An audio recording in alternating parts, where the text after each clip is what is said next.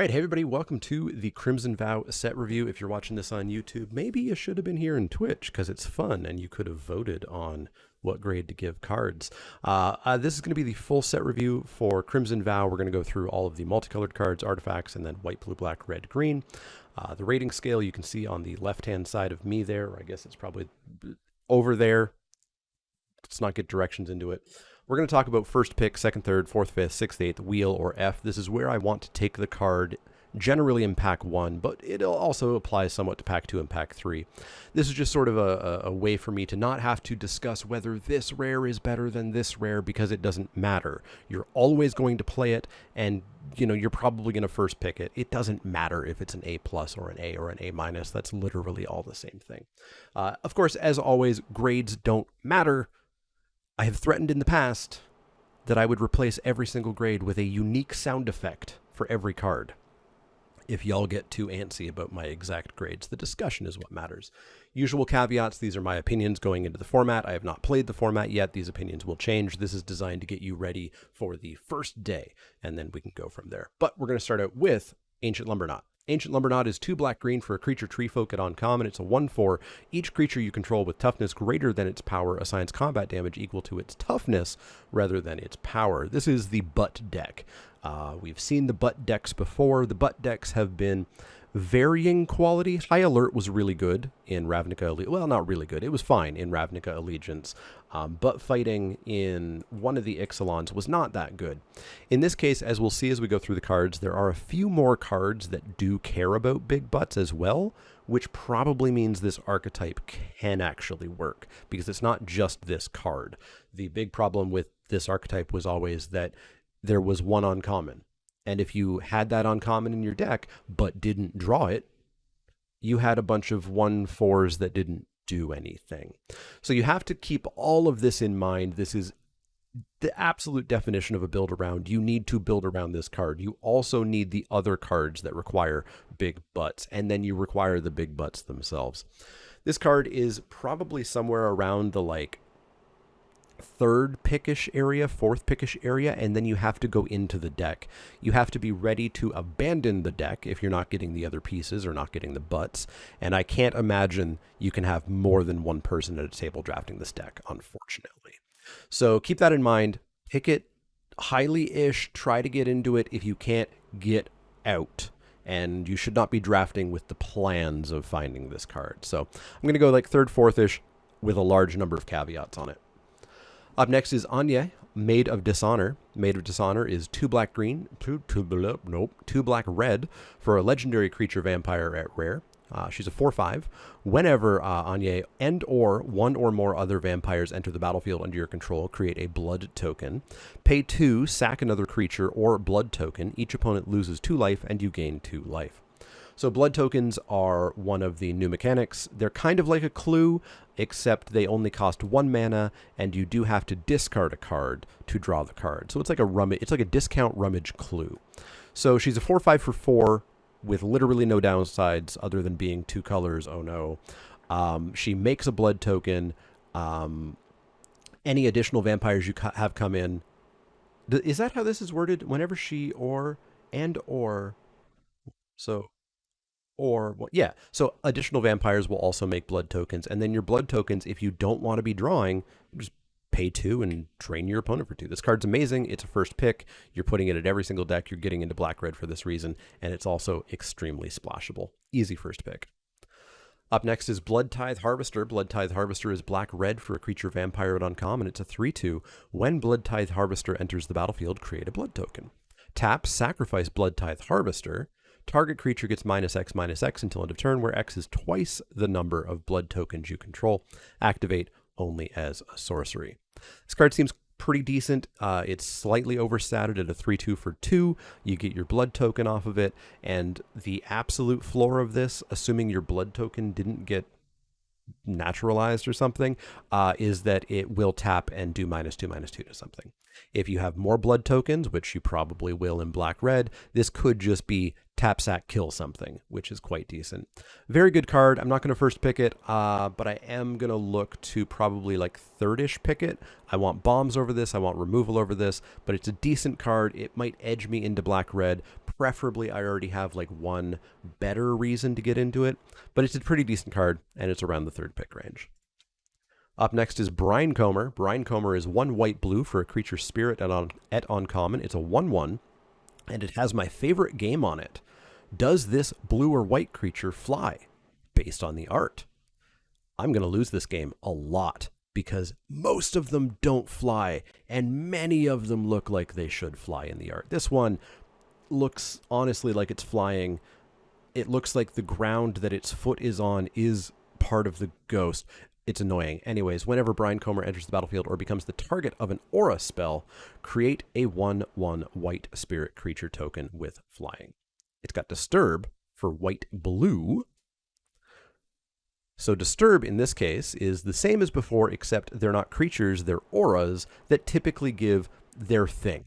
So in this case, it becomes an aura for 1 white-blue enchant creature whenever Brimebound Gift enters the battlefield, or the enchanted creature becomes the target of an aura spell. Create a 1/1 white spirit creature token with flying. And just like previous Disturb, if this would go anywhere, into a graveyard from anywhere, exile it instead.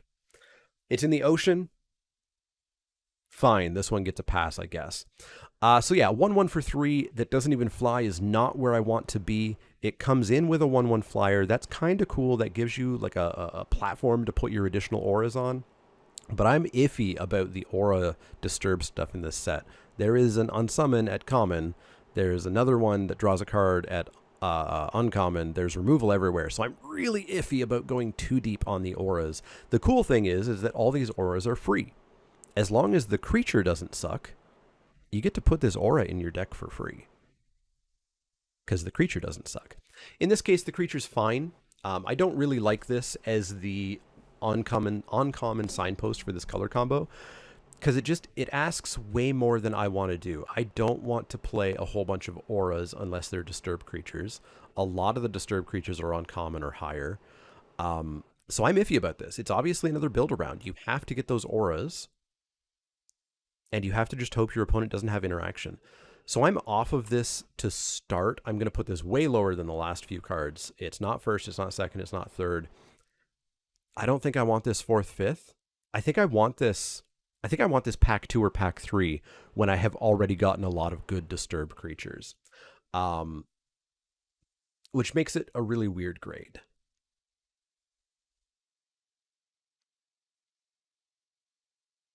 It makes it a really weird grade. I guess you do get 2 1/1 flyers for 5 mana over the course of the game.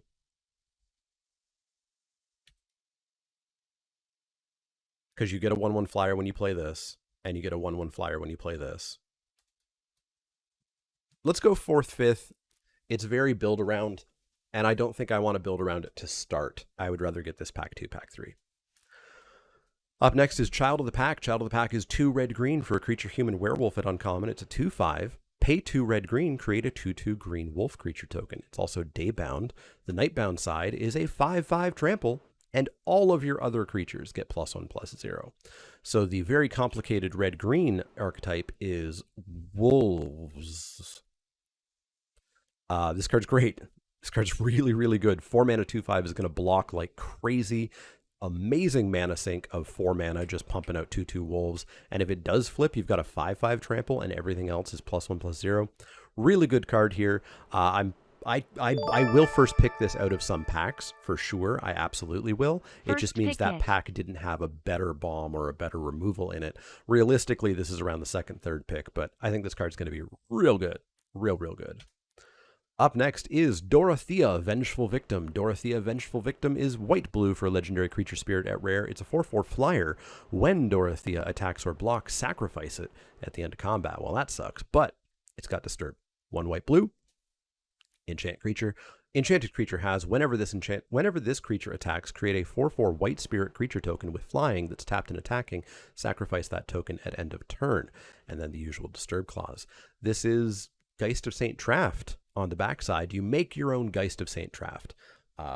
Thankfully, there's no 2/2s with hexproof at like common or something, because otherwise this would be nuts. I think this card's really good. You pay white-blue and you get yourself a 4/4. That's kind of like a Lava Axe or something, because you're just going to deal 4 damage and then it's gone. Or, note, she can block. You can pay white blue and just have this sitting there. Just be like, hey, you're not attacking me because I have a 4/4 that's going to kill a lot of your stuff. And if we're going to trade, I'm going to get this aura. So you might be in trouble here. So I think this is an easy first pick. I think this card's going to... I think some people might get really down on this card due to the sacrifice thing at the start. But the power is just so overloaded here. I'm going to... It does sack on blocks as well, but it blocks and probably kills something of your opponents that attacked into an aura that is now going to start making 4/4 flyers whenever it attacks. So it doesn't matter that it sacks on blocks. You are still killing something on blocks, plus getting this aura after it.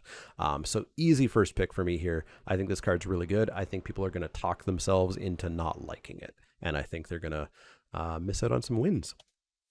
Up next is Edgar, Charmed Groom. Edgar, Charmed Groom is 2 white-black for a legendary creature vampire noble at rare. It's a 4/4. Other vampires you control get +1/+1. When Edgar, Charmed Groom dies, return it to the battlefield transformed under its owner's control. What does Edgar become? Edgar becomes a coffin. Legendary artifact. At the beginning of your upkeep, create a 1/1 white and black vampire creature token with lifelink and put a bloodline counter on Edgar Markov's coffin. Then if there are 3 or more bloodline counters on it, remove them and transform it into Edgar, who is a 4/4, where other Edgar doesn't die. Edgar doesn't die. It's a 4/4 for 4 that's going to anthem a segment of your team. The fact that he's black-white sort of sucks, because the vampires obviously are very primarily red-black. So I would strongly prefer to splash Edgar in a red-black deck. That said, even if you're in white-black with only a couple of vampires or even none, it's still a 4/4 for 4 that doesn't die and then makes 1/1s that after a few turns are 2/2s because now you have vampires. This card's great. It's an easy first pick. Up next is Iruth, Tormented Prophet. Iruth is 1 blue-red for a legendary creature human wizard at rare. She's a 2/4. If you would draw a card, exile the top 2 cards of your library instead. You may play those cards this turn. This is kind of a one-sided Howling Mine. The issue being that if you can't cast those cards and or don't want to cast those cards, they're gone forever. This is probably just decent, but I think it's a little bit more in like the value range than the, oh my god, I want to first pick this bomb range. I'm almost hesitant at wanting to play this on turn 3. Just in case you do hit some top-end stuff. But I mean, it's all random, right? Pretend those cards were on the bottom of your library and you were never going to see them. So it doesn't really matter. Random is random is random. So this is probably pretty dang good, I would guess. I'm going to put it in the second, third range. I would prefer... There's probably going to be some bomb on commons that I would pick over Aerith, as well as perhaps like super duper premium removal. But let's go second, third pick on Aerith here. I think the value is huge. And yeah, the best thing you can do is when you accidentally mill something or exile something in this case, it was on the bottom of your deck. You were never going to see it. It doesn't matter that it went away. It only had a card name because you observed it. Prior to that, it was a face down random card. Pretend it was on the bottom of your deck. It'll make you feel better. Up next is Grolnok the Omnivore. Grolnok is 2 green-blue for a legendary creature frog at rare to 3/3. Whenever a frog you control attacks, I think this is the only frog, mill 3 cards. Whenever a permanent card is put into your graveyard from your library, exile it with a Croak counter on it. You may play lands and cast spells from among cards you own in exile with Croak counters on them. So it's a 4-mana 3/3. That's not the best, but when it attacks... you mill 3 cards, which means you probably draw upwards of 3 cards because you can now play lands and cast them. You just need Grolnok to live. Having Grolnok live might be the tricky part. It is a 3/3 for 4. Your opponent's probably going to have a board that can somewhat handle that. But, I mean, the floor is a 3/3 for 4.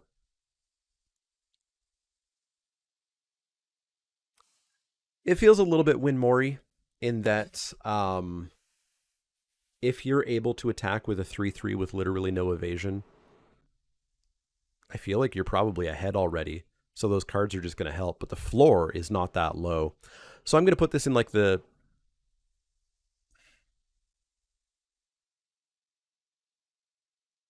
probably in like the third, fourth range. It's kind of on that line, I think. Because the floor is not bad, and the ceiling is really good. But it's going to take some work to get to that ceiling, and there's just going to be other stuff that I would prefer to pick over this. So let's go fourth-ish pick for Grolnok the Omnivore. I think it reads better than it actually is when you start thinking about how you're going to get an unevasive 3/3 to attack in and not just die. Up next is Helena and Elena, partners, 2 red-green. The Croak counters do not require him to attack. The Croak counters don't require him to attack, so you could pair this with self-mill stuff. So yes, if you have this, you can get some of the self-mill stuff. We'll talk about the self-mill. I'm not really into the self-mill in this set. There's no flashback. There's just not enough things that I want to self-mill for. But I guess if you have Grolnok, that's a reason. So yeah, you can keep that in mind as well. You don't have to attack, but it becomes extremely build around in that situation. So Helena and Elena are 2 red-green for a legendary creature human ranger at rare. It's a 2/3. First strike, reach. At the beginning of combat on your turn, put X +1/+1 counters on another target creature you control, where X is Helena and Elena's power. That creature gains haste until end of turn. This is Citadel Siege, which was a mistake in Fate Reforged. Luckily, this one is a creature, which is easier to kill than an enchantment usually. It is a good creature with first strike and reach, and there's ways to put counters on this creature. There's ways to put auras on this creature. Maybe not in red-green too much, but this is a really good card. Even if you are only putting 2 +1/+1 counters every turn, this thing is nuts. Easy snap first pick, and extremely splashable as well. Up next is Kaya Geisthunter. Kaya Geisthunter is 1 white-black for a legendary planeswalker Kaya at Mythic. She starts with 3 loyalty. +1, creatures you control gain death touch until end of turn. Put a +1/+1 counter on up to 1 target creature you control. -2, until end of turn, if 1 or more tokens would be created under your control, twice that many of those tokens are created instead. -6, exile all cards from all graveyards, then create a 1/1 white spirit creature token with flying for each card exiled this way. Kaya doesn't seem that good. 3 mana, does not protect herself, requires token creation for her -2,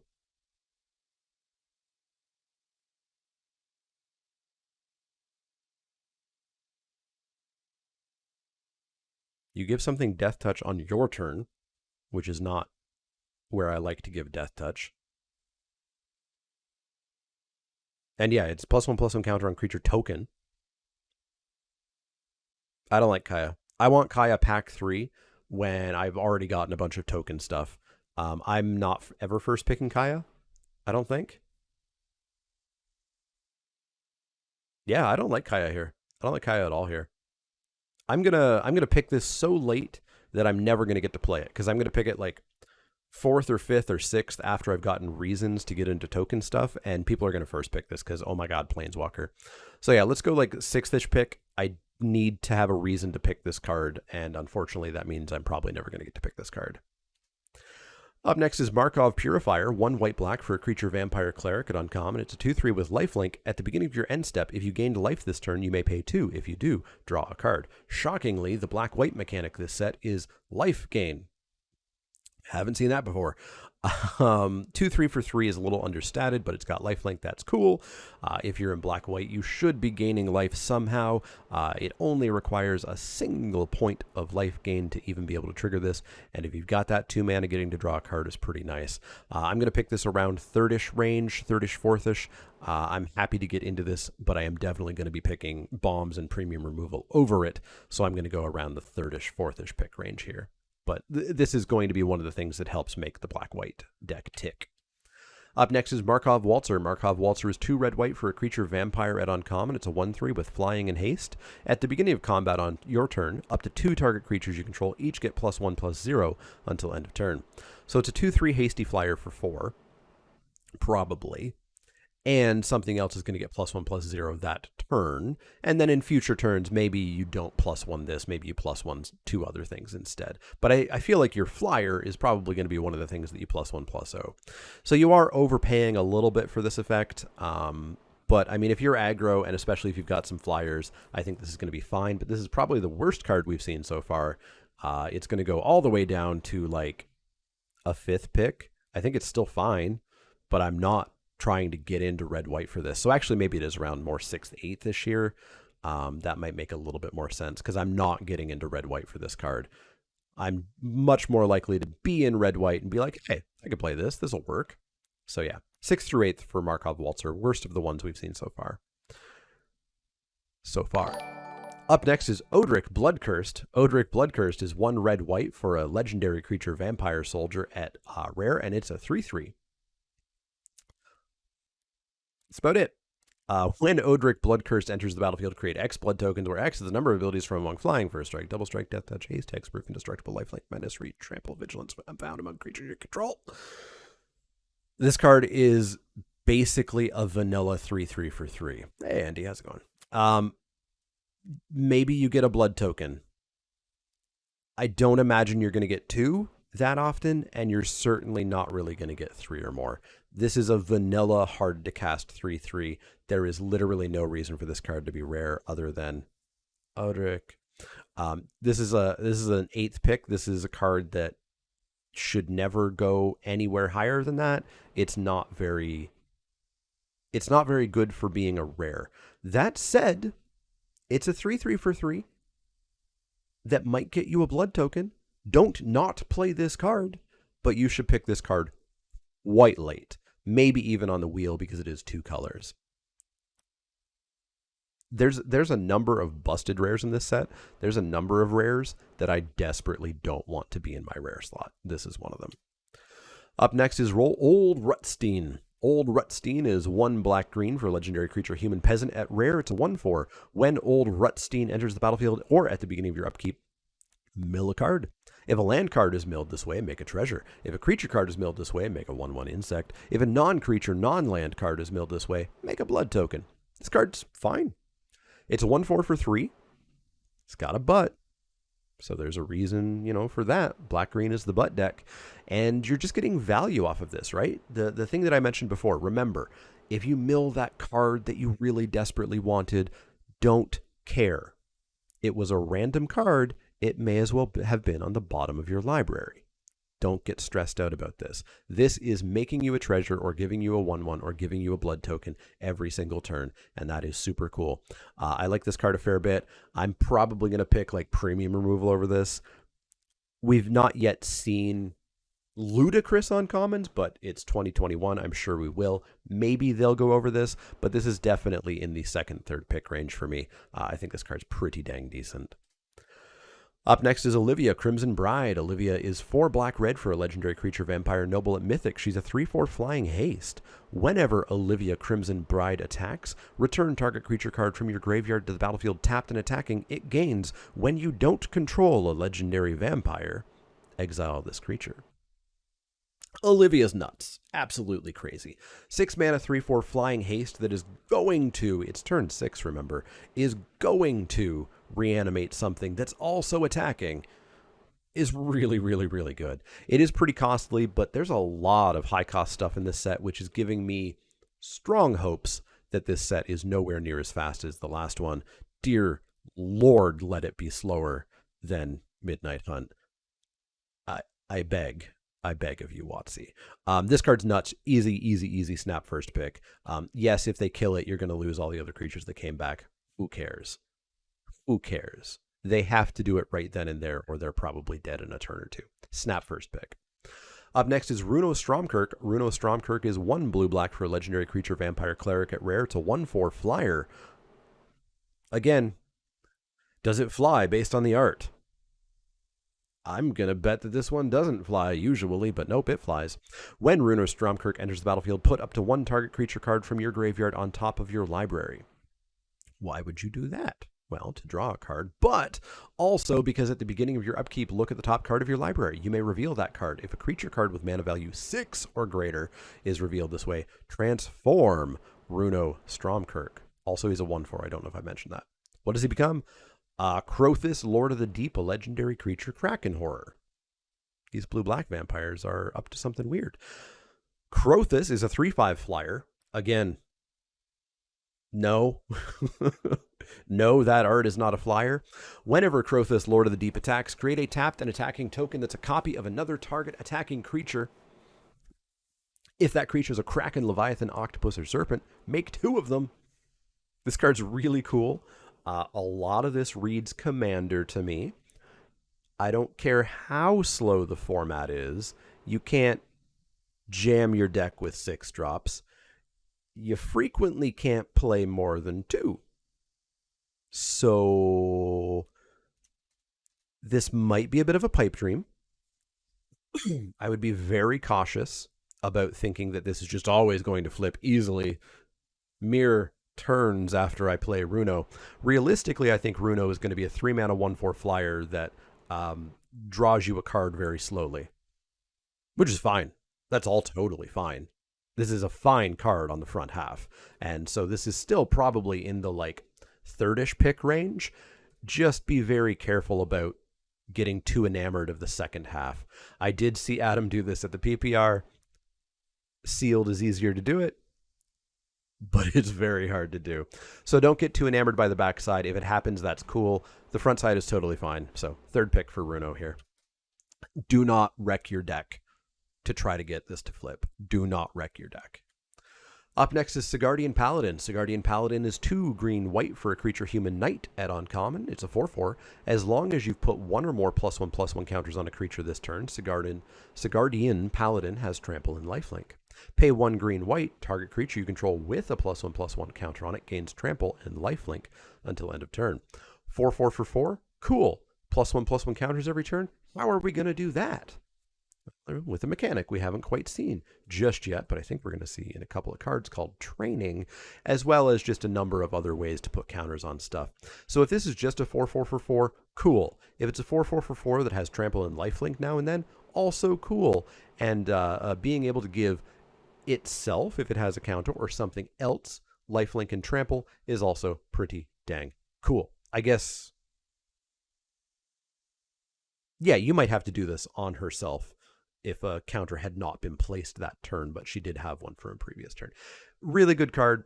Definitely not a first pick in like ideal packs. There will be packs where you have to first pick this. This is what I would refer to as a 2nd or 3rd pick. You are not picking this over removal. You are not picking this over actual game-ending bombs.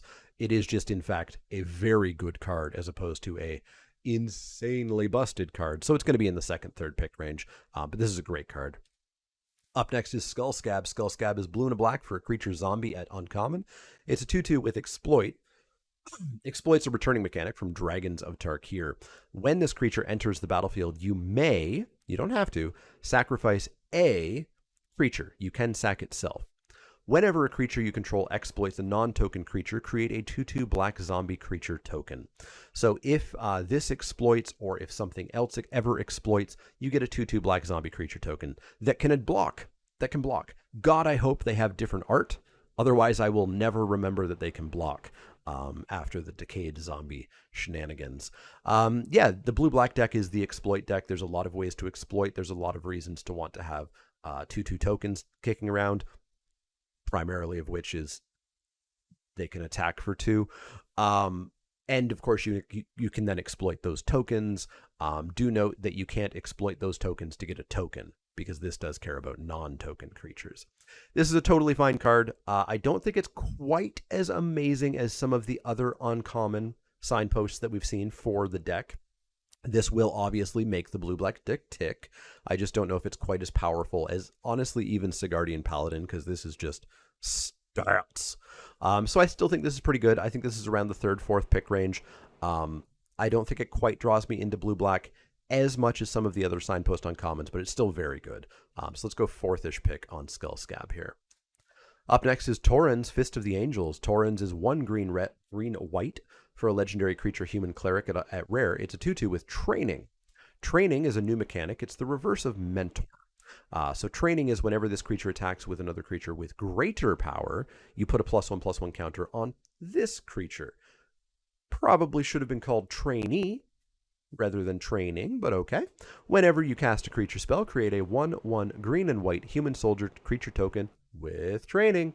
So it's a 2/2 for 3, slightly understated there, but it just has to attack once with a 3 or higher power creature to become a 3/3 for 3, and every creature you cast is making a 1/1, which can then also grow, and then Torrens can train those while Torrens himself is training. I think training can end up being very snowbally if you end up with like 2 to 3 training cards on the battlefield with different powers and toughnesses, because like each one is just going to grow, and each one that is one power higher than the other, even if they kill your highest thing, that one becomes the newest trainer of the trainees. It's going to be very snowbally, and this card's just very good. I think you can happily first pick this. I don't think it's a bomb. I don't think it's, in the realm of other first picks, but I think you can happily first pick this from some packs. Maybe premium removal goes over this, but barely. Let's go first pick for Torrens. Up next is Vilespawn Spider. Vilespawn Spider is green-blue for a creature spider at uncommon. It's 2/3 with reach. At the beginning of your upkeep, mill a card. Pay 2 green-blue, tap, sacrifice Vilespawn Spider. Create a 1/1 green insect creature token for each creature card in your graveyard. Activate only as a sorcery. It's spider spawning. It's not spider spawning. I'm going to need everybody to calm down a little bit.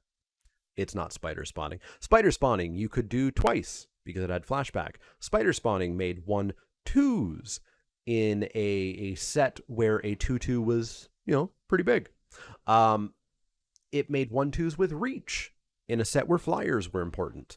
This does not do any of that. I am very deeply hesitant about the green-blue self-mill deck if this is one of the payoffs, because I don't know what I'm going to do with a bunch of 1/1 insect creatures on the ground that can't block that well, that can't block flyers. I have to do this as a sorcery, so it's on my turn. I'm not sold on this. I'm not sold on green-blue at all, as we'll see going further through this set review. So I don't know where I want to take this. I want to take this lower than I will ever be able to. Like, I want to take this maybe 6th through 8th. It is still a 2/3 reach for 2. Let's not get too blinded by the other rules text here, which makes it fine and playable. I just don't know if I want to go too deep on this archetype. So I am going to start this around 6th through 8th, which means I'll never see it. But I'm deeply curious to see how this actually coalesces and goes out. Up next is Wandering Mind. Wandering Mind is 1 blue-red for a creature horror at uncommon. It's a 2/1 flyer. When Wandering Mind enters the battlefield, look at the top 6 cards of your library. You may reveal a non-creature, non-land card from among them and put it into your hand. Put the rest on the bottom of your library in a random order. Blue-red is once again the spells deck, so I'm going to love it, right? Maybe not. The payoffs for the blue-red spells deck seem much weaker in this set. Much weaker in this set. 3 mana 2/1 flyer. I believe we're getting 2 mana 2/1 flyers in this set, if I remember correctly. I don't remember the rarity on it, though. And I get to look at the top 6 cards of my library and take a spell, a non-creature, non-land card, and put it into my hand. So it draws me a card, probably, hopefully. So the card's fine. This is still in the,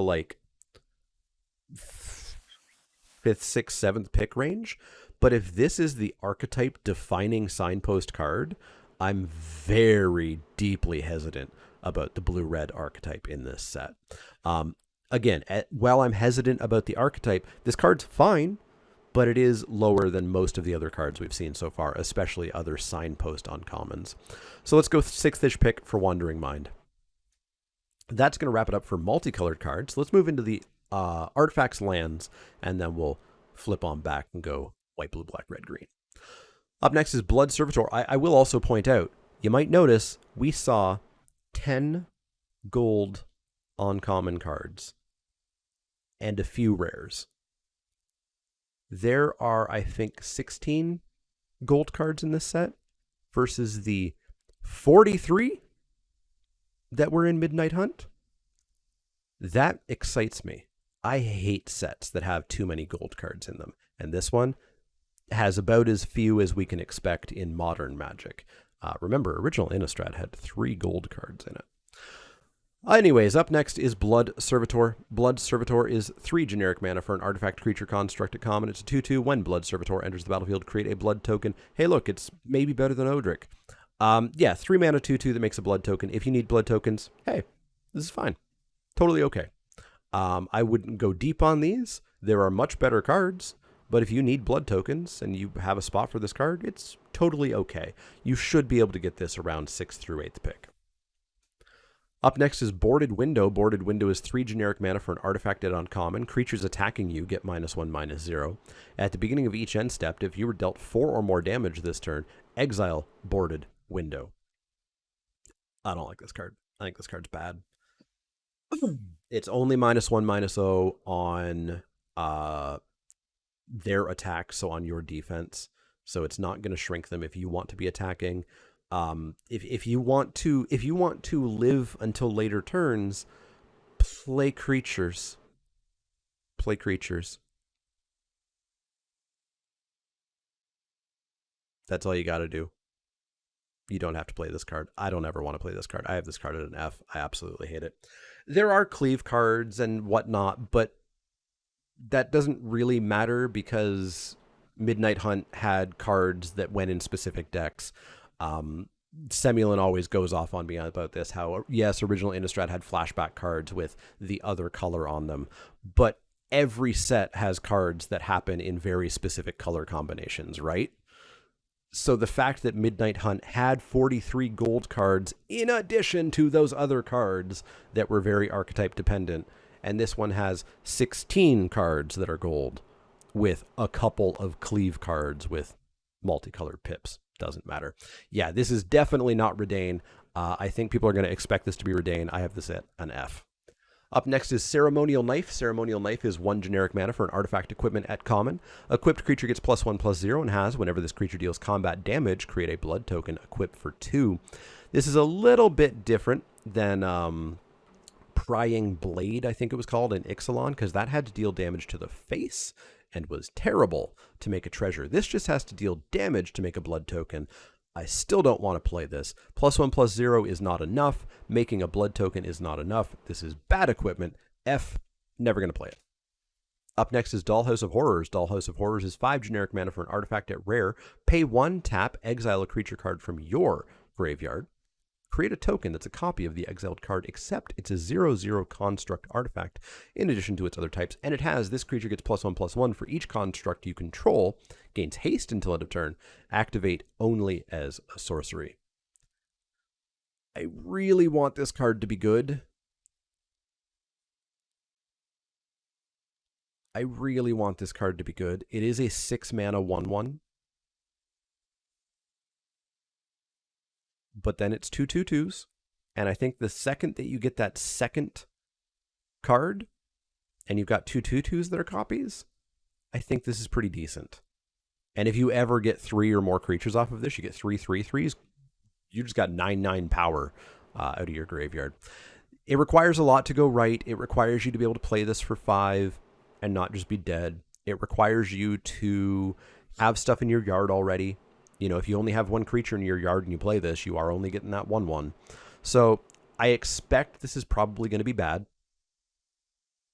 I don't think modern limited sets are really friendly to cards that are this slow, but I want it to be good. So I will 100% first pick this the first time I see it. We'll see where it shakes out. I suspect this is... There is some ramp. There is some ramp. I don't have to justify myself. I'm going to first pick this the first time I see it. I'm going to first pick it the first time I see it. We'll see if it's good or not. Second time I see it, well, that depends on how the first time goes. Up next is Foreboding Statue. Foreboding Statue is 3 generic mana for an artifact creature construct at uncommon. It's a 1/2. Tap to add 1 mana of any color. Put an omen counter on Foreboding Statue. At the beginning of your end step, if there are 3 or more Omen counters on Foreboding Statue, untap it, then transform it into a 5/5 Forsaken Thrasher that at the beginning of your pre-combat main phase, add 1 mana of any color. Cool. 3 mana rocks are cool. Or I guess this is a mana dork. It's a dork that is a rock. Adds any mana. That's awesome. It untaps, which means you can, on the 3rd time you're going to activate this, you can tap this for mana in your pre-combat main phase, use that mana, untap it, and now you've got a 5/5 that can attack, which is pretty good. I think this card is pretty decent. If you are in any way, shape, or form thinking about splashing, this is probably one of the prime cards that you want to get your hands on. Even if you're not splashing, I think I still play it. Oh, sorry, it's end step. So yeah, you don't get that attack, but you get a block, and then you get your attacks. I think even in a 2-color deck, you probably might want to play this. It will ramp you. It's pretty decent. It's a construct for the Dollhouse deck. Can ramp you to the Dollhouse deck. I think Foreboding Statue should probably be picked relatively highly. I'm going to put this in like the 4th-ish range. I have a feeling I might be happy with one of these in almost every deck. Maybe not an aggro deck, like a hardcore aggro deck. But I'm going to put this in the 3rd, 4th range. I think it's pretty decent, and this is going to enable some splash shenanigans. Up next is Honored Heirloom. Honored Heirloom is actually a mana rock, 3 generic mana for an artifact at common to tap to add 1 mana of any color, and you can pay 2 and tap it to exile target card from a graveyard. This is just value. Again, if you're looking to splash, here you go. If you're looking to ramp, there's better options, but here you go. And there's random little tacked on graveyard hate, which is cool. You should be able to get this one much lower, much more in like the 8th pick range, especially in later, actually I would think maybe in earlier packs you might be able to even pick this up on the wheel. But if you want your hands on these, I think you can probably get one because they should go in the 8th-ish pick range. And again, you're going to want these if you're splashing. You're going to want these if you are ramping. Maybe. If you're not in green, you're going to want these to ramp. If you're in green, I think you've got some better options. Up next is Investigator's Journal. Investigator's Journal is 2 generic mana for an artifact clue at rare. Investigator's Journal enters the battlefield with a number of suspect counters on it equal to the greatest number of creatures a player controls. So that could be you or your opponent. Pay 2, tap, remove a suspect counter from Investigator's Journal, draw a card. And because it's a clue, you can pay 2 and sack it to draw a card. This card's really cool. I really like the design of it. I think it's actually really clever. Possibly my favorite card from a design perspective in this set. So 2 generic mana for just a clue would suck a fair bit. You're paying 4 mana to draw a card. That's the world's worst divination. But assuming that somebody has creatures, this is just, draw a card every turn for 2 mana. And then when you're out of counters, you get to draw a card again. I think this card's pretty decent. I'm probably going to first pick this unless there's like uber premium removal in the pack. Because this goes in literally every deck. Again, maybe not an aggro deck, I guess. But even still, in an aggro deck, if you have creatures, guess what happens with aggro decks? Guess how aggro decks lose? They run out of cards in their hand. This gets cards back in your hand. So I'm going to first pick this out of a heck of a lot of packs. So let's go first pick on Investigator's Journal. Yeah, it's kind of like Sunset Pyramid from Amonkhet. Up next is Lantern of the Lost. Lantern of the Lost is 1 generic mana for an artifact uncommon. When Lantern of the Lost enters the battlefield, exile target card from a graveyard. Meh. Pay 1, tap, exile Lantern of the Lost. Exile all cards from all graveyards, then draw a card. Meh. I'm never going to find a place for this. If your opponent is heavy on some sort of self-mill stuff and using the cards in their graveyard or something, you can side this in. But this is as close to an F as we can get. Realistically, it's a sideboard card, but you should be picking this extraordinarily late. So heavy wheel on Lantern of the Lost, and don't main deck this card. Up next, and I think our final artifact, is Wedding Invitation. Wedding Invitation is 2 generic mana for an artifact at common. When Wedding Invitation enters the battlefield, draw a card. Tap, sacrifice Wedding Invitation. Target creature can't be blocked this turn. If it's a vampire, it also gains lifelink until end of turn. I can't imagine this is good. I suspect there's a chance it could do some work. 2 mana, draw a card, and then at some point just say, hey, this creature here, this 5/5, You're not blocking it this turn. The unfortunate thing is your opponent knows it's coming. I guess unless you play this as a falter, you could actually play this for 2, draw your card, immediately sack it. Man, this thing's going to be actually kind of obnoxious and scary, I think. I just don't know if it's good or if it deserves a spot in my deck. Because typically when you want a creature can't be blocked, you want it to be repeatable as like a mana sink, or you want it to be like 2 creatures can't be blocked, or something like that. I'm going to have to play with this card and see how this card works. I suspect it's not good.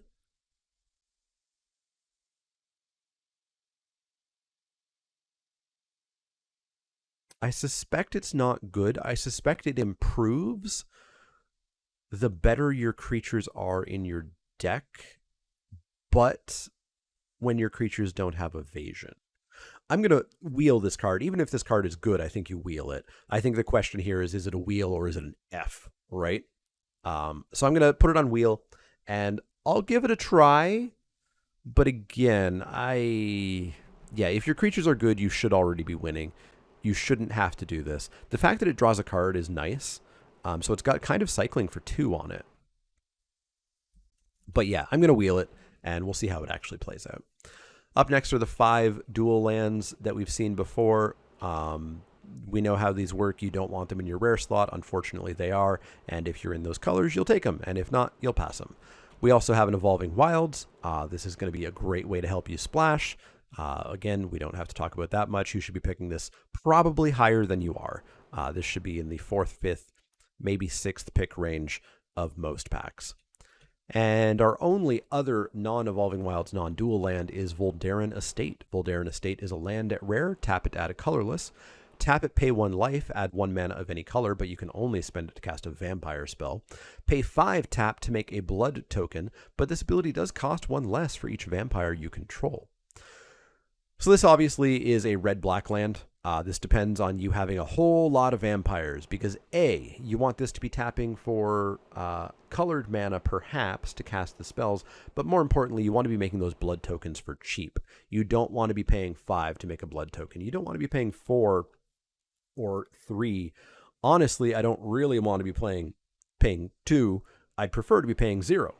Which you could do if you had 5 vampires out. So yeah, take this card if you're in vampires, but this is like a pack 3, pack 4 payoff. There is no way in hell that I'm going to take this card highly in pack 1 and try to get into vampires. That's just not going to be a thing for me. So wheel this in pack 1 and be rewarded by it in pack 2 and pack 3. All right, that's going to bring us up to white. So let's take a quick break. Up next is Adamant Will. Adamant Will is 1 and a white for an instant at common. Target creature gets +2/+2 and gains indestructible until end of turn. Decent little combat trick here. It costs 2, which is not as good as 1, but I'm not too down on 2 mana combat tricks. And this one's a pretty decent one. It's going to save creatures. It's going to make creatures bigger if you want to cast this sorcery speed to trigger training, I guess. But yeah, we've played with this card before. It was in Dominaria, and it's decent. You have to remember that it exists. Don't go nuts on this. Don't play like 3 copies of this, but you can pick it up, and you should pick it up closest to like 8th-ish pick or even on the wheel. It's just a combat trick. Up next is Angelic Quartermaster. Angelic Quartermaster is 3 white for a creature, angel, soldier at uncommon. It's a 3/3 flyer. When Angelic Quartermaster enters the battlefield, put a +1/+1 counter on each of up to 2 other target creatures. This is kind of like Supply Line Cranes from some set. I'm going to say one of the con sets. It was a 3 white 2/4 flyer that put a counter on a creature. Yeah, this card's good. 5 mana 3/3 flyer is already something that we have played in the past, although I think 4 mana 3/3 flyer is getting a little bit more common. But putting +1/+1 counters on up to 2 other target creatures is solid. The fact that the angel can't put a counter on itself is kind of less good, but this card's still fine. You're going to pick this in like the 4th, 5th pick range, I think. I don't think I'm going to go as high as 2nd, 3rd. It is a little bit of a commitment to white. You have to have other creatures on the board, or else you are playing an overcosted 3/3 flyer. But I'm pretty okay with a 4th, 5th pick for Angelic Quartermaster. Up next is Arm the Cathars. Arm the Cathars is 1 white for a sorcery at uncommon. Until end of turn, target creature gets +3/+3, up to one other target creature gets +2/+2, and up to one other target creature gets +1/+1. Those creatures gain vigilance until end of turn. I'm never a fan of my mass pump spells being sorcery speed, because you're giving your opponent absolute full control over what happens in combat. This, I guess, can really set up an interesting training turn, and it is 6 guaranteed power and toughness boost for 3 mana, but I'm not really sold on this. I think there's better cards. There's got to be better things to do by going wide than this card, which doesn't even reward you for going wide. It only rewards you for 3 creatures. So I think you can wheel this card, and I don't know if I'm going to play it or not yet. I'm hedging towards not. Up next is Bride's Gown. Bride's Gown is 1 and a white for an artifact equipment at uncommon. Equipped creatures gets +2/+0. It gets an additional +0/+2 and has first strike as long as an equipment named Groom's Finery is attached to a creature you control. Could be the same creature. Equip for 2 generic mana. 2 mana cast, 2 mana equip for +2/+0. No. Absolutely no interest. Groom's Finery is also an uncommon and in a different color, which means you have to explicitly be playing white-black, and you have to get 2 very specific uncommons, and there's only like 0.9 copies of an uncommon on average per draft, so no. I have no interest in Bride's Gown. I've got this at an F. I don't like equipment. I hate equipment because equipment has started to get really good, but this is not really good. This is really bad. F for Bride's Gown. Up next is By Invitation Only. By Invitation Only is 3 white for a sorcery at rare. Choose a number between 0 and 13. Each player sacrifices that many creatures. I would recommend not choosing 0. I'm not honestly sure why that's an option. This is a Wrath. This is a board wipe. It's really, really good, and the best part of it is if your opponent has more creatures, or sorry, you have more creatures than your opponent, it's a sort of one-sided, not one-sided, it's an asymmetrical Wrath. Your opponent has 7 creatures and I have 10. Well, I choose 7, and my 3 best creatures survive, which is pretty dang good. My opponent has the same number, cool, get rid of them all. My opponent has more than me, cool, get rid of them all. I guess the one downside is if your opponent has more than 14 creatures, maybe this is not that good, but you were probably dead. This card's an easy snap first pick. It's really, really, really good. If your opponent sacks their board before the Wrath, you could choose 0 on resolution. Fair. Extraordinarily narrow. Probably not for limited, but true. Up next is Cemetery Protector. Cemetery Protector is 2 white for a creature human soldier at Mythic. It's a 3/4 with flash. When Cemetery Protector enters the battlefield, exile a card from a graveyard. Whenever you play a land or cast a spell, if it shares a card type with the exiled card, create a 1/1 white human creature token. 3/4 flash for 4 is not Mythic. It's fine. It's not Mythic. Exiling a card from a graveyard, okay.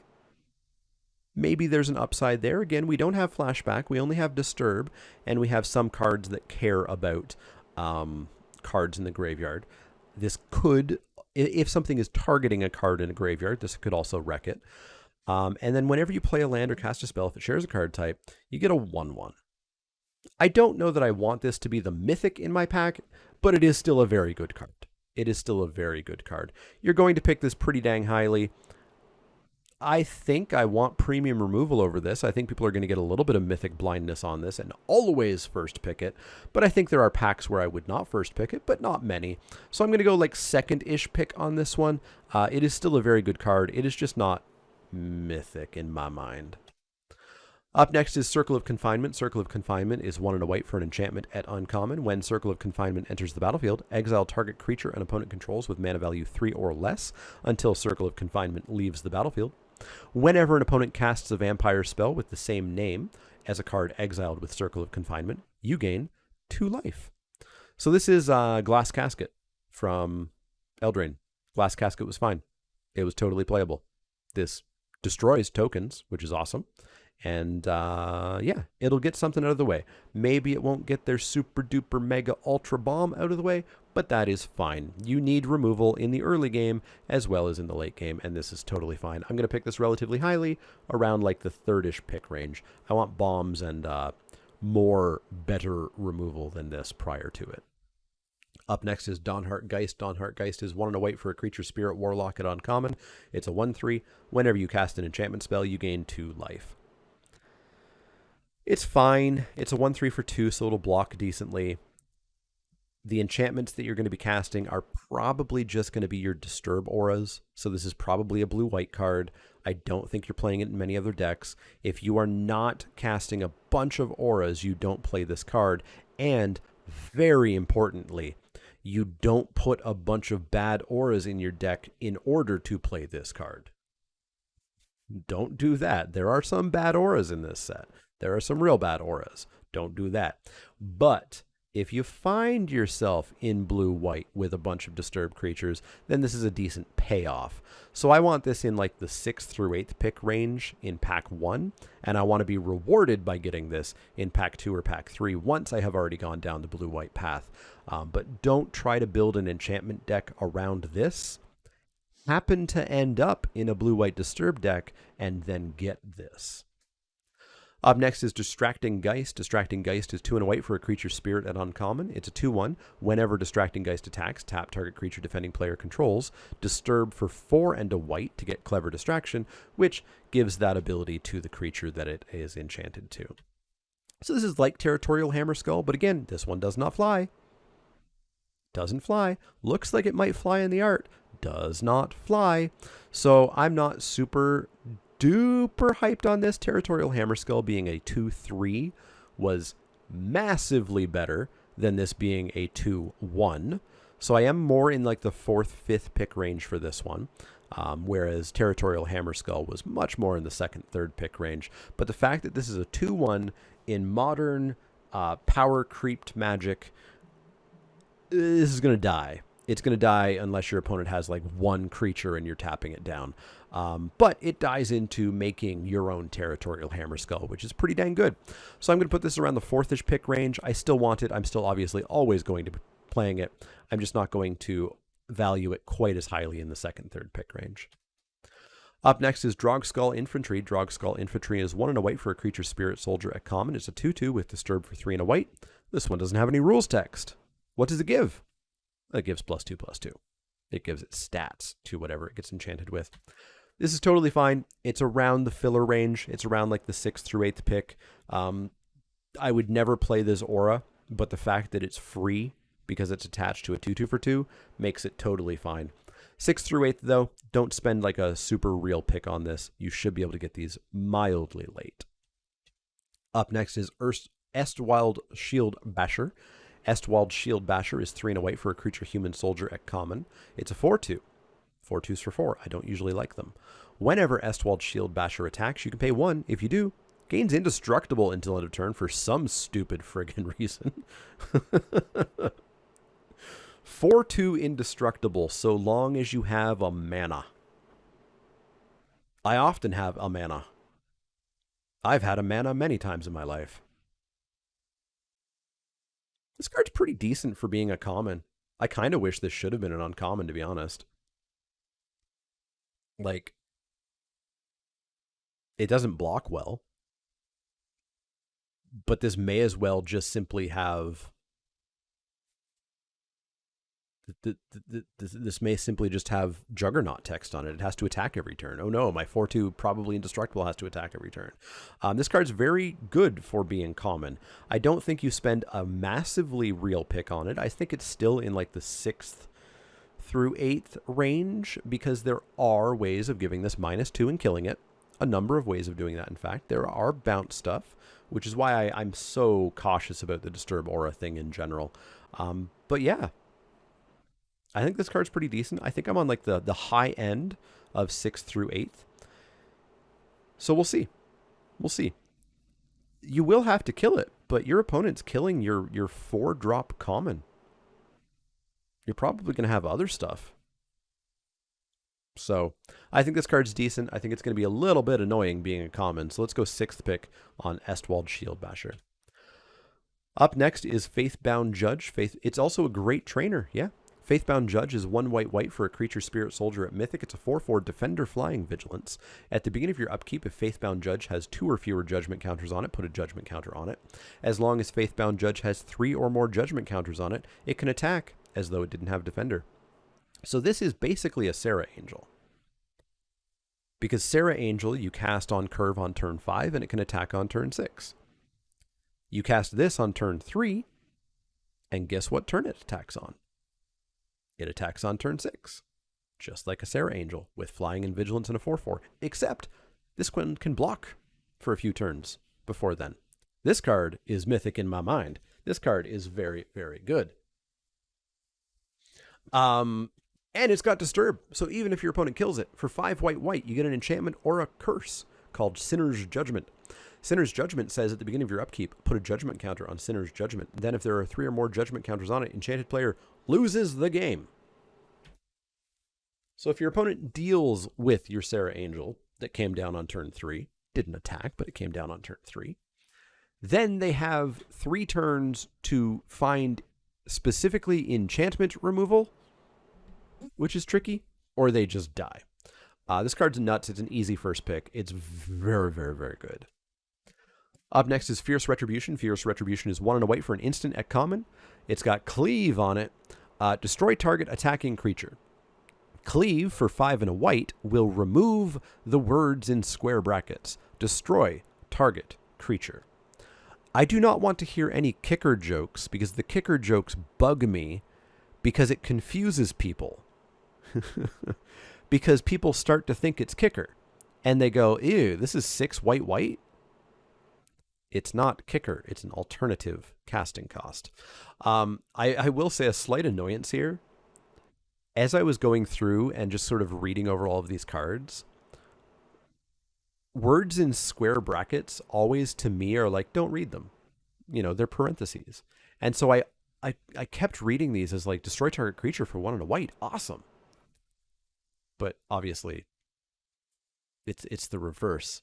I dislike the square brackets. I think they look ugly. I think it's very inelegant, but fine. 1 white to destroy target attacking creature is great. We've played cards like this. Don't get mad if I say the wrong name because they're actually damage and not destroy, but Divine Arrow and Gideon's Judgment or Gideon's Reproach or whatever. And if it's late game, 6 mana, instant speed, just kill something. Awesome. This card is great. It's totally solid. You should pick this relatively highly. Nice to have it at common too. So I'm in like the 4th, 5th pick range on this. Maybe the low end of 2nd, 3rd. Like this is good removal. This is real good removal. Up next, we have Fleeting Spirit. Fleeting Spirit is 1 white for a creature spirit at uncommon. It's a 3/1. Pay a white and exile 3 cards from your graveyard. Fleeting Spirit gains first strike until end of turn. Discard a card, exile Fleeting Spirit. Return it to the battlefield under its owner's control at the beginning of the next unstep. Unstep? End step. This reads like Seasoned Hallowblade, which was really good. This is not Seasoned Hallowblade because it does not get indestructible and therefore kill the things that are blocking it or that it is blocking. It leaves, which means the thing that is interacting with it survives.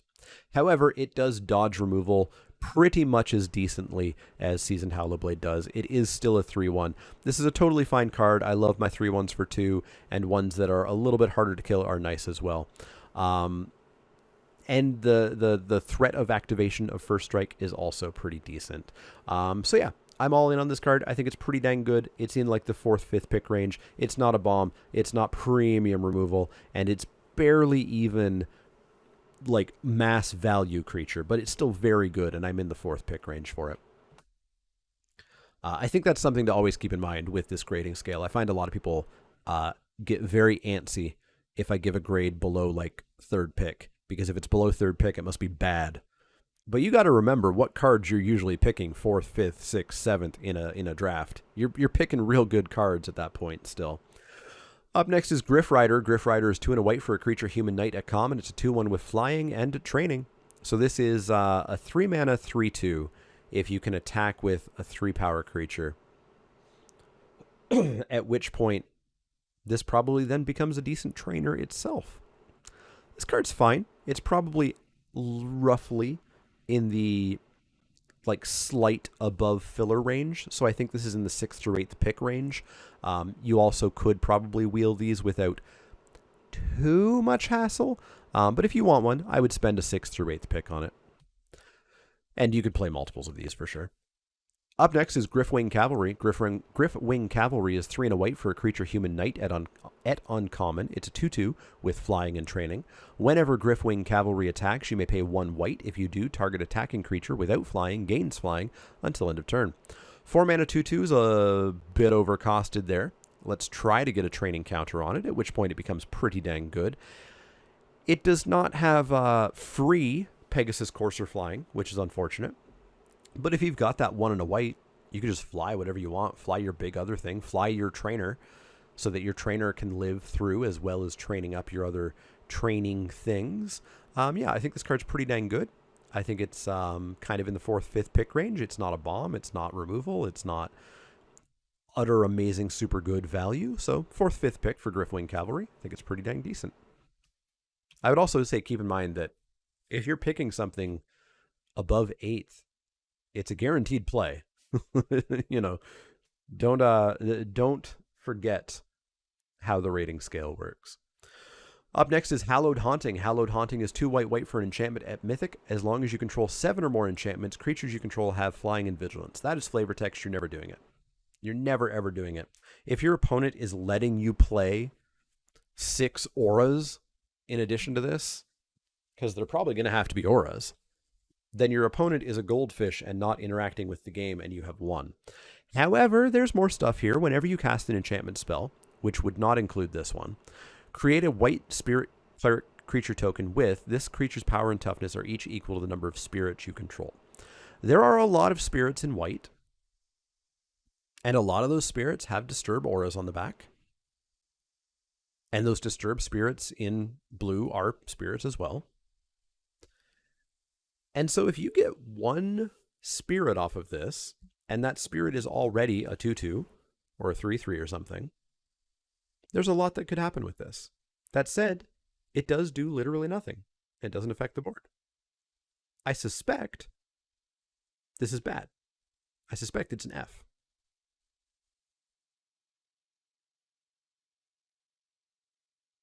I might try it, though. I might try it. It's very explicitly a blue-white card, and you have to have a critical mass of not necessarily enchantments, which you might think. You need to have a critical mass of spirits. You need to have a critical mass of spirits. And the spirit it makes doesn't even fly, does it? It doesn't even fly. They're flying in the art. They're flying in the... This is what I talked about how I'm going to have to play this game of does the creature fly based on the art or not? And I'm going to lose that game constantly. Yeah, you're supposed to do the blah. Anyways, I'm going to give this a try once or twice, and I think you could get rewarded if you are in blue-white and you get this in pack 3. And you are deep on spirits. But I think this requires not a critical mass of enchantments, which some people might think. It requires a critical mass of spirits. Because if you can make 1 spirit and it's big, cool. Cool. But if you can't, well, you're in trouble. So realistically, an F, I'm going to give it a try. Up next is Heron of Hope. This one flies. Heron of Hope is 3 and a white for a creature bird at common. It's a 2/3 with flying. If you would gain life, you gain that much life plus 1 instead. Pay 1 and a white. Heron of Hope gains lifelink until end of turn. This card seems okay. 4 mana 2/3 flyer, little bit overcosted. Potential lifelink if you have the mana to spend. Cool. And 1 extra life if you would gain life, I guess. The 6th through 8th pick on this, realistically, you can probably wheel it. If you're in black-white, here's some repeatable life gain, which is nice, but I don't think you have to spend a super high pick on this. So let's go 6th through 8th at best. Up next is Heron Blessed Geist. Heron Blessed Geist is 4 and a white with a creature as a creature spirit with all the words are wrong there. Heron Blessed Geist is 4 and a white for a creature spirit at common. It has 3/3 and flying. notably. Pay 3 and a white, exile Heron Blessed Geist from your graveyard. Create 2 1/1 white spirit creature tokens with flying. So we have spirit creature tokens without flying, and we have spirit creature tokens with flying. Yes, I know it was a spirit cleric. Shut up. Activate only if you control an enchantment and only as a sorcery. 5 mana, 3/3 flyer. Not really what I want to be doing. If it dies or somehow finds its way into my graveyard, I get 2 1/1 flyers only if I have an enchantment already. And only as a sorcery. I have a theory. All of these only as a sorcery restrictions that we're getting are not actually design decisions to make the game better. They're design decisions for Arena so that people stop pausing on their turn so much. I don't think this card's good. It's overcosted on the front side, and the back side is real conditional. So I'm wheeling this card, and I don't think I'm trying to put this in my deck usually. I think if I put this in my deck, it's because I missed on playables. So hard wheel on Heron Blessed Geist. Up next is Hopeful Initiate. Hopeful Initiate is a single white mana for a creature human warlock at rare. It's a 1/2 with training. Pay 2 and a white, remove 2 +1/+1 counters from among creatures you control. Destroy target artifact or enchantment. This card shows off white's newest aspect of the color pie, which is cards that shouldn't be in the rare slot for limited. This card is not a rare by any stretch of the imagination. This card, frankly, should be a common, maybe an uncommon, but this card's not good. It's a 1/2 for 1. Hopefully it becomes a 2/3 if you can get that attack in. So it's fine. The 2 and a white remove 2 counters to destroy an artifact or enchantment. It's going to have to be a real damn good artifact or enchantment for me to like take 2 counters off of my creatures. I don't want this in my rare slot. This is like a 5th pick at literal best, but I don't go in for 1-drops that much, especially 1-drops that require things to work out perfectly. I need to play this. I need to have a 2-drop with 2 power. I need to be able to attack in with both of them on turn 3. If that exact thing doesn't happen, this card is trash. Like this card on turn 7 is trash. I think I 6th through 8th picked this card. It's not good enough for a higher pick than that. And I'm only playing it in very specific decks that are specifically low curve. I don't like this card. 6th through 8th pick at best. Up next is Catilda, Dawnheart Martyr. Catilda, Dawnheart Martyr, is 1 white. Was she Dawnheart Mentor last time? I don't remember her title. 1 white for a legendary creature, Spirit Warlock at rare. She's a star with flying. Notably, she's not standing on that altar. Flying, lifelink, protection from vampires this time around. Catilda, Dawnheart Martyr's power and toughness are each equal to the number of permanents you control that are spirits and or enchantments, so she's at least a 1/1. Disturb, 3 white. She gives all of her stuff to the creature she enchants. So flying, lifelink, pro vampires, and +X, where X is the number of spirits and or enchantments. She's real good. She's real good. 3 mana for a 1/1 flying lifelink pro vampires is not amazing, but again, if you're in white, there are spirits everywhere, and you might have some enchantments. Again, don't put enchantments in your deck just because you have this card. She's real good. She's a snap first pick, and then if she dies, getting to put all that crap onto something else is awesome as well, because that creature is not going to have its power and toughness, its base power and toughness restricted to the number of spirits. It has its base power and toughness plus the spirit and enchantment counts. So yeah, real good first pick on Catilda here. Up next is Kindly Ancestor. Kindly Ancestor is 2 and a white for a creature spirit at common. It's a 2/3 without flying and with lifelink. Disturb for 1 and a white. Ancestor's Embrace, give it lifelink. Totally okay filler card. If you're looking for playables, if you're looking for spirits, this is a card that you can put in your deck. You should not spend a super high pick on it. Somewhere around the 6th through 8th pick range. Probably can even wheel it in later packs. If you got a spot, if you want spirits, if you want auras, yada, yada, yada, totally okay. Yeah, I thought it flied too, but it's on the ground, maybe. I'm telling you. I'm telling you, we're going to play the game. All season long, we're going to play the game of does this fly? Thank you, Arena, for the floating flying animation, I guess. Lantern Flare. Lantern Flare is 1 and a white for an instant at rare. Lantern Flare deals X damage to target creature or planeswalker, and you gain X life, where X is the number of creatures you control. That is a totally okay card. We played it. It was called Kabira Takedown in Zendikar Rising. Totally okay card. You will pick this and you will play it in every white deck, unless you're for some reason playing a very small number of creatures, I guess.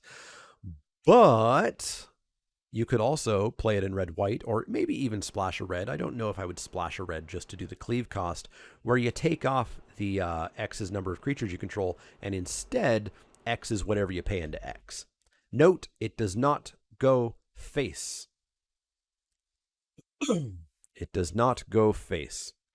So this is around like the 3rd, 4th pick range. It's not the most premium removal because the bigger the thing is, the more mana you're going to have to tack into it. Takedown did not have the life gain part. That's true. But we played the removal part of this card with Kabira Takedown. It's good. It's good. It's not exactly premium removal by like a slight smidgen, just because you do have to pay that red, and because you are paying like, 6 mana if you want to kill an X4. It's a lot of mana, but you do gain the life off of it. So this is around the 3rd pick range. Don't take, whenever I talk about what the downsides of a card are, don't take that as me saying the card's bad. The card's very, very, very good, but it's in about the 3rd pick range, and I need some water.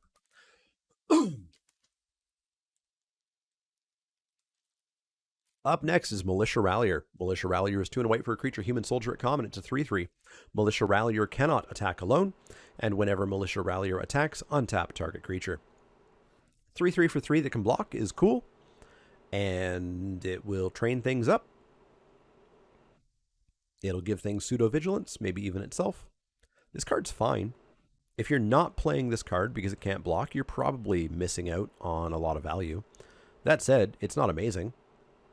You should be able to wheel this.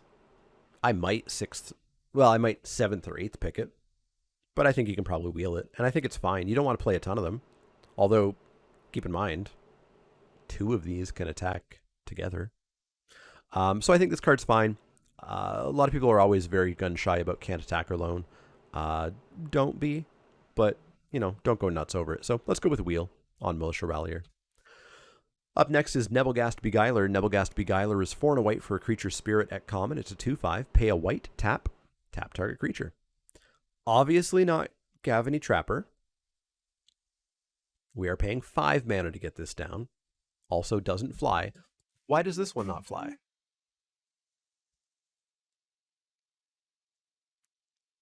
Because it's standing on a boat? How did it get to the boat? Did it swim to the boat? No, it probably flew to the friggin' boat. Anyways, this card's fine. You can't play many of them. You can only play probably one of them. 5 mana is a lot to ask for, but it's a 2/5, which means it's going to block like a champ, and it can also tap things down. Whoever is clicking F a lot on this is going to lose a lot of magic, because this is not an F. It is a 6th through 8th pick, and you cannot play, I don't think, more than one of these, but it is okay. So 6th through 8th pick for Nebelgast Beguiler. Yes, it's not Gavany Trapper, but not every card can be Gavany Trapper. Up next is Nurturing Presence. Nurturing Presence is 1 and a white for an enchantment aura at common. Enchant creature. Enchanted creature has, whenever a creature enters the battlefield under your control, this creature gets +1/+1 until end of turn. Whenever a creature enters the battlefield under your control, this creature gets +1/+1 until end of turn. When Nurturing Presence enters the battlefield, create a 1/1 white spirit creature token with flying. So this is a 2 mana 1/1 flyer. And some other creature gets +1/+1 until end of turn when I play a creature. This card's not good. This is what I mean about don't play bad auras just because you have some sort of enchantment payoff.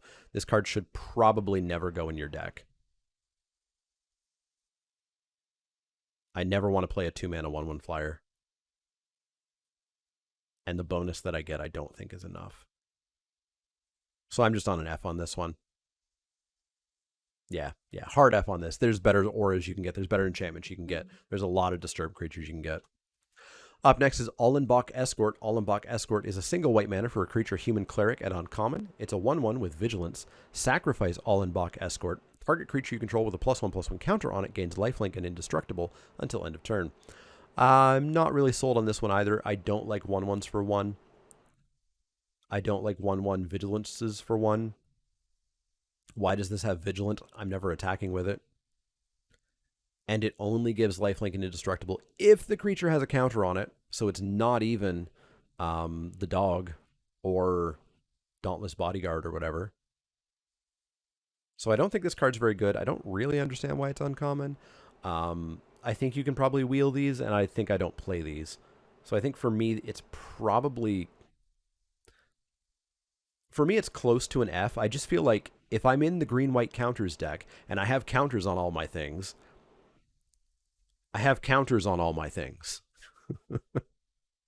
I'm doing real well.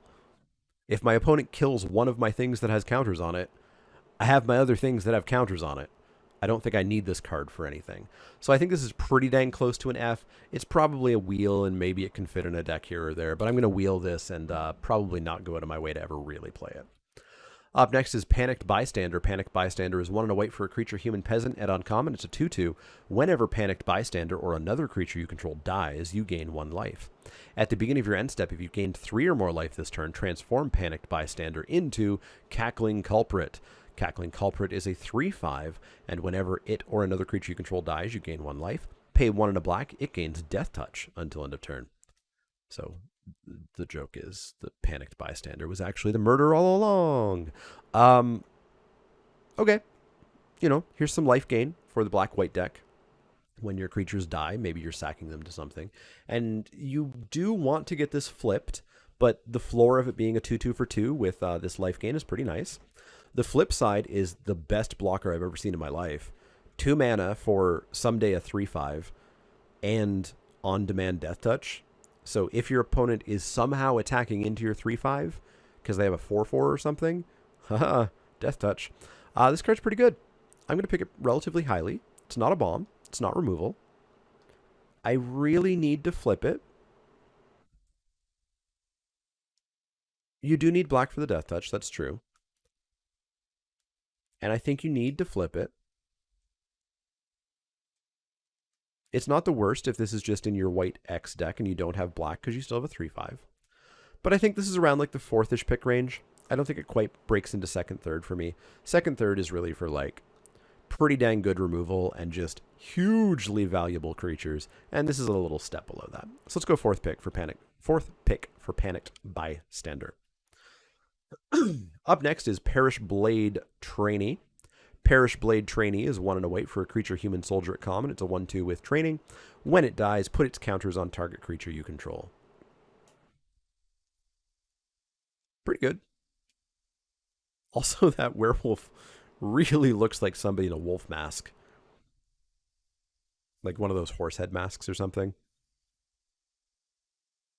Oh, it's because it is. It's a dummy. Oh, it's a practice dummy. I get it, because she's a trainee. 2 mana 1/2 is not where I want to be, but if you make it a 2/3, it's pretty good. And then that counter can go somewhere else. And if she ever gets more counters on it, that's pretty cool too. This is not a high pick. This is in the 6th through 8th range. You can probably even wheel these, but I would not be too sad putting these in my deck that is generally focused on training and or humans.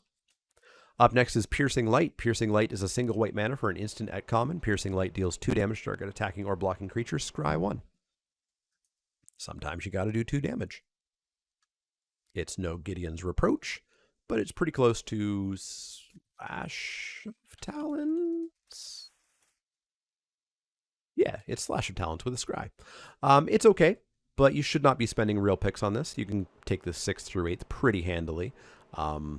Depending on how many X2s there are, that I don't know offhand, this might even wheel, but don't spend a super real pick on this. It's fine. Don't go deep on them either, but 6th through 8th pick for Piercing Light for me. Up next is Radiant Grace. Radiant Grace is a single white mana for an enchantment aura at uncommon. Enchanted creature. Enchanted creature gets +1/+1 and has vigilance. When enchanted creature dies, Return Radiant Grace to the battlefield, transformed under your control to target opponent. It becomes Radiant Restraints. Creatures enchanted player controls enter the battlefield tapped. Don't play bad auras. 1 white mana for +1/+0 and vigilance, and I want that creature to die in order to get an effect that I don't really care about? No, this card's bad. F. Don't play Radiant Grace. Don't pick Radiant Grace. Up next is Resistance Squad. Resistance Squad is 2 and a white for a creature human soldier at uncommon. It's a 3/2. When Resistance Squad enters the battlefield, if you control another human, draw a card. So it's pretty close to a vanilla 3/2 if you don't have a human, and if you do have a human, cool. It's quite a low pick, though. Very low pick, in fact. Honestly, why is this uncommon? Feels like there's no balance on the commons, uncommons, rares, mythics in this set.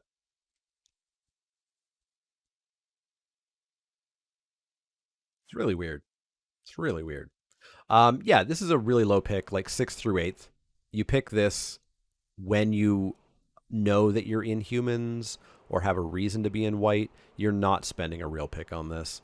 6th through 8th for Resistance Squad. It's going to be good in a humans deck, but you can't pick this highly and get into a humans deck because you have this card. It's something that you'll pick higher in pack 2 and pack 3 when you know that you're already pretty human-y. Up next is Sanctify. Sanctify is 1 and a white for a sorcery at common. Destroy target artifact or enchantment. You gain 3 life. This is a wheel. This should be in your sideboard. I do not think you have to main deck this card. The Disturb enchantment cards exist. Kill the creature that the Disturb enchantment is on. Don't main deck enchantment removal to kill auras. Put this in your sideboard, and it's going to be very good coming out of your sideboard sometimes. They're going to have something really, they're going to have a really good enchantment. They're going to have a really good artifact. But that's not going to happen match in, match out. Wheel this card, put it in your sideboard, bring it in when it's important to do so. Up next is Savior of Allenbach. Savior of Allenbach is 1 white for a creature human soldier at Mythic. It's a 1/2. Training. Whenever Savior of Allenbach trains, exile up to 1 other target creature from the battlefield or creature card from a graveyard.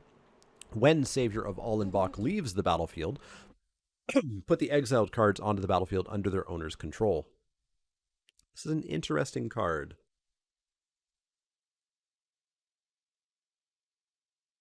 I suspect there's some mythic blindness on it.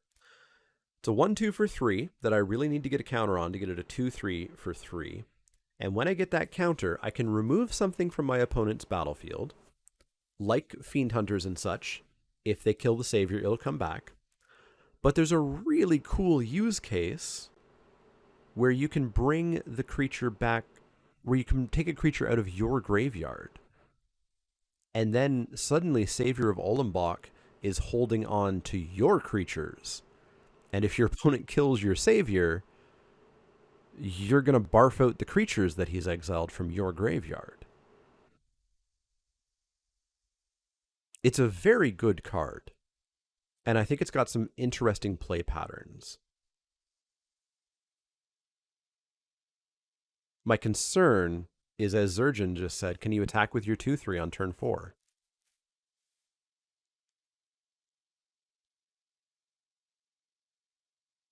I'm very curious to see how this card plays out.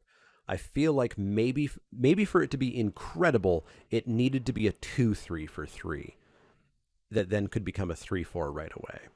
Yeah, maybe if you exile their blocker, but then you've exiled their blocker, which means you haven't started to do the reanimation thing. I suspect there's a lot of stuff that can go on with this. I suspect I'm going to pick it very highly, at least to start around the 2nd, 3rd pick range. I guess realistically, I'm going to be first picking it to try it out to start. But I suspect it needs support, and I suspect it needs a few things to go right to be incredible. So I'm not going to put this in the bomb range. I think it requires a lot of setup for it. But I'll first pick it the first time to see how it goes. Realistically, I think it's probably going to be in like the 2nd, 3rd-ish pick range. I don't think it's bad. I just think it reads a lot better than it actually is.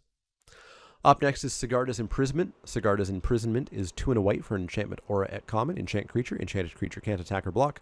Pay 4 and a white. Enchanted creature. Pay 4 and a white. Exile enchanted creature. Create a blood token.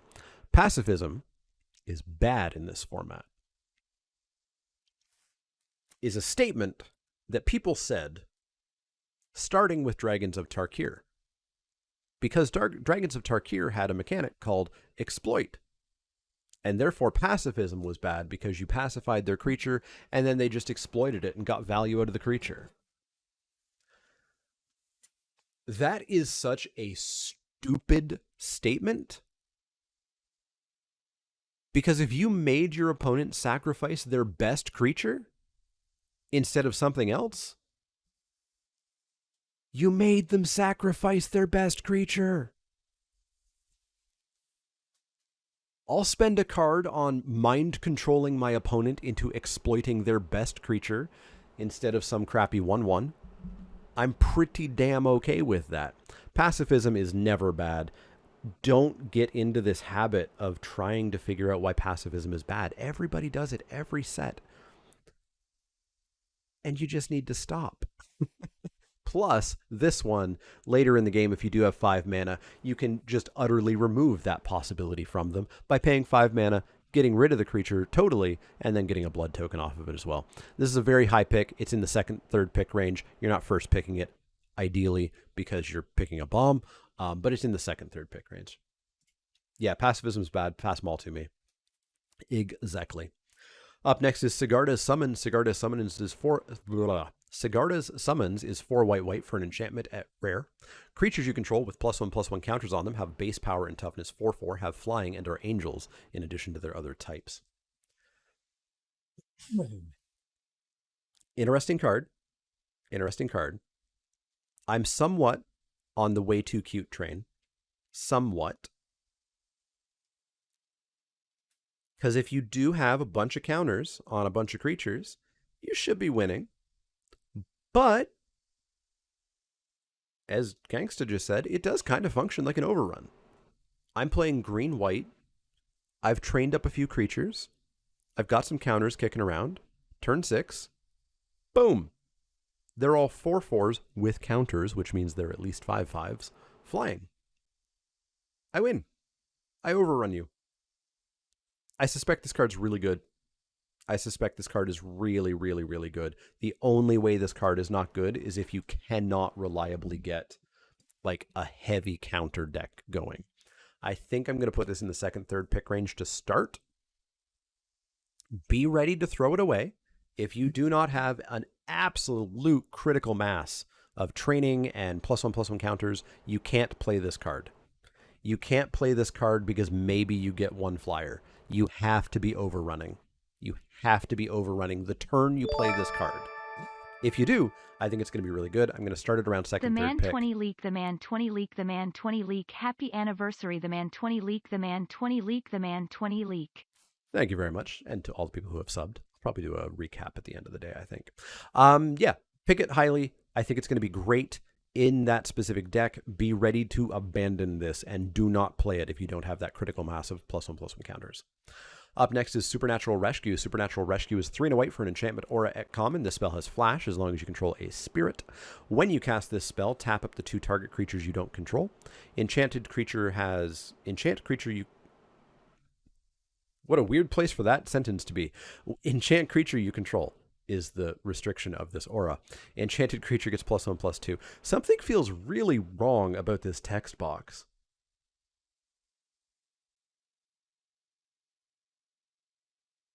I think it's just so many single line sentences. And the fact that enchant creature you control doesn't have a period, which it never does. Something feels wrong about this text box. Anyways, 4 mana for a +1/+2 aura that taps 2 creatures I don't control. And if I have a spirit, I get to do it at the end of their turn, so I probably get pretty good attacks through while still having mana up on my turn. Again, this is a bad card. This is a bad aura. This is one of the auras that people are going to play because they have aura payoffs. Don't play it. There's so much better stuff to do. Yeah, you play it pre-combat, but then you spent your 4 mana on it, yada, yada, yada. Um, yeah, don't play this card. It's an F. There's just better things you can do. You should not have to play this card ever. Up next is Thalia, Guardian of Thraben. Thalia, Guardian of Thraben is 1 and a white for legendary creature human soldier at rare. It's a 2/1 with first strike, and non-creature spells non-creature spells cost 1 more to cast. Thalia is not great. Again, White's color pie of cards that shouldn't be rare. Although you don't want to have like 4 Thalias kicking around. Well, no, because it's legendary, so you'd never even be able to stack the text there. This card's deeply mediocre. Like, it's in the 6th through 8th pick range. It's a 2/1 with first strike for 2 that makes your disturb auras harder to cast. Thalia's fine, but don't spend a real pick on her. 6th through 8th pick for Thalia. It's fine. Up next is Traveling Minister. Traveling Minister is a single white mana for a creature human cleric at common. It's a 1/1. Tap. Target creature gets +1/+0 until end of turn. You gain 1 life. Activate only as a sorcery, because of course it's important to make sure that we don't have people spending their clock on Arena with this up on their turn.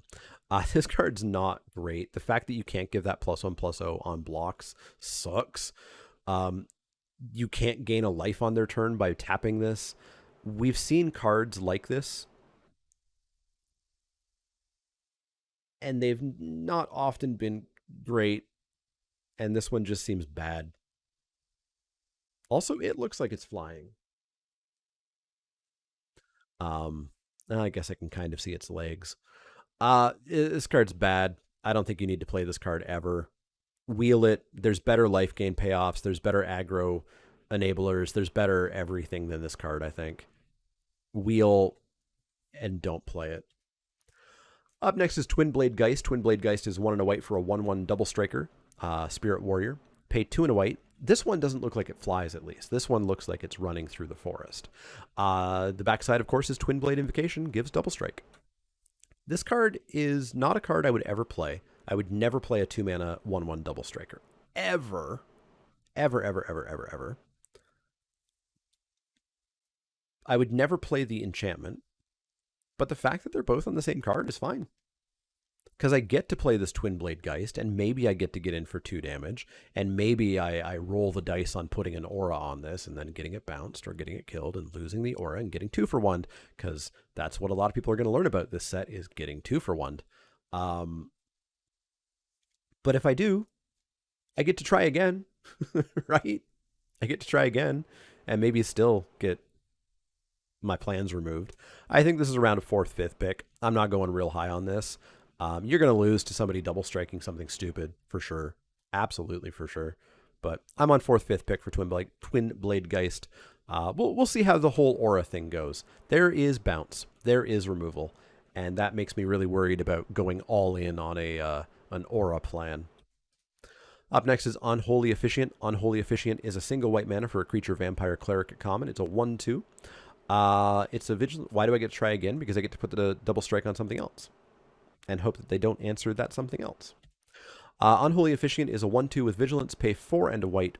Put a +1/+1 counter on Unholy Officiant. So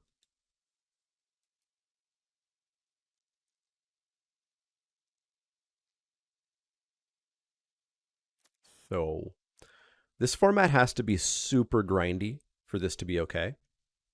Like, I have to be able to top deck this on turn 6 and spend 5 mana to put a counter on it and be okay. If that's how slow this format is, maybe, but probably not. I think this is a wheel. There's better ways to get counters on things. There's better ways to play creatures. I think this is a wheel and probably realistically an F.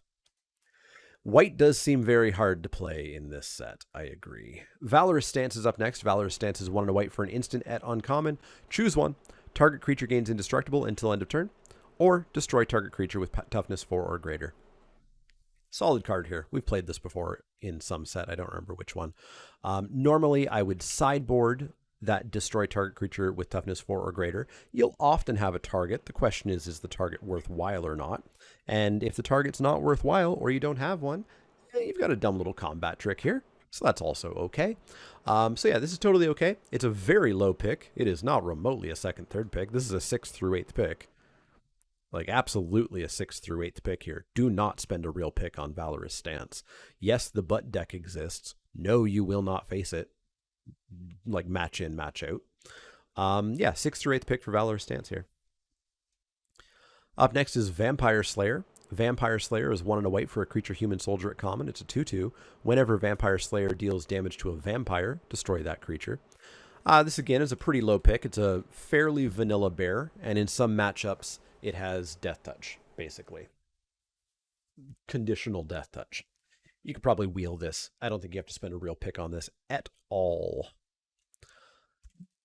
And don't just jam this in your deck. Generally, you should have better cards than this and sideboard it in against a vampire deck. Up next is Voice of the Blessed. Voice of the Blessed is white for a creature spirit cleric at rare. It's a 2/2. Whenever you gain life, put a +1/+1 counter on Voice of the Blessed, so it's a Johnny's Pridemate kind of. A little bit harder to cast. Notably doesn't fly yet. As long as Voice of the Blessed has 4 or more +1/+1 counters on it, it has flying and vigilance. As long as Voice of the Blessed has 10 or more +1/+1 counters on it, you've won the game already, so it doesn't matter that it has Indestructible. This card's good. It's a black-white card. Mostly.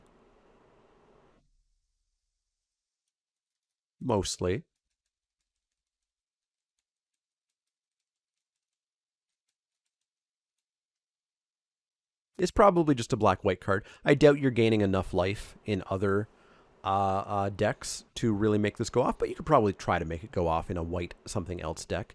But yeah, if you're in black-white life gain, here you go. This is a great payoff and a great build around and a great card to get to go into that deck. I think you probably second, third pick this. Realistically, most packs you're first picking it. It's not quite in that bomb territory because it does take a good bit of work to get going, but once it gets going, you should be well on your way to just winning the game. So, first pick out of most packs, we'll say. Up next, and our final, Up next is Wedding Announcement. Wedding Announcement is 2 and a white for an enchantment at rare. At the beginning of your end step, put an invitation counter on Wedding Announcement. If you attacked with 2 or more creatures this turn, draw a card. Otherwise, make a 1/1 white human creature token. I don't know why. Then, if Wedding Announcement has 3 or more invitation counters on it, transform it. Can anybody explain why it's a human? It turns into Wedding Festivity. Wedding Festivity is an enchantment with creatures you control get +1/+1. Yeah. So 3 mana for an enchantment that immediately at the end of your turn will either make you a 1/1 human for some reason, or draw you a card if you attacked with a couple of creatures. And then in a few turns, you've got an Anthem. Card's great. Easy first pick. Easy first pick. The card's just fantastic. Getting to draw a card every turn for 3 turns is cool. Getting a 1/1 every turn for 3 turns is cool. And getting an Anthem after 3 turns is amazing. Snap first pick for Wedding Announcement here. Up next is Welcoming Vampire. Welcoming Vampire is 2 and a white for a creature vampire at rare.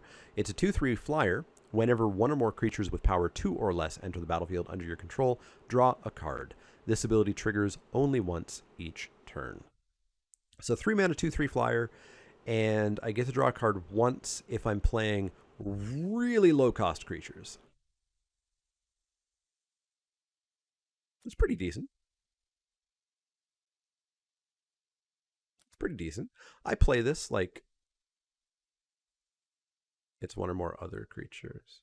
Well, 1 or more. Huh?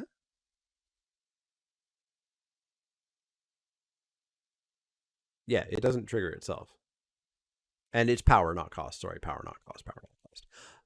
Yeah, it doesn't trigger itself. That's fine. So it's a 2/3 flyer for 3, and you're going to start drawing cards when you play more creatures. So, you want to have low power creatures in your deck. Probably going to play really well with training since they're all, to start, lower power than you would otherwise think. But yeah, this is a really good card. It's probably just in the first pick range would be my assumption. You do want to build around it ever so slightly, but I don't think it takes much work. So I'll go first pick on Welcoming Vampire. And that's going to wrap it up for white. All right, up next, starting in blue, is Alchemist's Retrieval. Alchemist's Retrieval is the reason I'm hesitant about the Disturb deck and the Auras deck. Single blue mana for an instant at common. Return target non-land permanent you control to its owner's hand. Cleave for 1 and a blue. Return target non-land permanent to its owner's hand. So all of your Aura shenanigans are utterly ruined by this 2-mana common spell. I love Bounce. I absolutely adore Bounce. This will probably be my most drafted card in the set. I'm calling it right now. I pick these way higher than I should. I would put this at around like a 5th pick range. Realistically, it should be 6th through 8th, but realistically, I don't give a damn. Yeah, I like this card. I like this card quite a bit. It really wrecks the... also, is that a Ghostbuster? That looks like a Ghostbuster. It really wrecks the Auras deck and any Aura shenanigans, especially the non-disturb ones where you're just ripping like an actual card off of them. Did I play the 2-mana bounce card from the last set much? What was the 2-mana bounce card from the last set? There was a 1-mana and there was a 4-mana. I don't remember the 2-mana, but I love 2-mana bounce. Love 2-mana bounce. I play it a heck of a lot. Geistwave. Why do I not remember Geistwave?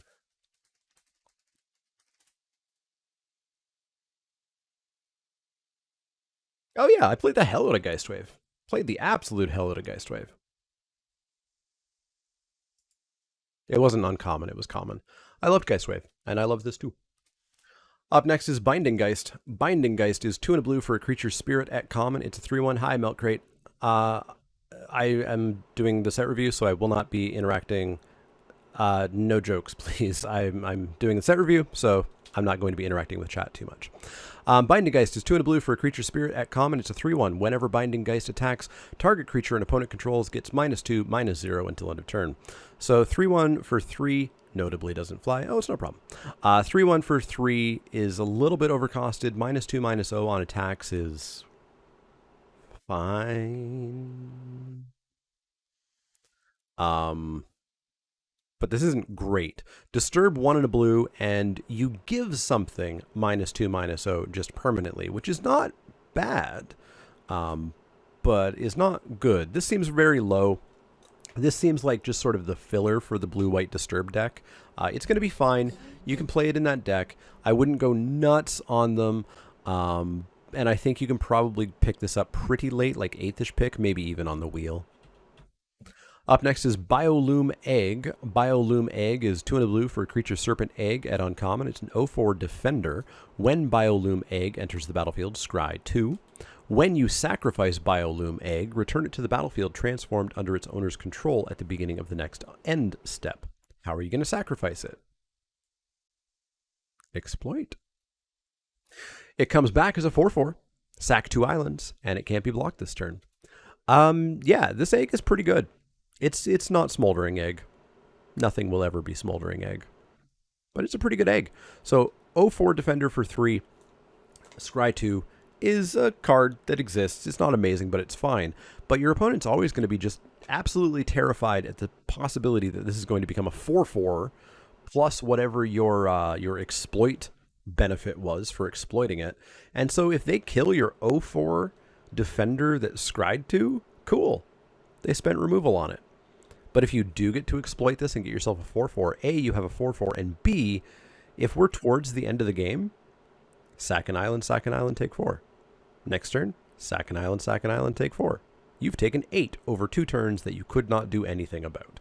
This card's quite good. I think you should pick it relatively highly. We're talking like 4th, 5th pick range here. It does mostly need to go into the blue-black deck. So if you really find yourself not getting into blue-black exploit, maybe don't play it. I think you can play this as long as you have a couple of ways of planning to sack it, but you are playing it as kind of like an 0/4 defender that scries 2 and threatens your opponent, so they end up needing to remove it. The more exploit you can get, the more reliably that it actually is going to be a 4/4, the better it gets. So I'm going to pick this relatively highly up in the 5th-ish pick range to start, and yeah, we'll see how it goes. I think it's a good egg. Up next is Cemetery Illuminator. Cemetery Illuminator is 1 blue blue for a creature spirit at Mythic. It's a 2/3 flyer.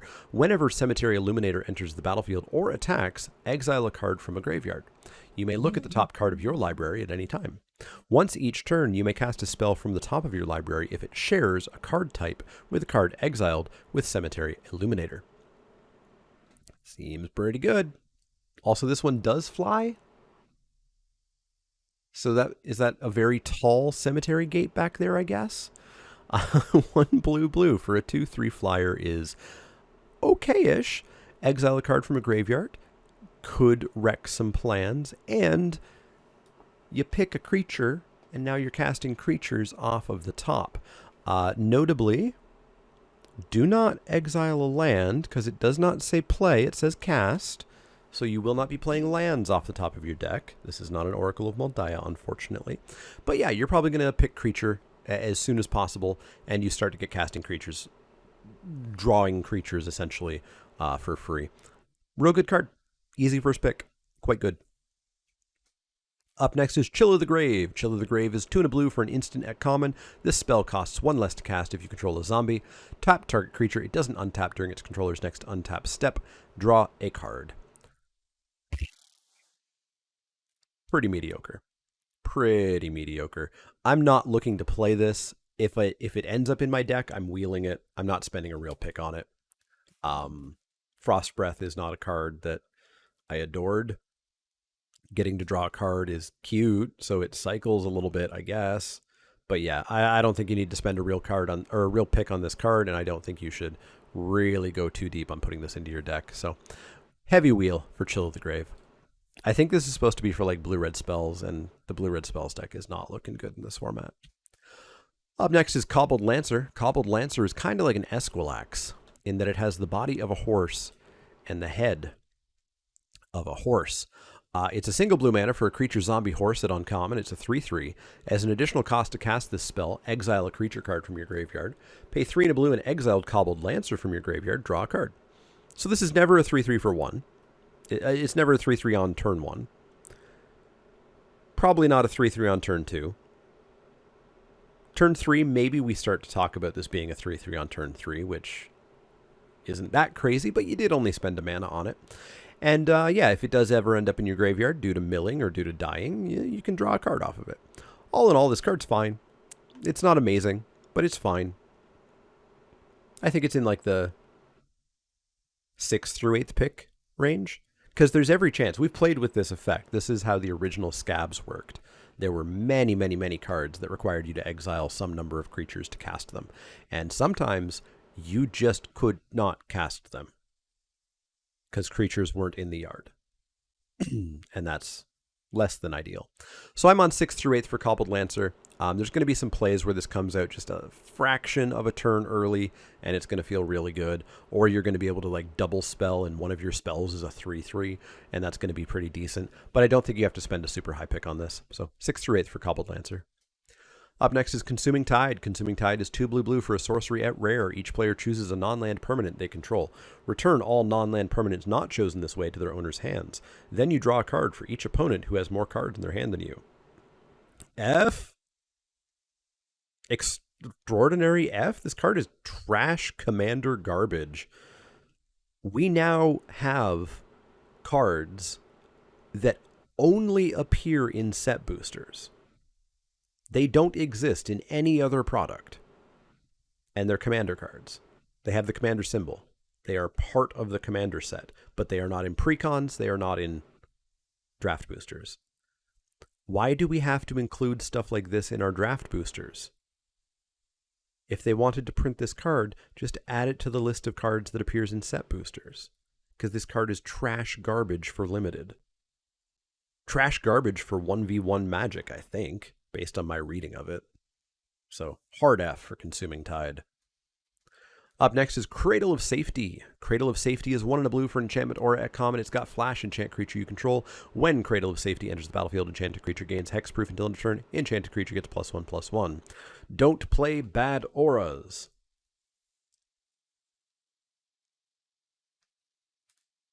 This one's not that bad of an aura. This is Starlit Mantle from Theros Beyond Death. Literally, exactly. Different name. That's the only thing here, I think. Starlight Mantle was fine. This is literally Snakeskin Veil. It costs 1 more mana. It costs 2 mana instead of 1 mana. But it's Snakeskin Veil. You give a creature hexproof until end of turn, you put a counter on it. Here you give creature hexproof until end of turn, you put a +1/+1 aura on it. Your counter is a little bit more card shaped. This card's fine. You don't pick it super highly. You pick it 6th through 8th or even on the wheel. But the fact that it's going to give you an aura bonus for your blue-white deck that might have aura payoffs is pretty nifty. But yeah, keep in mind this is literally Starlight Mantle and basically Snakeskin Veil. And hopefully that will keep in mind how playable this card is. Don't spend a real pick on it, but 6th through 8th pick for me for Cradle of Safety. Up next is Cruel Witness. Cruel Witness is 2 blue for a creature bird horror at common. It's a 3/3 flyer. Whenever you cast a non-creature spell, look at the top card of your library. You may put that card into your graveyard. So I think this is our first spell's payoff, right? Because the blue-red signpost on common was just look at some cards and find a spell. Here's our spell payoff, and our spell payoff is Surveil 1. It's fine. It's a good card. 3/3 flyers for 4 are okay. You know, we played Genie Wins here. It's Scryed. This surveils only if you cast stuff. So this is fine. You'll put it in your deck. You'll pick it 6th through 8th pick. You're not going to spend a super high pick on it. But it's fine. But I hope we see some better payoffs for the blue-red spells deck. So 6th through 8th pick for Cruel Witness. So many eyes on it. Up next is Diver Scab. Diver Scab is 3 blue for a 3/5 with Exploit. When Diver Scab exploits a creature, target creature's owner puts it on the top or bottom of their library. So it's a 3/5 for 5 hyper mana war. Because it doesn't just return to hand, it puts it on top of their library. Probably, maybe on the bottom if they choose. Good card. Pretty good card. You know, you're going to want exploit stuff. If you're in the exploit deck, it's not just the fact that you are exploiting that is the bonus. The bonus is that you typically have things that care about things dying, or you have things that you want to die to exploit. So there's more than just what is printed on the exploit cards. So yeah, this is a relatively high pick. I'm putting this around like the 3rd-ish, 4th-ish range. I think it's real good. It's going to block really well, and yeah, it should be a very good card. I'm very happy to see Exploit back. I enjoyed playing that with that in Dragons of Tarkir.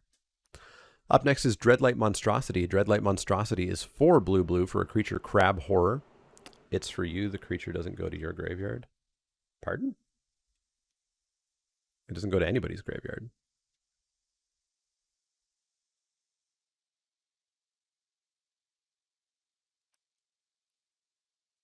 I think this is some confusion I've seen with this card. This is a 3/5. When it comes into play, you're going to sacrifice one of your creatures. If you sacrifice one of your creatures, then you target one of your opponent's creatures, and that creature gets bounced. It's worded weirdly because you target the creature, and it's wordedly. Holy crap. It's a hard phrase. It's worded weirdly because you have to target their creature, because target is sort of a verb / noun / adjective / etc. So when Diver Scab exploits a creature, which is one that I chose of mine, target creature, its owner, target creature's owner puts it on top or bottom of the library. It is very weirdly worded, but that is what it means. Weirdly wordly. Deadlight Monstrosity. Dreadlight Monstrosity is 4 blue for a creature crab horror at common, but could you target your own creature? Yes, absolutely. If you wanted to bounce your own creature. Creature crab horror at common. It's a 5/5 with ward 2. Pay 3 blue. Dreadlight Monstrosity can't be blocked this turn. Activate only if you control a card in exile.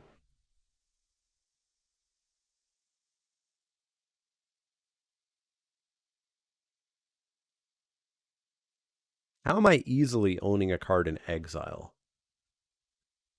Casting a disturbed creature, having it die, casting the disturb aura, having the disturb aura die. Haha, I got an exiled card. It's a lot of work to get a card in exile.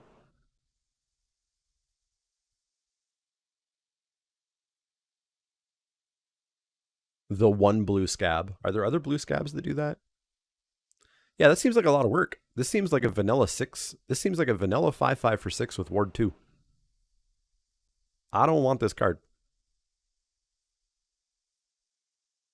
I don't want this card. If you want this card, you can wheel it. But I don't think you spend a real pick on this in any way, shape, or form. Hard wheel on Dreadlight Monstrosity. Up next is Dream Shacklegeist. Dream Shacklegeist is 1 blue for a creature spirit at rare. It's a 3/1 with flying. At the beginning of combat on your turn, choose up to 1. Tap target creature, or target creature doesn't untap during its controller's next untap step. 3 mana, 3/1 flyer. Sold. Tap target creature, and this doesn't even have to attack. So if they have 2 flyers and I tap 1 or whatever, I don't then have to attack in with this in order to get to that trigger to happen. So this is just a good card. It's a pretty solid first pick. It's not quite in bomb territory, but it's pretty damn good. First pick, Dream Shacklegeist. Up next is Fear of Death. Fear of Death is 1 and a blue for an enchantment aura at common. Enchant creature. When Fear of Death enters the battlefield, mill 2 cards. Enchanted creature gets -X, -0, where X is the number of cards in your graveyard. This card's pretty good. This card's pretty good. It's not amazing. It's in the 6th through 8th pick range. But this is -2, -0 at least if you have literally never milled a card, cast a card, or had anything die. It is -2, -0 forever. It's not an instant, it's an aura. If anything else has ended up in your graveyard or in the future ends up in your graveyard, this is -4, -5, -10. It's like Slimebind. It's like Slimebind. It's like Chant of the Skiffsang. It's half a pacifism. Yes, they have a real good blocker now. Yes, exploit, but exploit literally doesn't matter. If I put this on their best creature and they exploit their best creature, I have mind-controlled them into exploiting their best creature instead of exploiting something else. There is no reason to be wary of exploit. Absolutely no reason to be wary of exploit. Exploit, because you put a pacifism on something, is literally you controlling your opponent's mind and forcing them to do something that they would never otherwise do. And that's a pretty good effect. That said, this card is not incredible. It's only fine. 6th through 8th pick this. Don't spend super real picks on this. But this card's going to be way better than anybody thinks. It's going to be way better than anybody respects throughout the entire length of the format because of exploit, because of all the cute stuff that people always say about pacifisms being bad or enchantment removal being bad. Apparently that's now a thing. All enchantment removal is bad. Yeah, this is great. Do not sleep on this card. Don't spend a super real pick on it, but do not sleep on this card. Up next is Geistlight Snare. Geistlight Snare is 2 and a blue for an instant at uncommon. This spell costs 1 less to cast if you control a spirit. It also costs 1 less to cast if you control an enchantment. Counter target spell unless its controller pays 3. Nope. 3 is not 4. 4 with Spell Shrivel. Was Spell Shrivel 4? Let's pretend that Spell Shrivel was 4. Convolute, Flip the Switch, etc. 4 is pretty hard to pay. That, as we just learned in the last set, counters a lot of stuff for a big portion of the game. 3 does not do it quite as late into the game, and yeah, you have to get later into the game to probably get the discounts, which means the discounts no longer matter because the spell no longer matters. I don't see myself playing too many Geistlight Snares. I would put this basically at an F. I generally do not want this to be in my decks ever. Yeah, I want the discount, but by the time I get the discount, the spell's probably no longer useful. It's kind of in a bad spot. Up next is Geralf, Visionary Stitcher. Geralf is 2 and a blue for a legendary creature human wizard at rare. It's a 1/4. Zombies you control have flying. Pay a blue, tap, and sack another non-token creature. Create an XX blue zombie creature token where X is the sacrificed creature's toughness. Card's good. Card's real good. 2 and a blue for a 1/4. That can block. It's got a butt, in case that matters. Shouldn't matter too much in blue, but it's got a butt. And all your zombies fly. And there's some decently sized zombies. Not only that, there's some decently butted zombies. You can sack a big butted zombie, and now you have a gigantic front and butt flying zombie.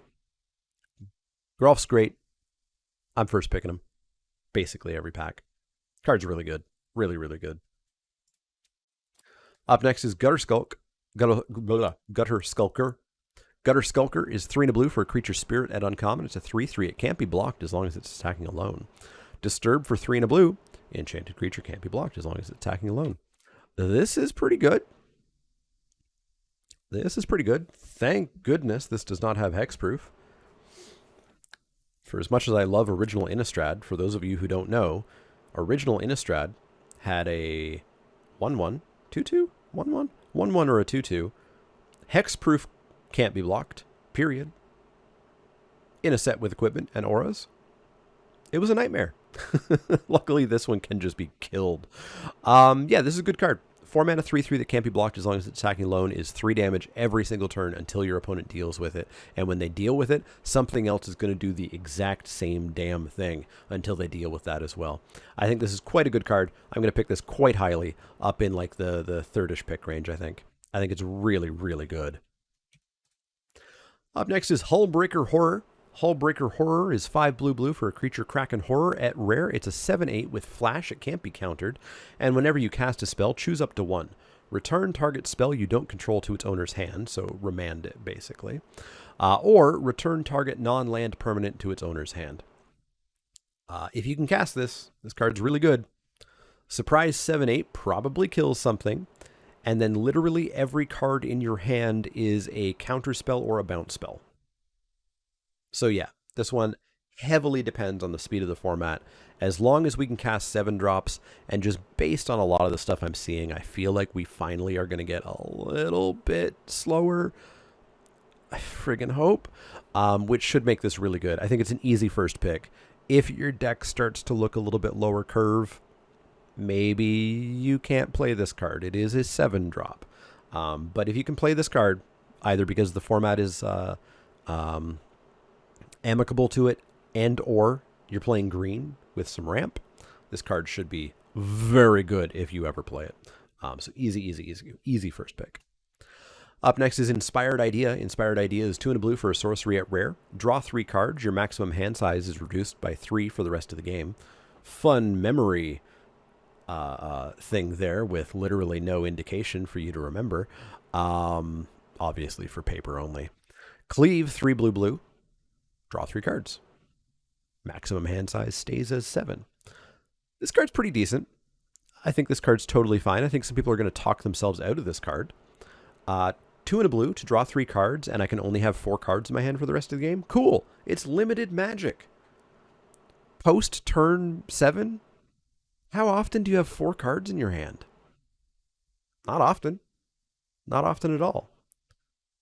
But John, I just drew 3 cards, and now I have 5 cards in my hand. Yeah, but you paid 3 mana. Cast one of them. Just cast one of them. If you find yourself in a situation where it is fine to pay 3 blue and just draw 3, that's fine. Go ahead and do it. But almost always, I'm just going to pay 2 and a blue and have my hand size go down. I might not do this on turn 3. In fact, I probably won't ever do this on turn 3. But late game, 3 mana, draw 3 sounds nuts. Sounds absolutely nuts. And if the only downside is that I can't really play this on turn 3, and oh no, I have to do something stupid like establish my board, I'm totally fine with this. I think this is really good. It would be even better if it was instant, but I think this is quite decent. I'm going to second, third pick this until I learn otherwise. I think it's really good, and I think people are going to sleep on it, because I think everybody always thinks that they have 7 cards in their hand on turn 13 of the game, and they don't. Up next is Jacob Hauken, Inspector. Jacob is 1 and a blue for a legendary creature human advisor at Mythic. It's an 0/2. Tap, draw a card, then exile a card from your hand face down. You may look at that card as long as it remains exiled. You may pay 4 blue. If you do, transform Jacob Hauken, Inspector. He becomes Hauken's Insight. He appears to be looking at otherworldly gaze. Legendary enchantment. At the beginning of your upkeep, exile the top card of your library face down. You may look at that card as long as it remains exiled. Once during each of your turns, Just prepping you to be taking extra turns there, eh? You may play a land or cast a spell from among the cards exiled with this permanent without paying its mana cost. This card's nuts. Absolutely nuts. 2-mana looter is great. I love looters. And then someday, when we loot, we pay 6 mana and we flip. And then every single turn, I'm just casting cards for free. Card's great. Card's really good. Snap first pick. Up next is Lantern Bearer. Lantern Bearer is a single blue mana for a creature spirit at common. It's a 1/1 flyer. I don't like 1/1 flyers for 1. Disturb, 2 and a blue. +1/+1 in flying. Aura. This card's okay. I don't like 1/1 flyers for 1, but it dies into an aura that has some pretty decent utility, giving something else flying, giving something else +1/+1. Again, I would probably never play this aura, but I get to play this aura for free by playing this creature that I don't super care for. So I'm not going out of my way to pick this card. I'm not picking it super highly. I will play other cards over this card if I have to, but I won't feel sad playing this. So I think you can pick this quite late in the 6th through 8th range, probably even the wheel. It's obviously going to go up if you care about spirits, care about auras, yada, yada, yada. Up next is Lunar Rejection. Lunar Rejection is 1 and a blue for an instant at uncommon. Return target wolf or werewolf creature to its owner's hand. Draw a card. But you could cleave out wolf or werewolf for 3 and a blue, and suddenly you just have bounce, draw a card for 4. So again, another card that makes me just real hesitant about going too deep on auras in this set. This card is fantastic. I'm going to pick this one pretty highly too. I'm probably not going to cast it for 2 mana too much, but when you're up against a red-green deck, cool. Card's great. But yeah, it's the backside of Into the Royal. We played Into the Royal. We loved Into the Royal. 1 and a blue with 1 and a blue kicker. So actually, it's even better than Into the Royal because we paid 2 blue for Into the Royal, if I remember correctly. Maybe we didn't. I don't remember. Yeah, this card's great. I'm going to pick it quite highly, up in the 4th, 5th pick range. It's going to be my most drafted uncommon, I would bet you. Up next is Mirror Hall Mimic. Mirror Hall Mimic is 3 and a blue for a creature spirit. At rare, it's a 0/0. You may have Mirror Hall Mimic ETB as a copy of any creature on the battlefield except it's a spirit, in addition to its other types. 3 blue for Disturb, it becomes Ghastly Mimicry. You enchant a creature, and then at the beginning of your upkeep, you make a token that's a copy of that enchanted creature, except it's a spirit in addition to its other types. So it's a clone, and then if they kill your clone, it's another clone, except it's a clone every turn. Card's really good. Really, really, really good. Especially because there is no restriction to your creatures. If you have the best creature on the field, you have a second copy. If your opponent has the best creature on the field, you have a copy. And yeah, if it ever gets to the backside, you have many copies if it sticks around. Good card. Easy first pick. Up next is Mischievous Catgeist. Mischievous Catgeist is 1 and a blue for a creature cat spirit at uncommon. It's a 1/1. Whenever Mischievous Catgeist deals combat damage to a player, draw a card. Disturb for 2 and a blue. Cat-like Curiosity. Enchanted creature has, whenever this creature deals combat damage to a player, it draws a card. Well, it doesn't draw a card. You draw the card. Yeah. 2 mana, 1/1 Ophidian is probably never getting in. And if it's getting in, it's because your opponent is doing nothing. But then the aura is fine. The aura is, funnily enough, in the name, Curiosity. I think Curiosity was better because I believe Curiosity was a single blue, if I remember correctly.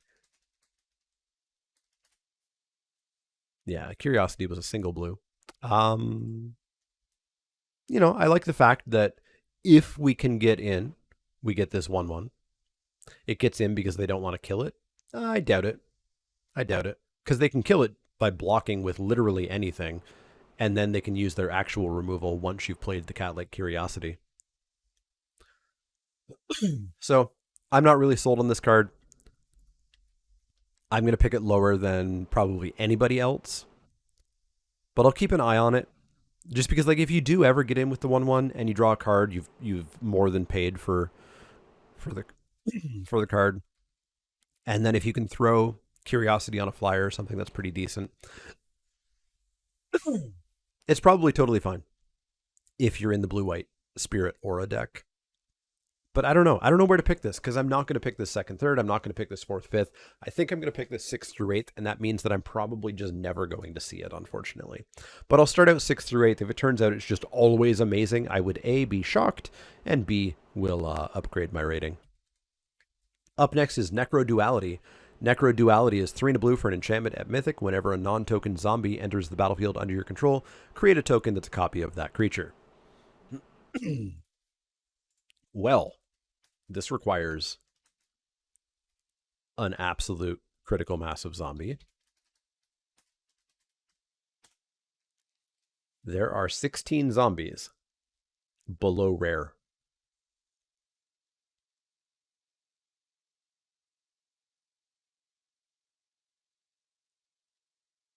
Okay. Okay. There are 16 zombies to be below rare. You have to have a large number of zombies, and I am not even willing to pick this to get into zombies because you might just not get into zombies, and maybe you wasted like a first pick. This is a reward for pack 3 when you find yourself in the zombie deck. And if you're not there, you don't pick this card and you don't play it. So F unless it's pack 3, pick 1, and you're in zombies. Up next is Overcharged Amalgam. Overcharged Amalgam is 2 blue for a creature zombie horror at rare. It's a 3/3 with flash flying and exploit. When Overcharged Amalgam exploits a creature, counter target spell, activated ability, or triggered ability. Yeah, this is fine. We saw a very similar card to this in Dragons of Tarkir, if I remember correctly. That I think we saw this anyways. That was flash flying exploit, and I think it might have just been counter a spell. It's okay. 4 mana flash flyer for 3/3 is totally solid. We've already talked about how 4 mana 3/3 flyer is kind of decent. And yeah, if you get to counter a spell with this, cool. But I don't think you're even super required for it. So I'll probably just first pick this, I guess. Yeah, I'll just first pick this card. I think it's good enough for that. Don't think that this is just like a hard counter. Don't think that you're just always countering a spell because you have this card in your deck. You do have to have the 4 mana up, and you have to have a creature that you're willing to sack. But if you do, and you probably will, then it's going to be pretty decent. But first pick for Overcharged Amalgam. Up next is Patchwork Crawler. Patchwork Crawler is 1 and a blue for a creature zombie horror at rare. It's a 1/2. Pay 2 and a blue to exile target creature card from your graveyard and put a +1/+1 counter on Patchwork Crawler. Patchwork Crawler has all activated abilities of all creature cards exiled with it.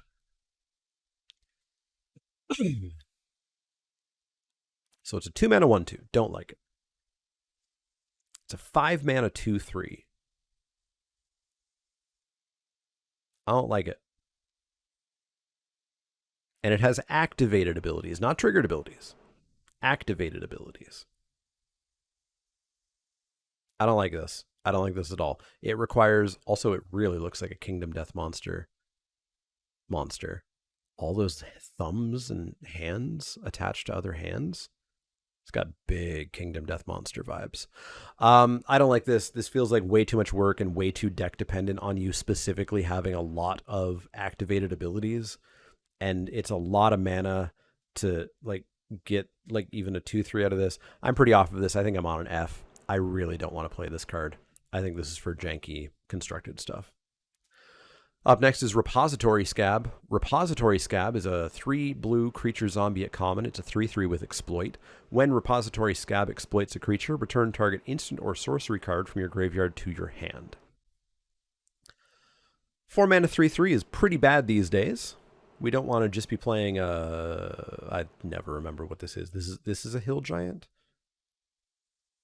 And a 2/2 for 3 is a gray ogre. Maybe it's the other way around. We don't want to be playing whatever this is. But if we do exploit, we get an instant or sorcery card back. That's obviously going to depend on how good your instants and sorceries are. And again, we're pretty deep into blue. And this is like the second card that I really think of for the blue-red spells deck, which makes me think that deck is not going to be good. So I think you can get this quite late, probably even on the wheel.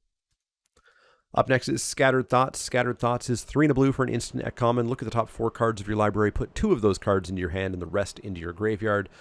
So you surveil 4, basically, but you're forced to do 2 and 2. It's basically inspiration. Yeah, it's basically inspiration. 4 and a blue, draw 2 cards at instant speed. Sure, you have to bin 2, but that doesn't matter. Again, those 2 cards, if you care, were on the bottom of your deck. You were never going to draw them. So it doesn't matter that they're in the graveyard. And in fact, it's probably even better they're in the graveyard because maybe it matters for another card. Maybe you can reanimate it. Maybe you can pull them back somehow, etc. So I think this is a pretty decent card. I think you should pick this a little bit highly, but still in like the 6th through 8th range. We're not going to go 4th, 5th on this one. But I think this card's fine. I think it's going to really help make decks more consistent. The more you want to find something, the better this is going to be. This is just a large bit of card selection and card draw for 4 mana. Like we used to get a card called Inspiration that was 3 and a blue, instant speed, common, draw 2. This is draw 2 out of 4. It's pretty decent. 6th or 8th for Scattered Thoughts. Up next is Screaming Swarm. Screaming Swarm is 5 and a blue. I love that they've kept some of the real weird wonky. Actually, is this supposed to be real weird wonky Emrakul stuff?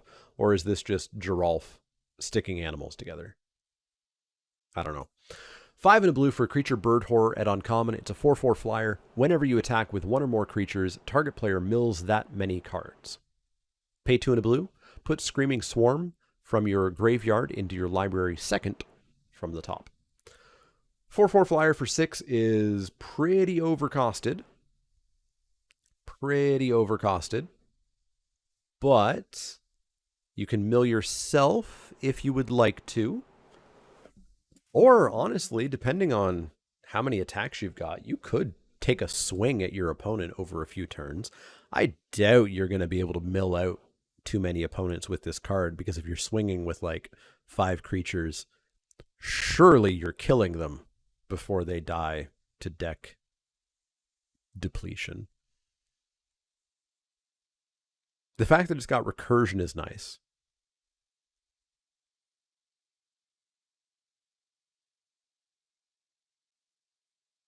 It's got recursion, which is nice, but that's 6 mana. That 6 mana is holding me back quite a bit.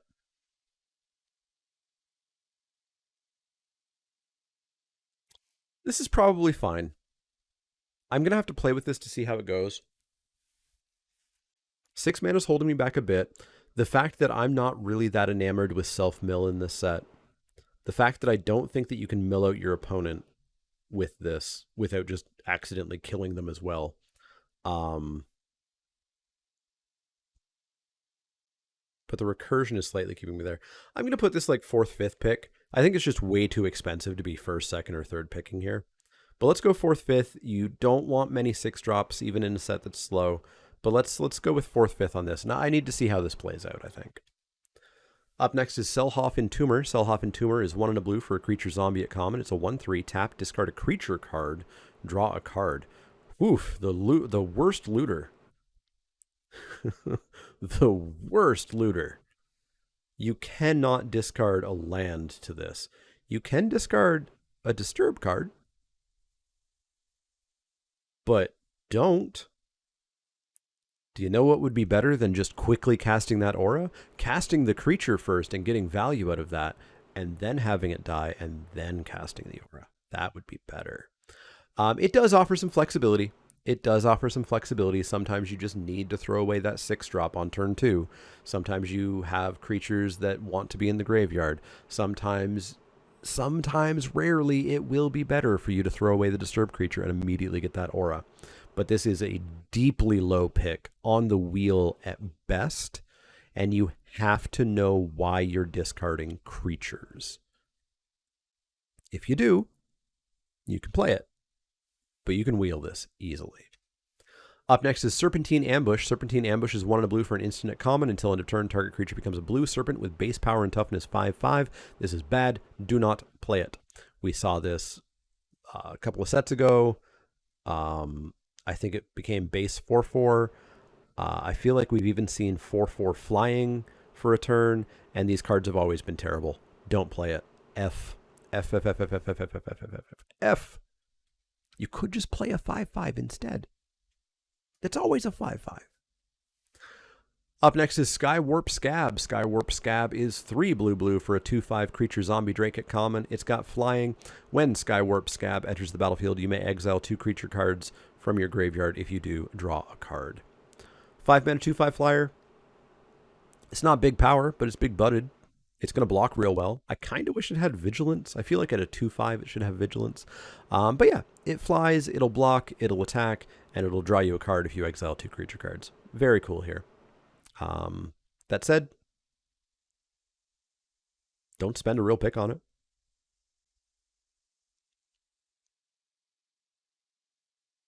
I feel like you can probably wheel these. They're common, and I don't think anybody's going to want like 2 of these. It's pretty close to wheel. Maybe it's 6th through 8th. Let's go like 8th. Let's go right on the cusp of 8th or wheel. Up next is Soul Cipher Board. Is Ouija Board? Ouija Board might be copywritten or trademarked. Soul Cipher Board. Soul Cipher Board is 1 and a blue for an artifact at uncommon. Soul Cipher Board enters the battlefield with 3 omen counters on it. Pay 1 and a blue, tap, look at the top 2 cards of your library, put 1 of them into your graveyard. Whenever a creature card is put into your graveyard from anywhere, remove an omen counter from Soul Cipher Board. Then, if it has no omen counters on it, transform it. It becomes a 3/2 flyer that can only block creatures with flying, and you can pay 3 and a blue to draw 2 and discard 1. So 2 mana.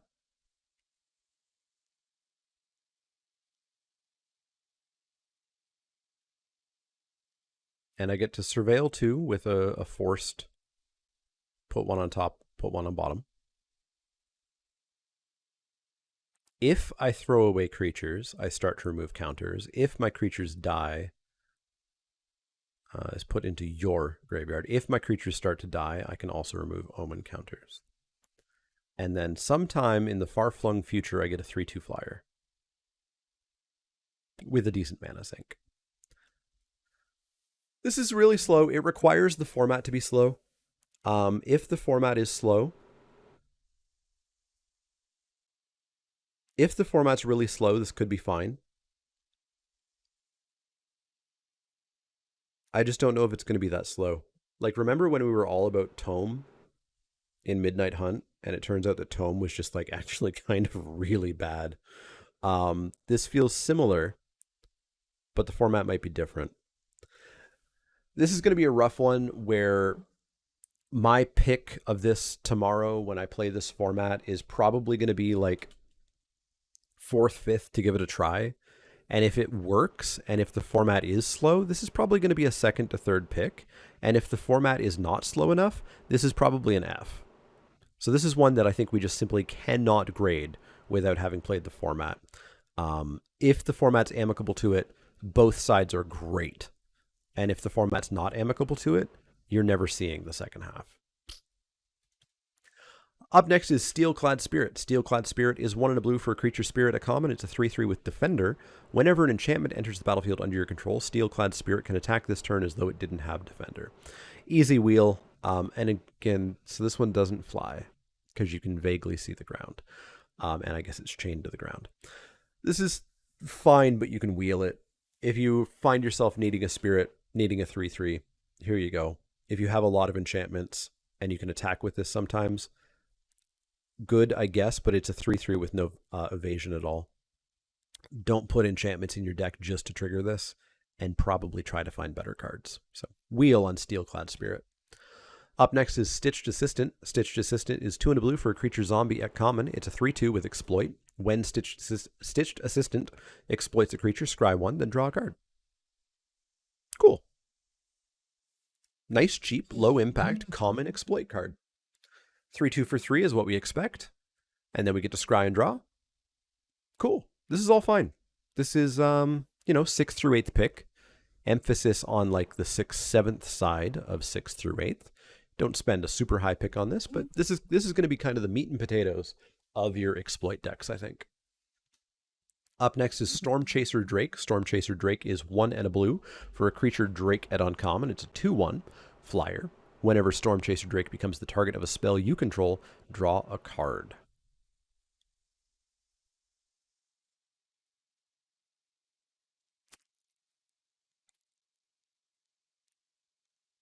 Everything about this says it's supposed to go in the blue-red spells deck, and I think it's supposed to go in the blue-white aura deck. You know what makes my Disturb auras even better? When they all say draw a card.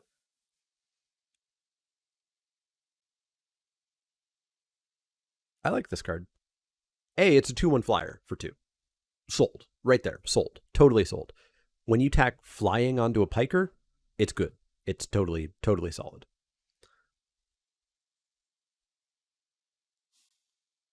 And then, yeah, combat tricks are nice on it. Auras are nice on it. Everything's nice on it. This card's just good.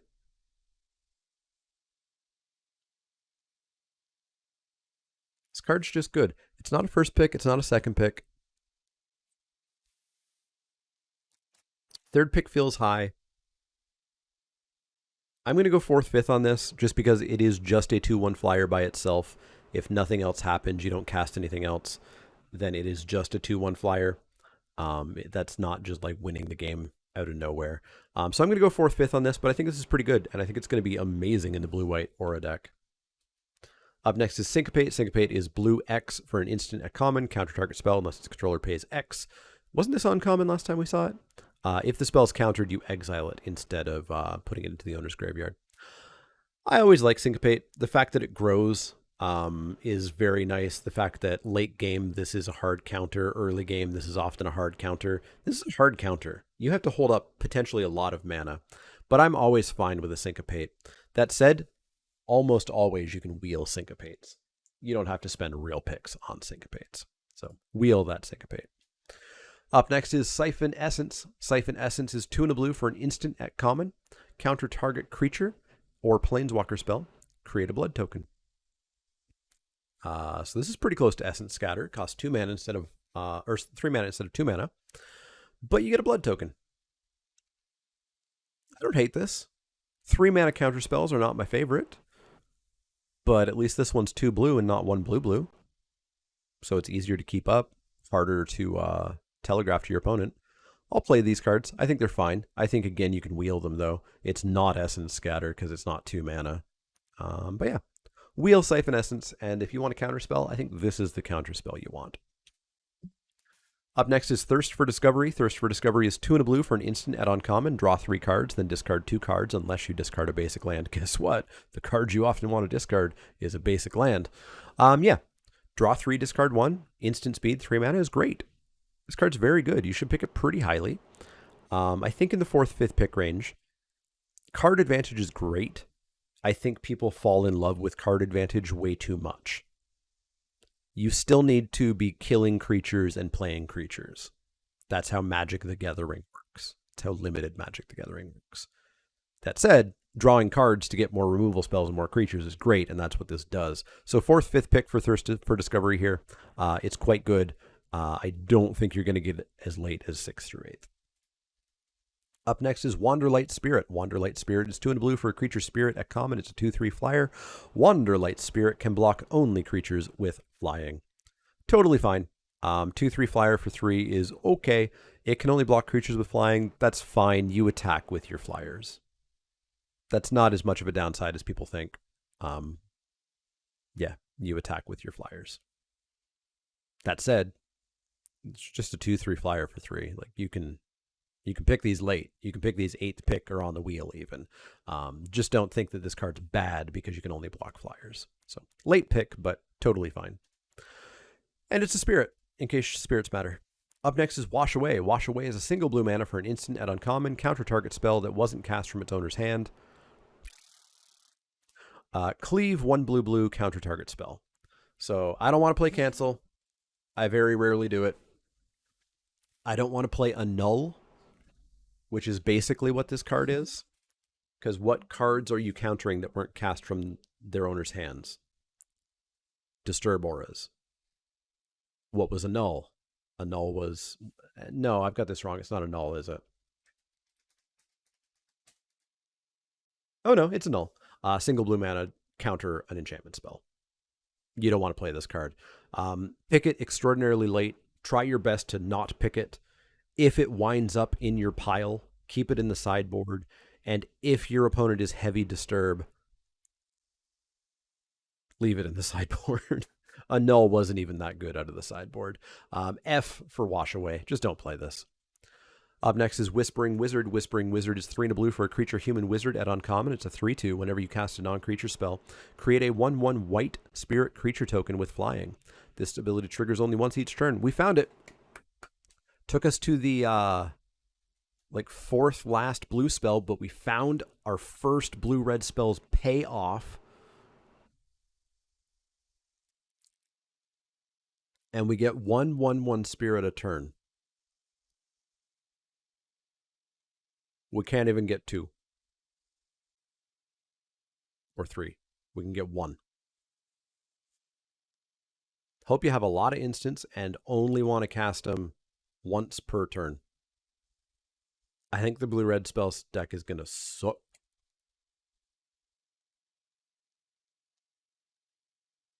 I suspect, unfortunately, much like that dragon that also looked like the blue-red spells dragon, I suspect this is a blue-white deck card. Because whenever you cast a Disturb Aura, you make a 1/1 white flying creature that could perhaps hold future blue-white auras. I suspect this is a blue-white card, and I suspect the blue-red spells deck has just been so kneecapped that it's not even playable in this format, unfortunately. I think this card is okay. I don't think I want to pick this to get into the Disturb deck, especially because the Disturb deck requires you not only to get specific uncommons mostly and some commons, but specific flip card uncommons and commons. And there's only 2 of those in every pack. And they may not even be Disturb cards. They may be some other kind of flip cards. So I think it could be very difficult to actually just get into the Disturb deck. It happened with the werewolf deck a lot because the werewolves were only the flip cards. And a lot of the flip cards weren't werewolves. So it'll be interesting to see how it works out in the draft. I think this has its places. I just don't know where I really want to pick it.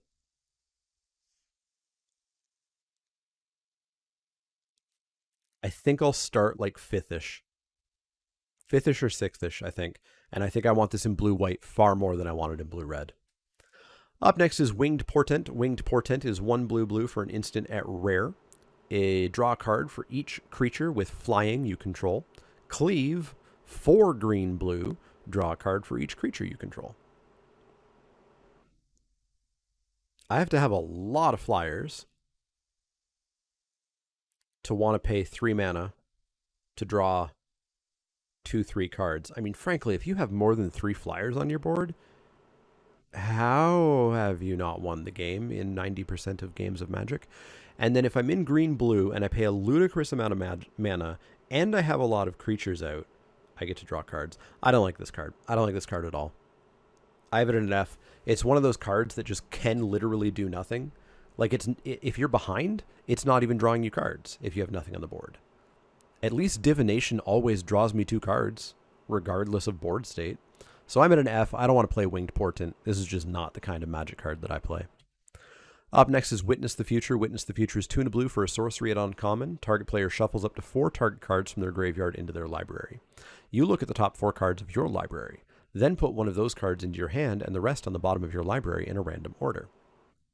So you can't mill out if you've got a couple of these. It's kind of like a devious cover-up situation going on here. But yeah, this is 3 mana, draw 1. It's 3 mana, draw 1 from the top 4. We already saw 4 mana, draw 2 from the top 4. This keeps you from milling out. I think there's some cool things to do with this. I think there's some cute things to do with this. The art's really good, by the way. But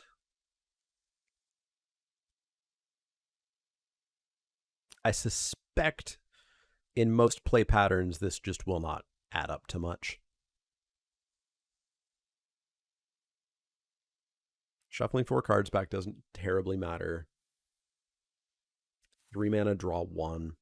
Yeah, I'm going to wheel this, and I don't know if I'm going to play it. I'll keep an eye on it because there's some potential here.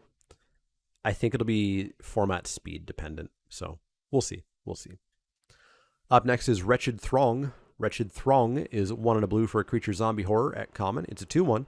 When Wretched Throng dies, you may search your library for a card named Wretched Throng. Reveal it, put it into your hand, then shuffle.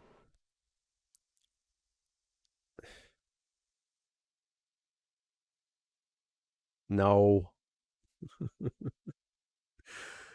There are on average about 2.5 copies of any given card in draft, which means that on average you can expect there to be 2.5 of these available in the pool. That does not mean that you will actually get them. But if you get one very early, you can expect to perhaps see a second one as long as nobody else takes it. And then perhaps you could even get more. You are probably not really going to be doing much with these in terms of attacking or blocking, although blocking and going and grabbing another one is nice. You're probably exploiting these. So,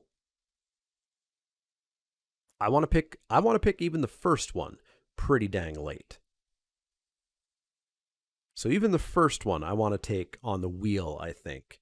Maybe 6th through 8th pick if there's nothing else in the pack. And it's early, and therefore I think I might get more. But the later the pack goes, and if you don't have any yet, you should probably just ignore these as utter filler. They're just a piker with a maybe relevant creature type.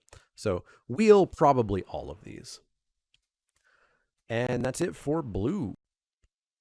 All right, starting with black, we have what I am calling Mind Shot, because I'm very clever. Aim for the Head. Aim for the Head is 2 and a black for a sorcery at common. Choose one, exile target zombie, or target opponent exiles 2 cards from their hand. So it's Mind Rot, although exile not discard is pretty cool. Exile target zombie, well, that's pretty dang sideboard. And honestly, Mind Rot, some formats it's playable, some formats it's not. Sometimes I side it in. This is a wheel card. You should not take this highly, and I suspect there's just so many good playables that you keep this in the side, discover that you're against zombies, and side it in. It'll be pretty good at that point. Up next is Archghoul of Thraben. Archghoul of Thraben is 2 and a black for a creature zombie cleric and uncommon. It's a 3/2 whenever Archghoul of Thraben or another zombie you control dies. Look at the top card of your library. If it's a zombie card, you can reveal it and put it in your hand. If you don't put the card into your hand, you may put it into your graveyard. So 3/2 for 3, and when anything dies, surveil 1 is cool. And if it's a zombie, then you can draw it, which is also really good. This card is just good. I'm going to put this pretty high up in like the 3rd-ish, 4th-ish pick range. Obviously, the less zombies you have in the deck, the less good it becomes, but it's still surveil 1 on every death. Or sorry, not every death, because it's only when zombies die. So you do really strongly want this to be in zombies. You don't want it as much in a non-zombie deck, but I think it's still pretty decent. I'm going to pick this relatively highly, try to get into zombies. If I super whiff, like if I super duper whiff, it's still a 3/2 for 3 that surveils at least once when it dies. Like that's the utter floor. And that's still fine for me. So I'm pretty happy to pick this relatively highly in maybe the 4th, 5th pick range. We'll see. But I'm going to pick it pretty highly. Up next is Bleed Dry. Bleed Dry is 2 black for an instant at common. Target creature dies. It's Impale. And it exiles the creature. It's -13 technically, but it dies. Yeah, this is a first pick. You're picking this out of a lot of packs that it's in. You are only not picking this over the bombiest bomb that ever bombed. This is the instant speed, virtually unconditional exile removal. It is great. First pick, Bleed Dry. Play as many as you can. Heck yeah, this at common. Up next is Blood Fountain. Blood Fountain is a single black mana for an artifact common. When Blood Fountain enters the battlefield, create a blood token. Pay 3 and a black, tap, sacrifice Blood Fountain, return up to 2 target creature cards from your graveyard to your hand. This card's fine. Single mana for a blood token and a card is not something I'm super excited to play, but really late game, being able to pay 3 and a black to return 2 cards, I'm fine with that. I talk a lot about returning creature cards from graveyard to hand, and one of the things I always say that I want is multiple creatures to come back, or I want it to be cheap, or I want it to be instant speed, etc., etc., etc. This has one of those clauses, which is it returns 2 creatures, and that's cool. I can just wait until I have 2 to bring back, or 1 really juicy one if I have to. This card just does a lot, but I don't think you have to spend a real pick on it. I think you can pick this up quite late into the pack, at least 8th-ish pick, maybe even on the wheel. Up next is Blood Crazed Socialite. Blood Crazed Socialite is 3 and a black for a creature vampire at common. It's a 3/3 with menace. When Blood Crazed Socialite enters the battlefield, create a blood token. Whenever Blood Crazed Socialite attacks, you may sacrifice a blood token. If you do, it gets +2/+2 until end of turn. 3/3 menace for 4 is okay at common with a blood token. That's all good. And if you have a bunch of blood tokens laying around, or heck, if you even just have one, well, you got a 5/5 menace. This card's just really decent common in the higher 6th through 8th pick range. If you're playing with blood tokens, this is definitely one of the blood token makers that you want. Even if you're not playing with blood tokens, as long as your plan is to attack your opponent, this card is still totally okay. 6th through 8th pick. Up next is Bloodsworn Squire. Bloodsworn Squire is 3 and a black for a creature vampire soldier at uncommon. It's a 3/3. Pay 1 and a black, discard a card. Bloodsworn Squire gains indestructible until end of turn. Tap it. Then, if there are 4 or more creature cards into your graveyard, transform Bloodsworn Squire into hopefully something that's easier to say, Bloodsworn Knight. That is easier. It's a star. Its power and toughness are each equal to the number of creature cards in your graveyard. Pay 1 and a black, which will be at least 4. Pay 1 and a black, discard a card. It still gets indestructible until end of turn, and tap it. 4 mana, 3/3. So it's a hill giant. But it's got very expensive Seasoned Hallowblade indestructibility on it. It's not bad. And then if we do get some creatures in the yard, heck, maybe we already have them there. Maybe the first activation flips this into at least a 4/4. That then is very hard to kill and will just continue to get larger. This card seems good. Seems quite good. I'd be willing to pick this, I think, upwards of 3rd-ish pick. Not bomb, not removal. Pretty dang good value, and not an awful floor. Let's go 3rd, 4th pick for Bloodsworn Squire. I think it's pretty decent, and it can very much get out of control if they don't exile this thing very quickly. Or, I don't know, maybe use something like a pacifism style effect on it.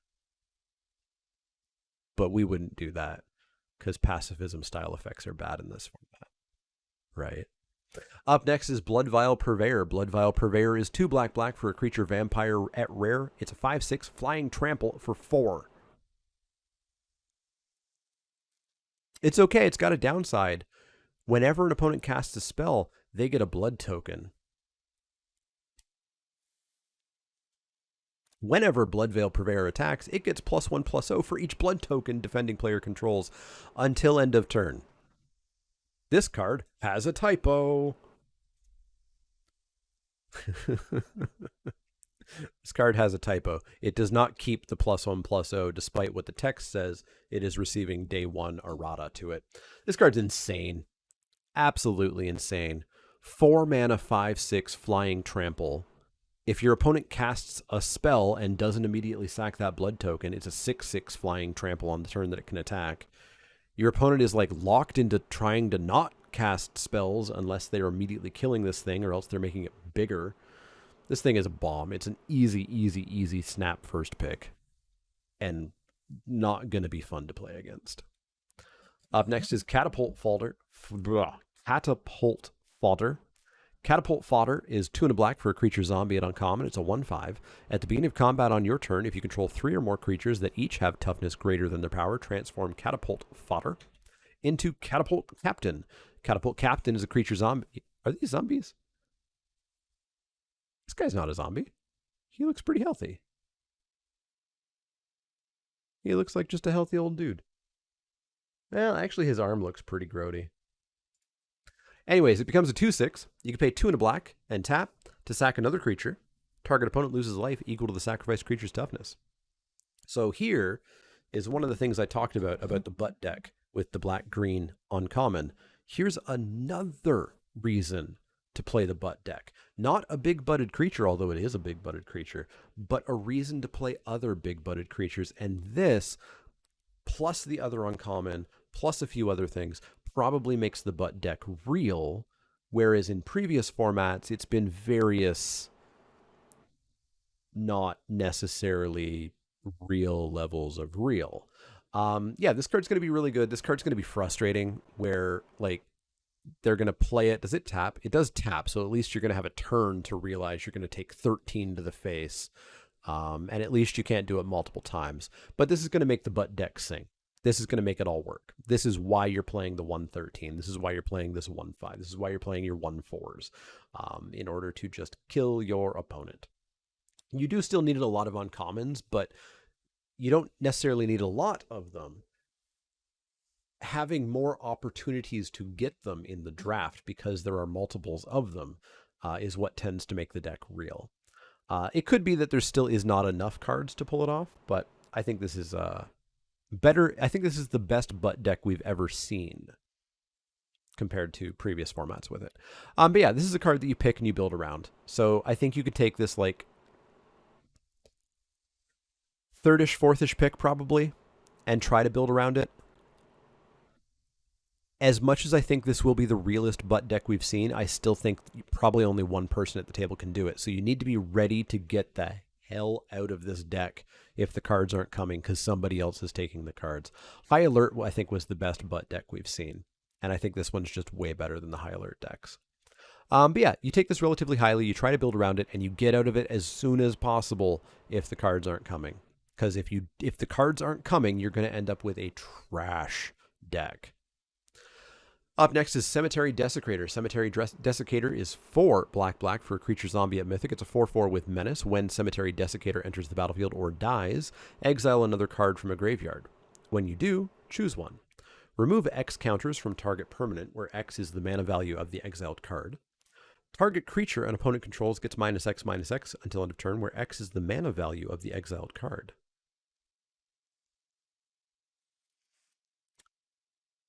6 mana for a 4/4 Menace is a lot, but you're probably killing something when it comes in, and you're probably killing something when it leaves.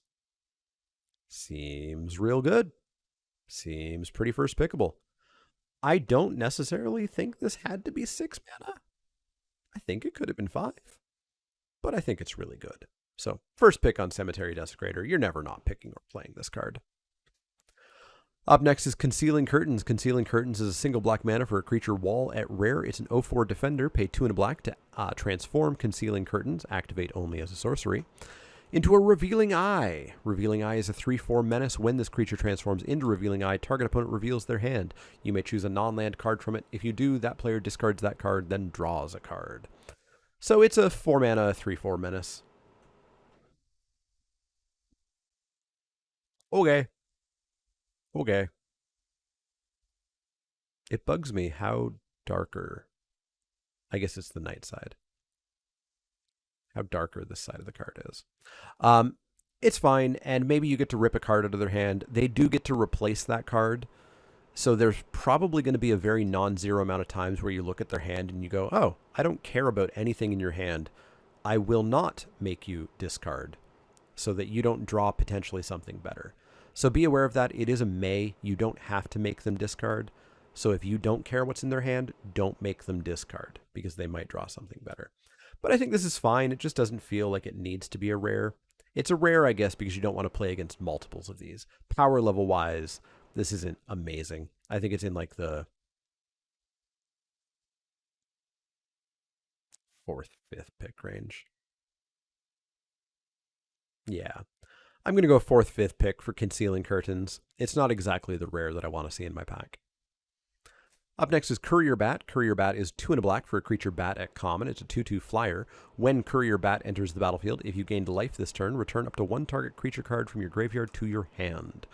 Windrakes, unfortunately, are not that good in Limited anymore. This is a Windrake. If you gained life, so if you're probably in the black-white life gain deck, although there's other ways, you get to regrow a creature. I have to regrow a creature to, like, actively want this card in my deck. Otherwise, it's just extreme filler. So if I'm in black white, if I know that I'm gaining life, if I'm pretty sure I can regrow something, this is like 6th through 8th pick maybe. But the worst thing here is, where do you want your Windrake? You want your Windrake on turn 3.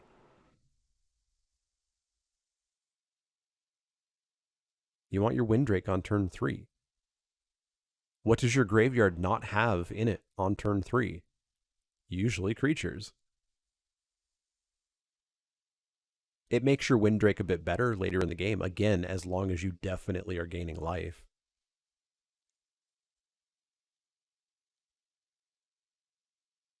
I think this probably still just sits around filler, unfortunately. I think it's just a bit too inconsistent. Later in like pack 3, when you have definitely gotten a consistent life gain deck going, this probably goes up just a little bit. But I think this is 6th. I think this is like 8th pick to wheel, generally regardless. Up next is Demonic Bargain. Demonic Bargain is 2 and a black for a sorcery at rare. Exile the top 13 cards of your library, then search your library for a card. Put that card into your hand, then shuffle. I don't like tutors unless they're really cheap or really instant speed. And I sure don't like them when I don't even get to look through my entire deck. I get the best card that exists in the remainder of my deck after... oh, wait, those 13 don't go back, do they? Oh, those 13 don't even go back. To hell with this card. This card's awful. Incredible F. Incredible F. F minus. F plus. F plus for Demonic Bargain. I thought the exiled cards went back, so you were just like tutoring through part of your deck. But you're killing part of your deck. And then tutoring in what remains. F plus. Up next is Desperate Farmer. Desperate Farmer is 2 and a black for a creature human peasant at common. It's a 2/2 lifelink. Whenever another creature you control dies, transform Desperate Farmer into Depraved Harvester. A human knight, it's a 4/3 with lifelink. It's pretty filler, but fine. 2/2 lifelink for 3 is okay. And if something else dies, 4/3 lifelink. It's pretty nice. It's going to be good for your black-white life gain decks. It's a repeatable source of life gain. The backside's pretty big. But I think this is, relatively filler level. I think you can go 8th-ish pick on this. I don't think you have to spend a real pick on it. Up next is Diregraph Scavenger. Diregraph Scavenger is 3 and a black for a creature zombie bear at common. It's a 2/3 with Death Touch. When Diregraph Scavenger enters the battlefield, exile up to 1 target card from a graveyard. If a creature card was exiled this way, each opponent loses 2 life and you gain 2 life. This is a little overcosted. I like my Death Touchers to be 1/1s for 1. They do not need any more toughness or power than 1. Well, they could always use more toughness, but they don't need any more power than 1. 4 mana for my 2/3 Death Toucher. It's not awful. I absolutely must get the 2 life drain. And if I do, the card's okay.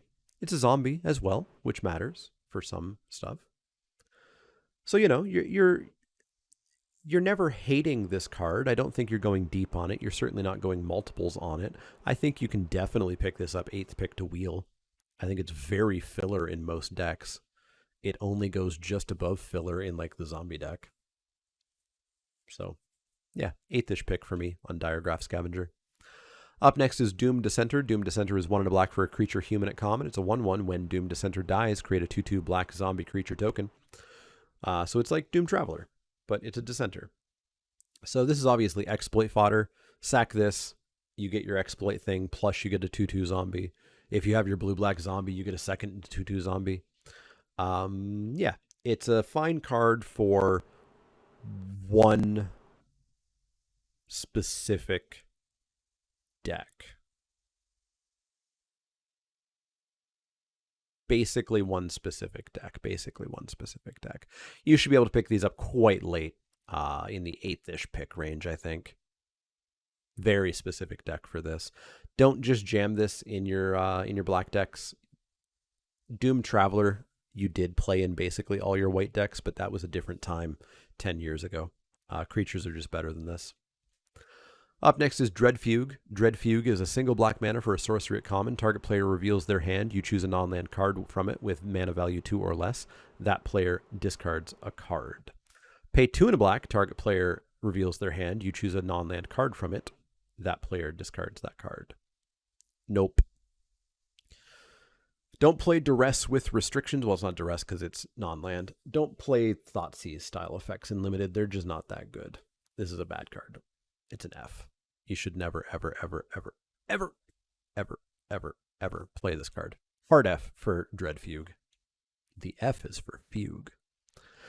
Dreadfast Demon is up next. Dreadfast Demon is 5 black for a creature demon at rare. It's a 6/6 flyer. At the beginning of your end step, sacrifice a non-demon creature. If you do, create a token that's a copy of Dreadfast Demon. Oh no, I have to sack a creature and then get a 6/6 flyer.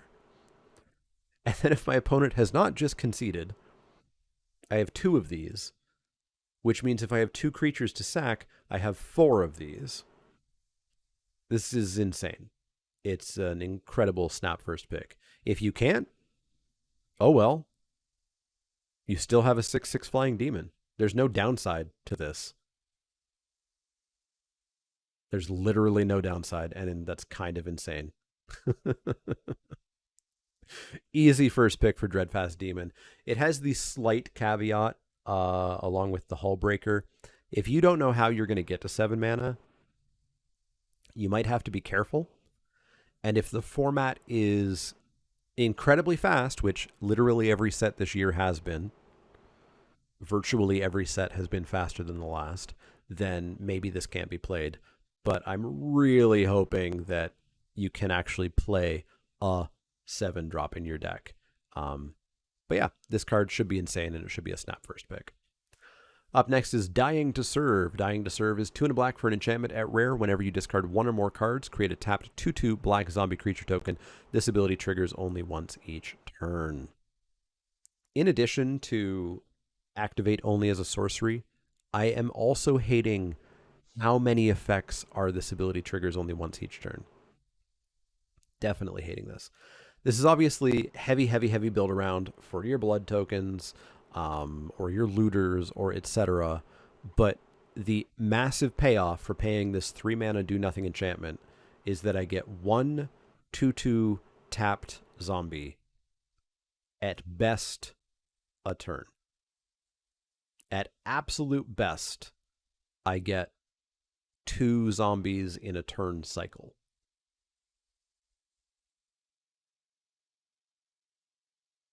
I don't like this card. I don't like this card at all. I want cards that do something, and I don't think that this does enough. What am I doing with the zombies?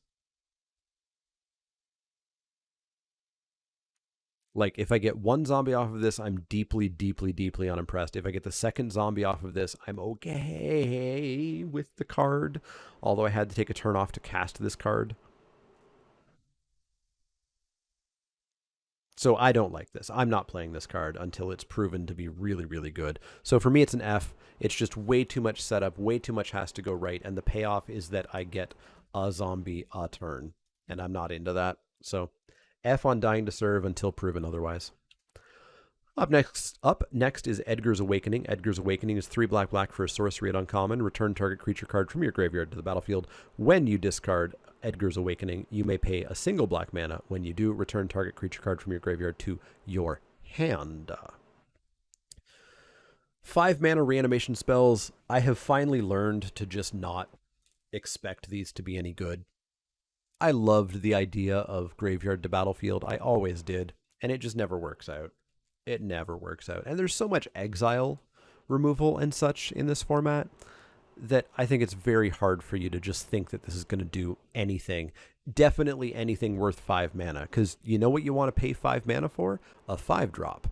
If you're paying 5 mana to reanimate a 3-drop, that feels pretty bad.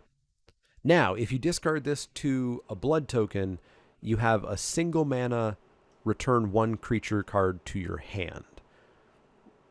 I don't like returning 1 creature card. I want more creature cards. I want instant speed. I guess actually this would be instant speed if you discard to a blood token. Are blood tokens sorcery only?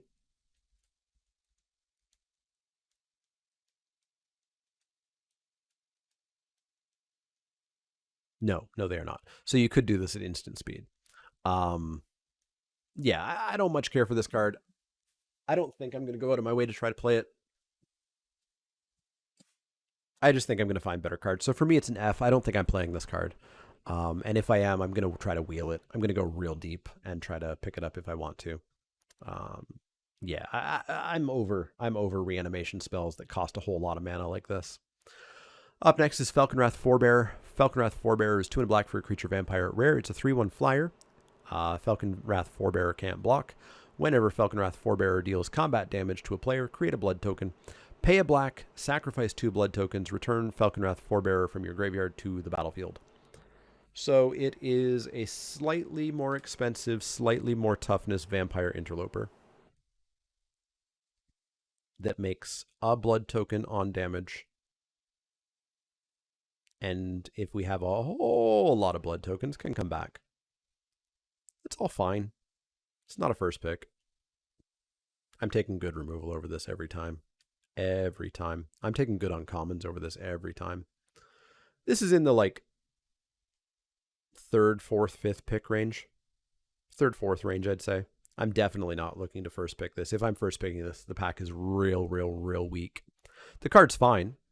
You know, keep in mind, 3rd, 4th pick is not bad, but it's not a first pick by any stretch of the imagination. So 3rd, 4th pick for Falconwrath Forebearer. It's Vampire Interloper with a couple of extra things, and Vampire Interloper was not good. Up next is Fellstinger. Fellstinger is 2 and a black for a creature zombie scorpion at uncommon. It's a 3/2 with Death Touch, exploit. When Fellstinger exploits a creature, target player draws 2 cards and loses 2 life. Again, I want my Death Touchers to be 1/1s for 1. 3/2 is aggressive, which is not what I want my Death Touch on, but 3/2 for 3 is fine. And yeah, I get to Sign and Blood myself. Maybe I get to kill my opponent. It's all good. It's all good. This is in the 4th, 5th pick range. This is not a bomb. This is not removal. This is not incredible value. It's just a pretty good creature. So 4th, 5th pick for Fellstinger. Yeah, it's pretty gross looking. It's real gross looking. Up next, Gift of Fangs. Gift of Fangs is a single black mana for an enchantment aura at common. Enchant creature. Enchanted creature gets +2/+2 as long as it's a vampire. Otherwise, it gets -2/-2. It's dead weight, except sometimes in the vampire deck, it's got a cool little +2/+2 bonus if you don't have a reason to dead weight. Dead weight has gotten worse and worse as creature toughnesses have gotten bigger and bigger. Creature toughnesses are definitely pretty big in this one. The flexibility, if you're in a vampire deck, is pretty nice. I don't know if I play this outside of a vampire deck, just because dead weight is dead weight. So much of the time. Yeah, how good was Immolation, right? But +2/+2 instead of +2/-2 is a thing. So if I'm in a vampire deck, I'll play this. I'll be fine with it, but I'll wheel it. Yeah, you have to side this out against a vampire deck as well, but you probably have to side this out in many matchups if you're not playing as the vampire deck either. So yeah, this is on the wheel, I think. I don't think you have to spend a real pick on this in any way, shape, or form. Up next is Gluttonous Guest. Gluttonous Guest is 2 and a black for a creature vampire at common. It's a 1/4. When Gluttonous Guest enters the battlefield, create a blood token. Whenever you sacrifice a blood token, you gain 1 life. That's not a huge payoff. Obviously, actually, this sort of stretches a bit between the two decks, doesn't it? Because it's a black-white life gain card, but you need the blood tokens, and you get the blood tokens from black-red more than from black-white. She also goes into the catapult, making her a little bit black-green. So there's a lot going on here, which I suspect means that this card is actually going to be pretty fine filler in specific archetypes, and every archetype's going to want it, right? Butt deck wants this. Blood token deck wants this. Life gain deck wants this. What doesn't want this? Black green, black blue. This doesn't exploit well, I suppose. It doesn't exploit that well. So I think you want to pick this relatively late. However, I think this will end up being contested, because I think there's 4 decks that would be totally okay with this card. They're not going to spend huge picks on it, but they're going to be totally okay with it. So I think you pick it 6th through 8th. And yeah, if you're in the exploit deck, that's probably the only deck that doesn't really want it. So 6th through 8th for Gluttonous Guest. Very interesting kind of split across all possible archetypes here. Do you have to declare you are exploiting when you cast the card? Exploit is an ETB. So a trigger goes on the stack saying that you can do this, and then your opponent responds to the offer of you being able to do it. And then once they have said that's fine, then you choose whether or not you're doing it, and you choose what you're actually exploiting. Up next is Graph Reaver. Graph Reaver is 1 and a black for a creature zombie warrior at rare. It's a 3/3 with exploit. When Graph Reaver exploits a creature, destroy target planeswalker. So, no. At the beginning of your upkeep, Graph Reaver deals 1 damage to you. We asked for downsides on cards, and we got it.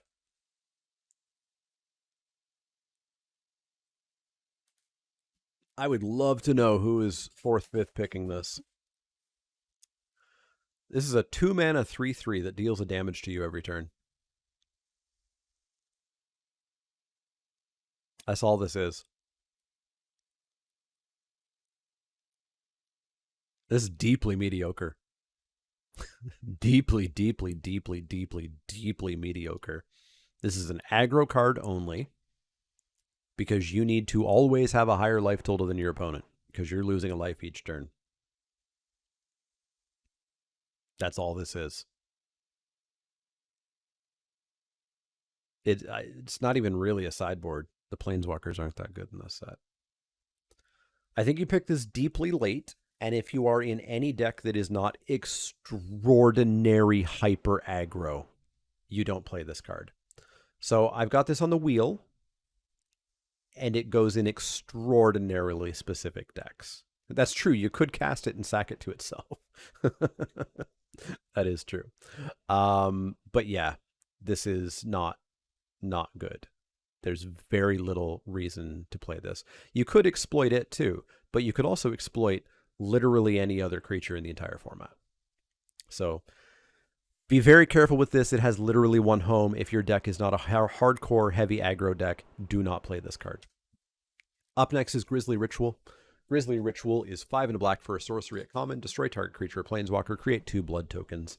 If you did not get better removal, here's your removal. If you have better removal, you can maybe still play 1 of these. The difficulty is you probably can't play 2 of these in any deck, unfortunately. So this is in the 5th, 6th, 7th. Actually, it's more like 6th, 7th, 8th pick range, because this is after all of the actual good removal has gone. So 6th through 8th, and be very careful. You should probably never have a deck with 2 of these in it. Up next is Groom's Finery, the other half of Bride's Gown. Groom's Finery is 1 and a black for an artifact equipment at uncommon. Equipped creature gets +2/+0.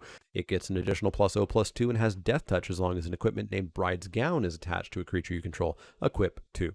Just like Bride's Gown, this is an F. I have no interest in it. +2/+0 for 2 casting and 2 equip is not good. Not good enough at all.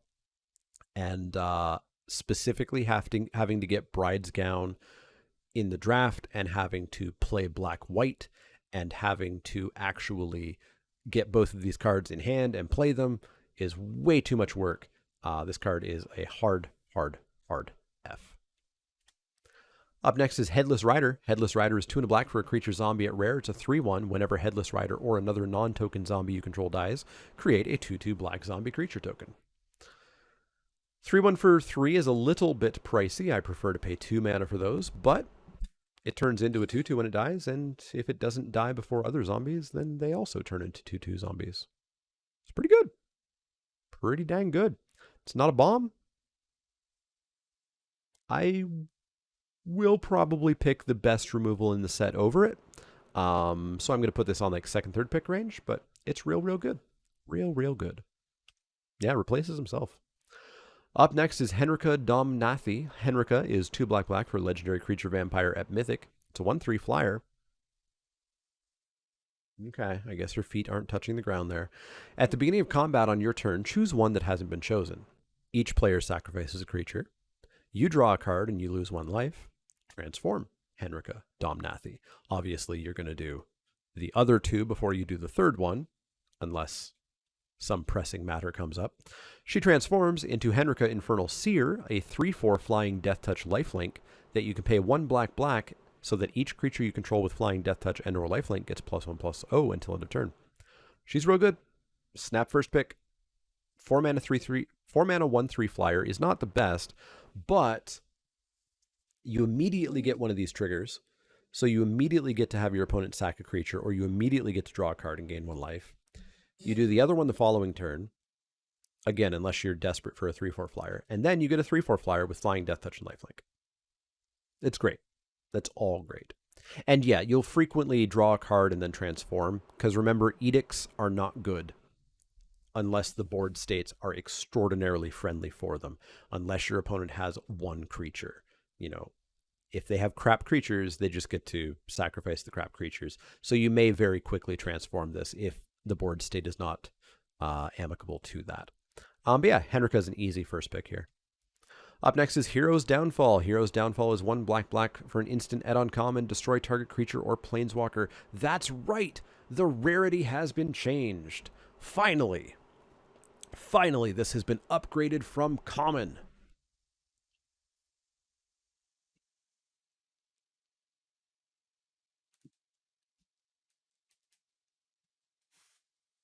This is murder. I've played many sets with Hero's Downfall. Sorry, murder at common.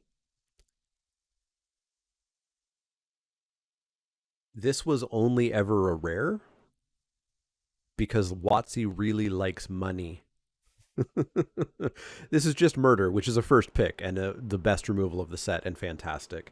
But it bugged me a little bit when people were like, what? This is an uncommon now? Oh, power creep.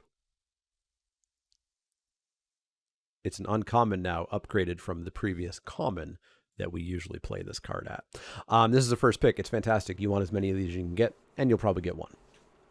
Up next is Innocent Traveler. Innocent Traveler is 2 black for a creature human at uncommon. It's a 1/3. At the beginning of your upkeep, any opponent may sacrifice a creature, but if no one does, transform Innocent Traveler into Malicious Invader, a 3/3. Was she a vampire in the front? Human into a vampire. That's a quick transformation. 3/3 flyer, Malicious Invader gets +2/+0 as long as an opponent controls a human. 4 mana 1/3 sucks a lot. That's way too much mana to be paying for a 1/3. If your opponent doesn't have anything good to sack, you get a 3/3 flyer, which is fine. They can keep you off of that for a bit. Maybe too long. Maybe too long. I don't know. I don't want to pay 4 mana for what may not always be a 3/3 flyer. That's really costly. Is 4 mana Abyss bad? Depends on the opponent, right? There's a lot of token stuff in this set.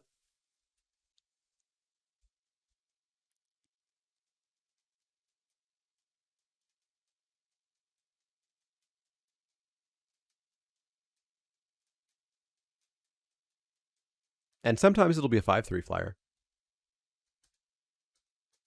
I'm going to have to play with this card. I'm going to start around 6th through 8th, which is probably too low, so I'm probably going to play against this card and find out. But I'm going to start 6th through 8th. 4 mana is just an awful lot for what's going on here. Because it's not a 4 mana Abyss. It's a 4 mana Abyss for as long as my opponent wants it to be an Abyss, at which point it is a 4 mana 3/3 flyer, which is an okay common, right? So 6th through 8th pick, and I'll see how it plays out. It could be better than that. I don't know that it will be. Up next is Mind Leech Ghoul. Mind Leech Ghoul is 1 and a black for a creature zombie at common. It's a 2/2 with exploit. When Mind Leech Ghoul exploits a creature, each opponent exiles a card from their hand. Totally okay. You're going to need common filler exploit creatures for your exploit deck, and this is what a common exploit creature looks like. It's a 2/2 for 2, which is okay. It has a minimal exploit effect of making your opponent discard a card, and it can then be exploited itself. It's also a relevant zombie type, but you can pick these up quite late. 8th pick to wheel. Up next is Parasitic Grasp. Parasitic Grasp is 1 and a black for an instant add-on common. Parasitic Grasp deals 3 damage to target human creature. You gain 3 life. Or for 1 black black, it deals 3 damage to target creature. You gain 3 life. It's okay. It's Black Lightning Bolt. Lightning Strike. Plus gain 3 life. Lightning Helix. Plus blah, blah, blah, blah, blah. Yeah. Card's fine. It's a relatively high-ish pick. Butts do seem to be a bit bigger in this format. You are always paying 1 black black. If you're paying 1 black, that's a nice little bonus, but you're generally playing 1 black black. But yeah, this is like 4th, 5th pick, I think. Yeah, we played Essence Extraction, and Essence Extraction, was it literally this card? It was literally this card.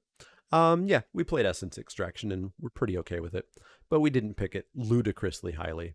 And again, Essence Extraction would have been from Ether Revolt, Kaladesh. So we're going back in years to where creatures were a little bit smaller. Creatures are definitely a little bit bigger now. But yeah, I'll put this 4th, 5th. It'll be fine. You'll play these. Up next is Path of Peril. Path of Peril is 1 black black for a sorcery at rare. Destroy all creatures with mana value 2 or less. No thank you. Cleave, 4 white black. Destroy all creatures. It's a Wrath that's stuck in 2 colors.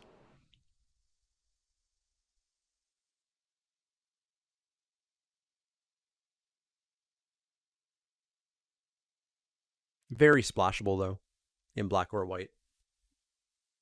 6 mana Wrath. I prefer 5 or 4 mana Wraths. You probably still just first pick this and be prepared to either get some fixing and some splashing or get out of it. Yeah, Wrath is a Wrath. First pick it. Play properly. Don't play into your own Wrath. And Wraths are good. So yeah, I'll first pick a Path of Peril. Just don't, unless it is in, don't plan to cast this for 1 black black. Don't plan for that. Obviously, you can do that if, you know, the stars align and the board state is amenable to it. But otherwise, you know, plan to Wrath it. Plan to Wrath it. There's one other basically Wrath, yeah, in mono white. Up next is Persistent Specimen. Persistent Specimen is a single black mana for a creature skeleton at common. It's a 1/1. Pay 2 and a black. Return it from your graveyard to your battlefield tapped. Here's a great exploit fodder. You can exploit it. Pay 3 mana. It comes back. It's a nice... is this an infinite blocker? Go on their turn. Blue. Block. Yeah, this is a nice infinite blocker. It's like Reassembling Skeleton. I can't remember why it's different than Reassembling Skeleton. Was Reassembling 1 and a black to bring back? It was 1 and a black to bring back. So they've nerfed Reassembling Skeleton a little bit. If you want this, you're going to know that you want it, and you're going to wheel it. You're going to wheel it. This is not a pick that you should ever spend a real pick on. You should get these very late. And you only play them if you know what you're doing. And what you're doing is going late game, going to have mana for this to be an infinite blocker, going to be exploiting it, etc., etc., etc. Oh yeah, Reassembling was also 2 mana to play. I'd still consider this a nerf since you're having to pay 3 mana to bring it back. That's the thing that you're spending the most mana on most of the time. Up next is Pointed Discussion. Pointed Discussion is 2 and a black for a sorcery at common. You draw 2 cards, lose 2 life, then create a blood token. Cool. It's not instant speed, so it's not quite as good as card from the last set that I played a decent bit, which hurts it. Instant speed is definitely much, much, much better. Also, this one, only you do it. You can't target your opponent, unfortunately. So you're not milling your opponent out. You're not shocking your opponent for 2. So this is worse than any variation of this card we've seen in a while. So I think you can wheel this. I think you can wheel this very handily. Blood Pact, that's what it was. So yeah, wheel it and see if you have a spot for it in your deck. You might not. I think there's better blood token producers. I think there's some better card draw, but sometimes you'll have to play it. Up next is Ragged Recluse. Ragged Recluse is 1 and a black for a creature human peasant at common. It's a 2/1. At the beginning of your end step, if you discarded a card this turn, transform Ragged Recluse into Odious Witch, a 3/3, and whenever Odious Witch attacks, defending player loses 1 life and you gain 1 life. So it's a piker, and then if you discard a card, probably via a blood token, it's a 3/3 that you paid 2 for, 3, I guess, because you probably paid for the blood token. And it just drains on attack. It's not bad. It's a very decent fillerish card. You can pick this pretty late. Probably wheel. Probably lives its best life in black-red. Has an opportunity in black-white since it's gaining you life as well. Can be played in a few different places. Totally okay. I'm on like 8th pick to wheel here. Up next is Restless Bloodseeker. Restless Bloodseeker is 1 and a black for a creature vampire at uncommon. It's a 1/3. At the beginning of your end step, if you gained life this turn, make a blood token. Sack 2 blood tokens, transform Restless Bloodseeker, activate only as a sorcery, into Blood-Soaked Reveler. 3/3 at the beginning of your end step. This one's not flying, apparently. I don't see his feet on the ground. At the beginning of your end step, if you gained life this turn, make a blood token. Pay 4 and a black. Each opponent loses 2 life, and you gain 2 life. So here's a real nice blood token payoff. 2 mana, 1/3, and it's making a blood token every turn if you gain life. So again, we're sort of straddling. I see why people might say Mardu vampires. The trick being that the white side doesn't really have vampires much. But as long as you're getting those blood tokens and can sack 2 of them, you get yourself a 3/3 for 2. You might even be able to do this immediately. If you already have 2 blood tokens out, you might play a 2 mana, sack 2 tokens, 3/3, which is real good right there. And we're not even losing a life every turn like the rare one. And then late game, you just drain. Drain. Seems fine. Seems like a real nice finisher here. And I'm going to pick this pretty highly.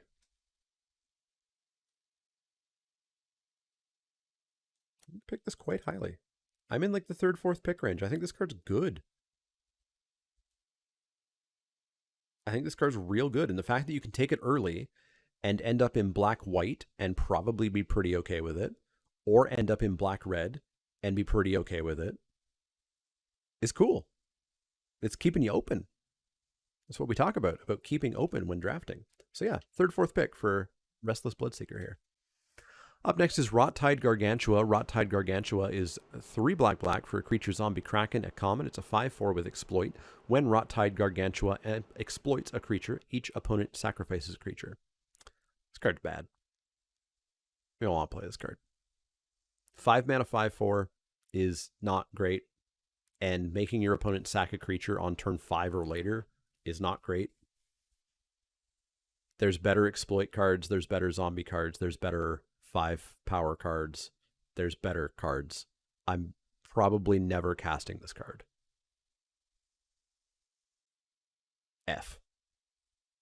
If you put this in your deck, it's because you are extraordinarily short on playables, or you need to improve your card evaluation skills. F for Rot-Tide Gargantua. Up next is Skulking Killer. Skulking Killer is 3 and a black for a creature vampire assassin at uncommon. It's a 4/2. When Skulking Killer enters the battlefield, target creature an opponent controls gets -2/-2 until end of turn, if that opponent controls no other creatures. What the hell happened in the design of this card? This cannot have been the first version of this card, right? It had to be somehow better, and they were like, no, that's too good. Because this card is trash. 4 mana 4/2s, I already don't really want to play. We've had those forever, and I don't really like them. 4 mana 4/2 that gives -2/-2 is fine, but only if my opponent has exclusively 1 creature. This card is terrible. Absolute F. I do not want to play this card at all. And I deeply want to know what happened. Because something happened here. And I want to know. The game designer part of me wants to know. Up next is Sorin the Mirthless. Teenaged Angsty Soren is 2 black black for a legendary Planeswalker Soren at Mythic. Starts with 4 loyalty plus 1. Look at the top card of your library. You may reveal that card and put it into your hand. If you do, you lose life equal to its mana value. -2, make a 2/3 vampire creature token with flying and lifelink. -7, Soren the Mirthless deals 13 damage to any target, and you gain 13 life. Soren's great. Super good. Easy snap first pick. Protects himself with a 2/3 lifelinking vampire. Draws cards for you. And then kills your opponent. It's an easy first pick. This is fantastic. Up next is Toxrill the Corrosive. Toxrill is 5 black black for a legendary creature Slug Horror at Mythic. It's a 7/7. At the beginning of each end step, put a slime counter on each creature you don't control. Creatures you don't control get -1/-1 for each slime creature on them, slime counter on them.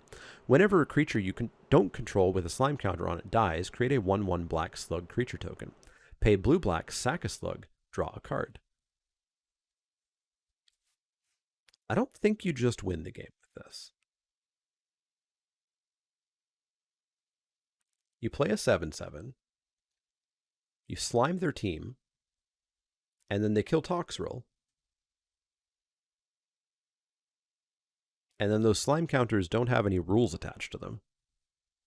So their creatures are slimed, but they're not -1/-1 anymore.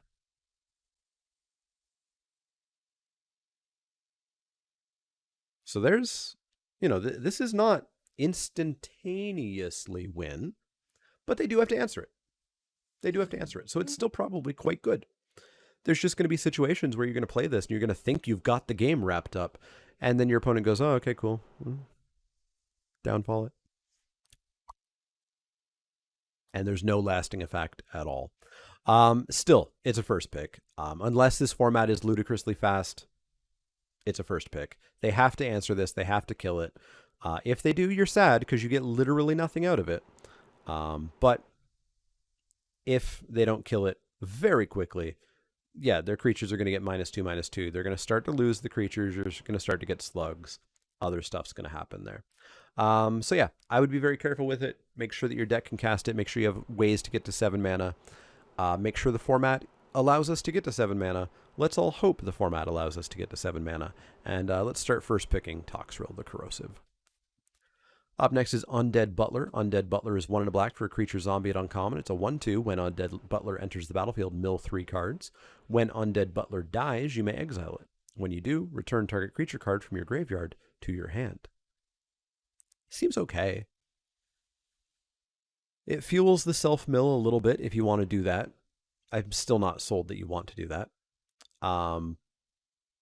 But it also essentially draws you a card because at some point you block with this or you exploit this and you grab one of their creatures back. Maybe one you milled, maybe one that made its way there elsewise. I think this card's fine. I don't think you're spending a real pick on it. It is just a 1/2 for 2. I think you're picking this like 6th through 8th probably. It's not quite the uncommon that I want. I would prefer better uncommons than this, but I think it's still totally playable. And it looked pretty decent at the PPR, I will say. So let's go 6th through 8th pick for Undead Butler. Up next is Undying Malice. Undying Malice is a single black mana for an instant at common. Until end of turn, target creature gains when this creature dies. Return to the battlefield tapped under its owner control with a +1/+1 counter on it. This is Feign Death. I guess Feign Death was slightly too AFR themed or something. Yeah, Feign Death, it did some work in its format, and this will probably do some work in its format. I think it's okay, but I think you can wheel these. We wield Feign Deaths all the time. Easy wheel on Undying Malice here. Really cool that you can do this with Exploit. So you can cast this so that the exploited creature comes back. I like that a lot. But yeah, wheel pretty easily. Up next is Unhallowed Phoenix Phalanx. Unhallowed Phalanx is 4 and a black for a creature zombie soldier at common. Unhallowed Phalanx enters the battlefield tapped, and it's a 1/13. If you're in the Butts deck, here you go. Literally nobody else should want this card. You are not playing a 5 mana tapped creature. You are not playing a 1/13. If you're in the Butt deck, pick this highly. Like pack 2, pick pack 3. You're in the Butt deck. Pick these up because you can't let somebody else take them. Like I said, I'm deeply curious if you can ever have 2 people in the Butt deck. But wheel this card pack one. Like, don't spend a real pick on this. You need to have reasons to play this card, and there's one deck that should be playing this. Why is it tapped? I don't know. Up next is Vampire's Kiss. Vampire's Kiss is 1 and a black for a sorcery at common. Target player loses 2 life, and you gain 2 life. Create 2 blood tokens. No. There's better ways of dealing damage. There's better ways of gaining life. There's better ways of making blood tokens. This is a pretty hard F. If this is in your deck, you missed out on playables. Up next is Voldaren Bloodcaster. Voldaren Bloodcaster is 1 and a black for a creature vampire wizard at rare. It's a 2/1 with flying. Where's the flying? Is standing on a balcony flying? Because she's standing on a balcony. If that's flying, then I've flown a lot in my life. I've stood on balconies. She got flying, apparently. Whenever Voldaren Bloodcaster or another non-token creature you control dies, create a blood token. Whenever you create a blood token, if you control 5 or more blood tokens, transform Voldaren Bloodcaster into Blood Bat Summoner. Is she not just standing in a bush? I feel like she's just standing in a bush now. Apparently standing in a bush is flying. 3/3 flyer. At the beginning of combat on your turn, up to 1 target blood token you control becomes a 2/2 black bat creature with flying and haste in addition to its other types. Notably, this one also doesn't say until end of turn. So this is another bit of like memory. Just being like, yeah, this is a bat. Just remember that this is also a bat. Which I dislike, but again, Arena will just magically do it all for us. This card's good. This card's real good. 2/1 flyer for 2. I'm in. 2/1 flyer for 2, where I'm going to get some blood tokens when things die. Cool. If I get 5 blood tokens, I start to make 2/2 bats left and right. We don't sack the blood tokens, right? Yeah, it's just if we have to make one, but when we make one, if we then have 5, we flip. Yeah, she's good. Easy first pick. Easy first pick. All right, up next is our last black card, Wedding Security. Wedding Security is 3 black for a creature vampire soldier at uncommon. It's a 4/4. Whenever Wedding Security attacks, you may sacrifice a blood token. If you do, put a +1/+1 counter on Wedding Security and draw a card. So 5 mana 4/4. Not the best, but let's be in black-red and sack a blood token, and we got a 5 mana 5/5, and we drew a card. So this is a 6 mana 5/5 that draws a card. That's pretty okay. That's pretty okay.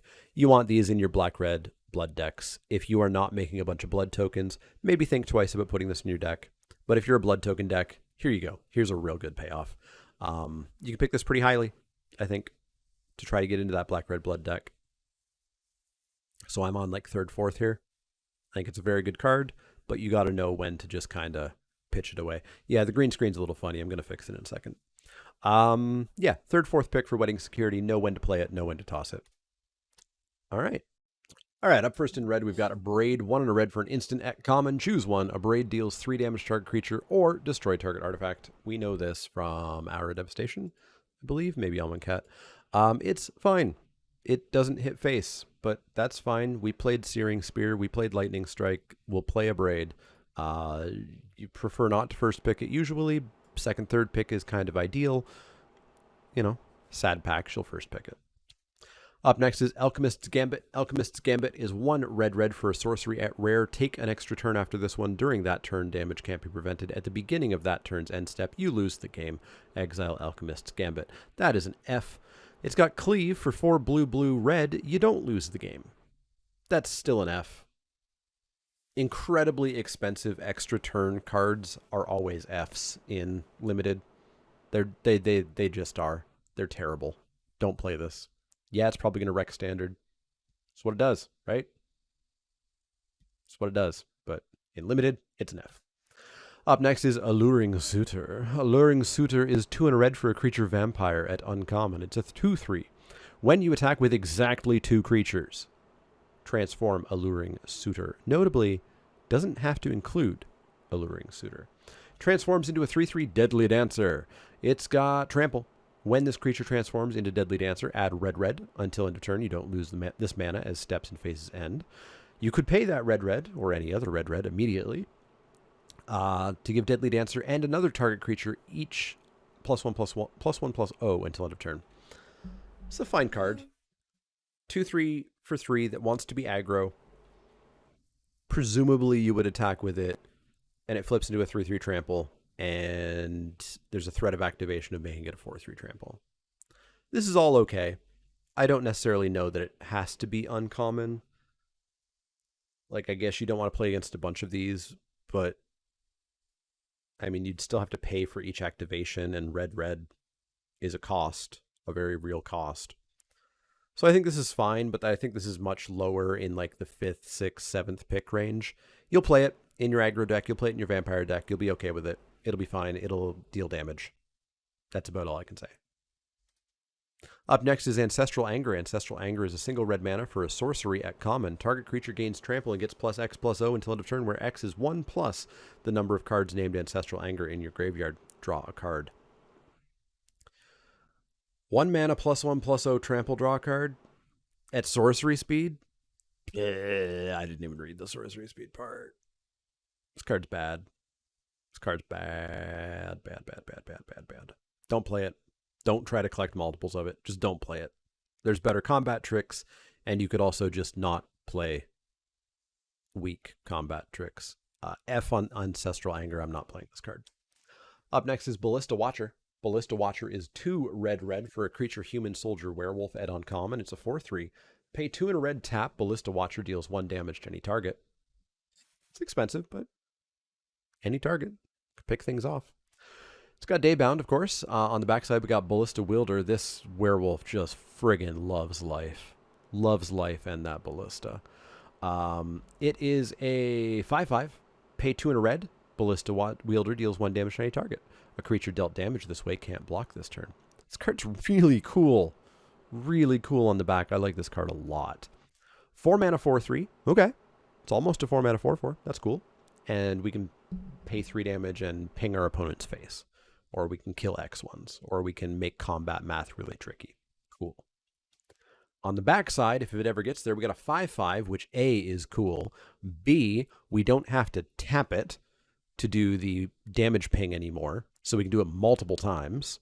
And we can either pay 6 mana to deal 2 to my opponent's face, pay 6 mana to deal 2 damage to kill off an X2, or we could pay 6 mana to go, you can't block, smash. This card has a ton of flexibility. I am all about this werewolf. Yeah, gimme. I'm going to third pick this pretty regularly. I think it's really good. Up next is Belligerent Guest. There's too many guests. I want to keep saying Geist. Belligerent Guest is 2 and a red for a creature vampire at common. It's a 3/2 with trample. Whenever it deals combat damage to a player, create a blood token. Okay. 3/2 for 3 with trample. It's not blowing my mind, but it's totally fine. And if I do get damage in, I get tokens. And in fact, I might get multiple tokens. If this just hits, I could get 3 tokens. This card's fine. This card's totally fine. It's like 6th, 7th pick. This is going to be the filler that you want in your red, aggro-y, bloody decks. Up next is Blood Hypnotist. Blood Hypnotist is 2 and a red for a creature vampire at uncommon. It's a 3/3. It can't block. Whenever you sacrifice 1 or more blood tokens, target creature can't block this turn. This ability triggers only once each turn. I hate that text. So it's a 3/3 for 3 that can't block. And once a turn, if I use a blood token, for any reason, I guess, there are other ways to sack them, a creature can't block. This card's... Why is this card? Why can't it block? It's a 3/3 for 3 that can't block. I feel like you wheel this card.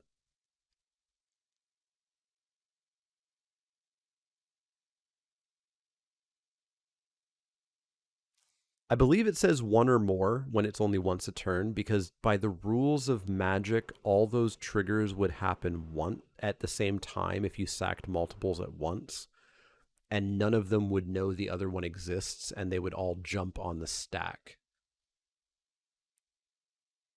at the same time. because they don't check after going on the stack. So it's the rules of Magic continuing to get a bit more spaghetti-ish.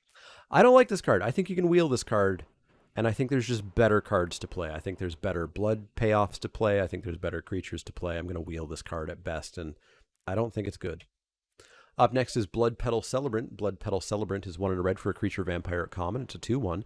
Blood Petal Celebrant has first strike as long as it's attacking. When Blood Petal Celebrant dies, create a blood token.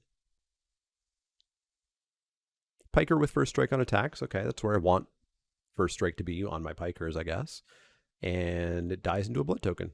Totally fine filler. You can wheel this, and you'll play 1, maybe 2, but like you're always going to be looking for better cards, but you're not going to feel bad if you have to play one of these. So wheel it, it's fine. Up next is Bloody Betrayal. Bloody Betrayal is 2 and a red for a sorcery at common. Gain control of target creature until end of turn. Untap that creature, gains haste until end of turn. Create a blood token. If you've got any exploit creatures, this is pretty cute. But really, this is just the threaten of the set, and I don't see a huge reason to want threatens in this set. So wheel it, and I'm probably not going to play these often. Outside of like AFR, where there's an actual black-red sack deck, I don't tend to play threatens very much. So wheel it, play it if you want. I'm not going to play it. I would recommend you don't, but you can if you want to.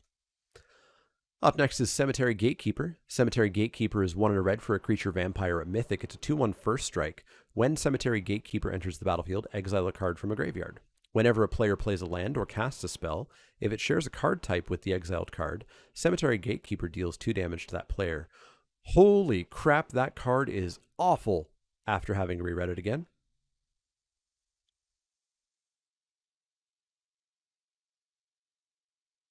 This card's trash. It's a 2/1 for 2. First strike, sure. You have to exile a card. And if you exile, let's say, a creature, whenever anyone plays a creature, they take 2. You play a creature, you take 2. Your opponent plays a creature, they take 2.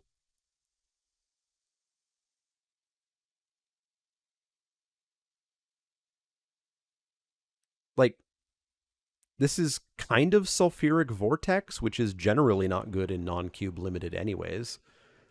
And it's Sulfuric Vortex that, like, your opponent can attempt to play around. This card is bad. It's 4 constructed. That's literally why it's Mythic. I don't want to play this card. I don't want to play this card at all, because you have to exile a card. Right? You have to exile a card. So you are going to be taking damage from this Gatekeeper. If you're ahead, it seals the game. Maybe. You don't have to exile if there are none, but if there's anything, you have to exile. I don't like this. I'm never playing this card. F this card. Hard F. No interest. Absolutely no interest. And I say that as somebody who likes Sulfuric Vortex, but I like Sulfuric Vortex in Constructed or in Cube. Definitely no interest in Cemetery Gatekeeper. Up next is Chandra, Dress to Kill. Chandra, Dress to Kill is 1 red for a legendary Planeswalker Chandra at Mythic. Starts with 3 loyalty. +1, add red. Chandra, Dress to Kill deals 1 damage to up to 1 target player or Planeswalker. +1, exile the top card of your library. If it's red, you may cast it this turn. -7, exile the top 5 cards of your library. You may cast red spells from among them this turn. You get an emblem with whenever you cast a red spell, this emblem deals X damage to any target, where X is the amount of mana spent to cast this spell.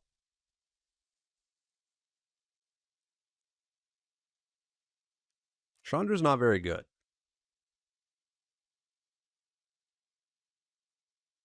She's a 3-mana mana dork that pings. That's not awful.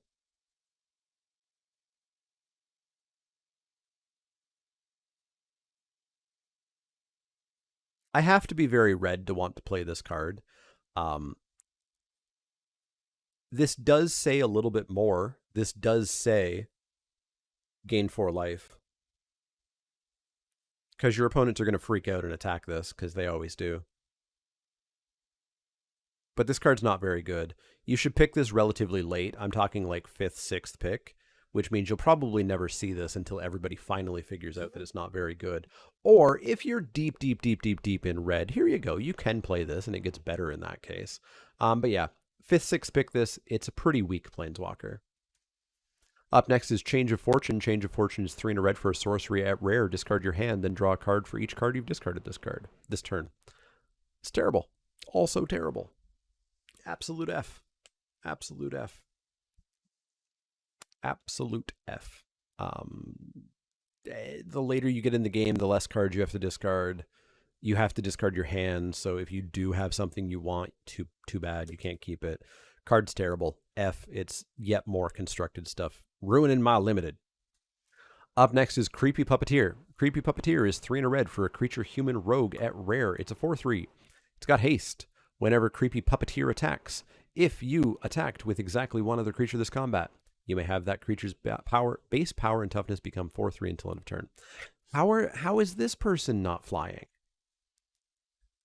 If that vampire that was standing on a balcony is flying, then surely this person, whose feet do not appear to be on the ground at all, are flying.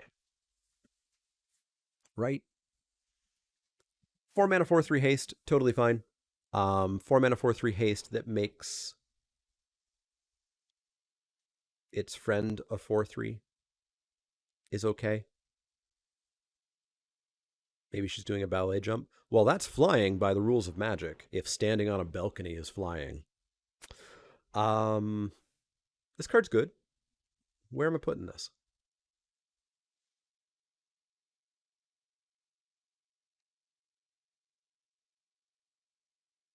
I mean, we also could check, what does the card jump do?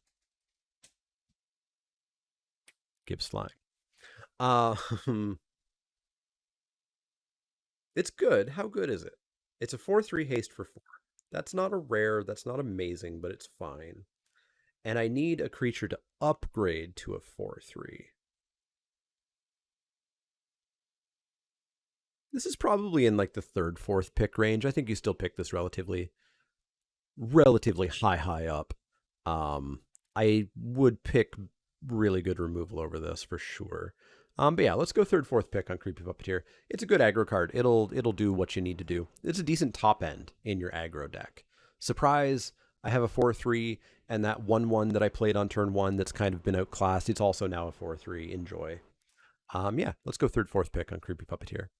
Up next is Curse of Hospitality. Curse of Hospitality is 2 and a red for an enchantment or a curse at rare. Enchant player. Creatures attacking enchanted player have trample. Whenever a creature deals combat damage to enchanted player, that player exiles the top card of their library. Until end of turn, that creature's controller may play that card, and they may spend mana as though it were mana of any color to cast that spell. So Semulin and Isorok hated this card, and I don't quite understand why.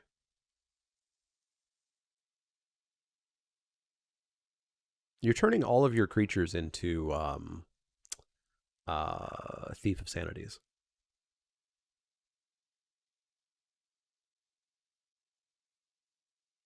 How can that be bad?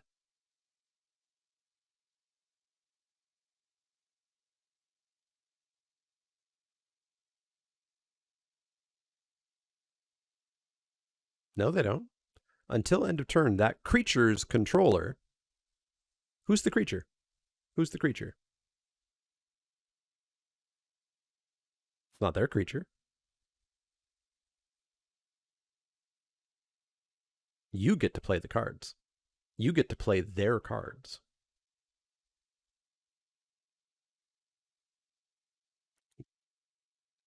Yeah, I think this card's really good. I think every creature you have is now a Thief of Sanity. Yes, it's not a Thief of Sanity because Thief of Sanity draws 3 big one. It's a Thief of Sanity style effect. I think this card's good. The downside is you do have to play a 3-mana enchantment that does not immediately do something. But I think this card's really good, and I'm going to start picking it really highly. Yeah, I hope the format's not too aggressive, and a lot of stuff is telling me this format's not that aggressive. There's a large number of 6 drops and 7 drops and etc. I'm going to pick this really highly. I'm going to start this on like 2nd, 3rd pick. I think it's going to do some work, and I think people might be heavily underestimating this card. I'm in. I'm in on this card. Tomorrow, I want my first draft to have this be pack one, pick one. That's what I want, because I want to try it out. I could be wrong, but I can't imagine that making every single creature of yours a trampling thief of sanity is bad. You can even play the lands, and every creature that hits exiles a card. It's not one card for the entire combat phase. It's one for every creature that hit them. And trample. So even if you only trample over 1 damage, you're still grabbing a card. I'm in. I'm going to first pick this and see how we go. Up next is Daybreak Combatants. Daybreak Combatants is 2 and a red for a creature human warrior at common. It's a 2/2 with haste. When Daybreak Combatants enters the battlefield, target creature gets +2/+0 until end of turn. 3 mana 2/2 haste. 3 mana 4/2 haste if you pump itself, which seems like probably one of the more common use cases here. But you might pump your flyer, you might pump your trampler, you might pump your something else. It also can work as a trainer, yes. The card seems like totally fine filler. I think you'll do this 8th pick to wheel. I don't think you have to go out of your way to get these cards, but they'll work. You'll play them. They'll be okay in your aggro decks. Up next is Dominating Vampire. Dominating Vampire is 1 red. So red is not a training color, but I think it is. I think red-white is absolutely a training archetype. It's just you rely on the white trainees, and red is the mentors. I'd be very curious to see what the official red-white archetype is, because if it's anything other than training, I don't know what it could be. Dominating Vampire. Dominating Vampire is 1 red for a creature vampire at rare. It's a 3/3 when Dominating Vampire enters the battlefield. Gain control of target creature with mana value less than or equal to the number of vampires you control until end of turn. Untap that creature, gains haste until end of turn. Meh. This is my rare 3/3 for 3 that's hard to cast, that maybe I get to steal something. Maybe. If I have a buttload of vampires, I definitely do. But then I also have a buttload of vampires. Seems really weak. I think you can wheel this card. It should not be a rare. There's so many busted cards in this set at rare and mythic, and there's so many rares where I'm just like, why is this even a rare? It just makes it feel so much worse that there are such crazy cards, and sometimes this is the rare you open. And that feels bad. Up next is End the Festivities. End the Festivities, it can only steal small things. It could steal a big thing if you had a ludicrously large board, so it doesn't even really matter. Up next is End the Festivities. End the Festivities is a single red mana for a sorcery at common. End the Festivities deals 1 damage to each opponent and each creature and planeswalker they control. Wheel, don't ever intentionally pick it. And if it's in your pool and you're in game 2 and you noticed a lot of X1, side it in. But that's it. That's it. F. Up next is Falconwrath Celebrants. Falconwrath Celebrants is 4 and a red for a creature vampire at common. It's a 4/4 with menace. When Falconwrath Celebrants enters the battlefield, create 2 blood tokens. 5 mana 4/4 menace. We're getting a little pricey, but that's okay. And 2 blood tokens. Cool. You will want one of these exactly in your black-red blood deck. You don't want more than one. So, pretty late pick, 8th to wheel, and don't load up on them, but one's going to be totally okay. Up next is Fearful Villager. Fearful Villager is 2 and a red for a creature human werewolf at common. It's a 2/3 with menace. Daybound. Nightbound, it's a 4/3 with menace. Very straightforward card here. Total filler. Again, it's 2021. You are going to find better cards than this to play, but if you don't, it's fine. It's totally fine. Don't spend a real pick on it. 8th to wheel, and if you got a spot, you got a spot. And if you don't, that's good, because there are better cards than this. Up next is Flame Blessed Bolt. Flame Blessed Bolt is a single red mana for an instant at common. Flame Blessed Bolt deals 2 damage to target creature or planeswalker. If that creature or planeswalker would die this turn, exile it instead. It's Magma Spray. It's any number of 2 mana, 2 damage to creature spell. It's fine. You'll play 1, maybe 2. I would have to look at the exact number of toughnesses to see how much X2s there are. But of course, you can also do this post-combat to finish some stuff off. So you're pretty happy to have these, but you're not going to spend a huge pick on them. These are like 5th, 6th pick. It's not a bomb. It's not actually real, what I mean, removal. It's not premium removal. It's not huge value. It's fine. 5th, 6th pick. Yeah. Don't go too nuts on 2 damage spells. But they're good. But don't go too nuts on them. Up next is Frenzied Devils. Frenzied Devils is 4 and a red for a creature devil at uncommon. It's a 3/3 with haste. Whenever you cast a non-creature spell, Frenzied Devils gets +2/+2 until end of turn. So again, if these are the payoffs for the blue-red spells deck, I think the blue-red spells deck is pretty bad. Like, unless I am pumping this card is bad. 5 mana 3/3 haste is not good. 5 mana 5/5 haste. Well, that's pretty good. That's pretty good.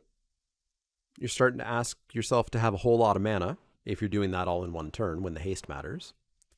On future turns, it could be pretty big. You know, on a future turn, if we have some cheap spells, we could have a 7/7 with literally no evasion, so it just gets jump blocked forever. Yeah, then it's at least 6 mana. So I don't really like this. I don't like that this is one of the uncommon payoffs for the blue-red spells deck. I suspect there's a good chance this deck just isn't that good, which means that you probably shouldn't pick this card. But if we're going to pretend that the blue-red spells deck is good to start off to try, I think you still can pick this up quite late, being a 5-drop in the like 6th through 8th pick range, and we'll see whether or not it is even worth picking. Up next is Honeymoon Hearse. Honeymoon Hearse is 2 and a red for an artifact vehicle at uncommon. It's a 5/5 with trample. It doesn't have crew. It has tap 2 untapped creatures you control to turn it into a creature. So it has sort of a forced must be 2 creatures, whether they be 1/1s or 10/10s.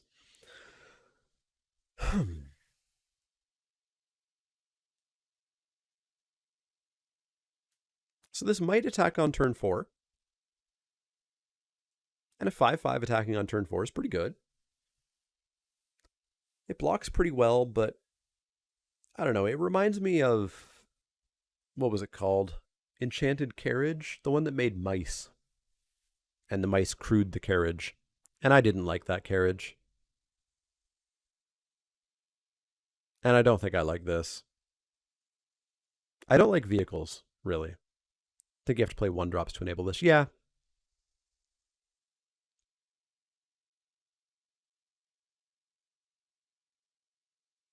Yeah, I don't like this card. I think I'm going to start wheeling this card. It's vulnerable to a large amount of sideboard hate, as well as just incidental value of things that destroy artifacts as an option. It requires you to tap your creatures in order to get this 5/5 going in, which means technically you're tapping 3 creatures to even do this. I don't really care for this card. I'm going to give this an F to start, and we'll see how it turns out. Up next is Hungry Ridgewolf. Hungry Ridgewolf is 1 and a red for a creature wolf at common. It's a 2/2. As long as you control another wolf or werewolf, Hungry Ridgewolf gets +1/+0 and has trample. So 2/2 for 2. That is honestly probably, there's a fun fact, there's literally exactly as many wolves and werewolves below rare in this set as there were in the last set. Except in this set, they're all red-green. Whereas in the last set, there were a few black ones. So this is going to be a 3/2 for 2. Which is okay. It's like 8th pick towards the wheel. It's filler, but it's going to be a 3/2 for 3 as long as you're in red-green. So pick it, play it, find better cards if you can. If not, oh well. Up next is Ill-Tempered Loner. Hey, it's me. Ill-Tempered Loner is 2 red for a creature human werewolf at rare. It's a 3/3. Whenever Ill-Tempered Loner is dealt damage, it deals that much damage to any target. Pay 1 and a red. Ill-Tempered Loner gets +2/+0 until end of turn. So if it gets dealt damage, it hurls that damage back to whatever the hell it feels like. Opponent, creature, your own face if you feel like it, whatever. Nightbound, it's a 4/4. Whenever a permanent you control is dealt damage, this deals that much damage to any target. Pay 1 and a red, +2/+0 until end of turn. This card's nuts. Easy first pick. Easy first pick. This is so good. This is so good. Oh, it's like Brash Taunter or Stuffy Doll. The backside of this is nutty. I like this card. I like this card a lot. Easy first pick. It's going to make combat so difficult for your opponent. Like, oh no, my opponent has a 10/10. Haha, I block with this.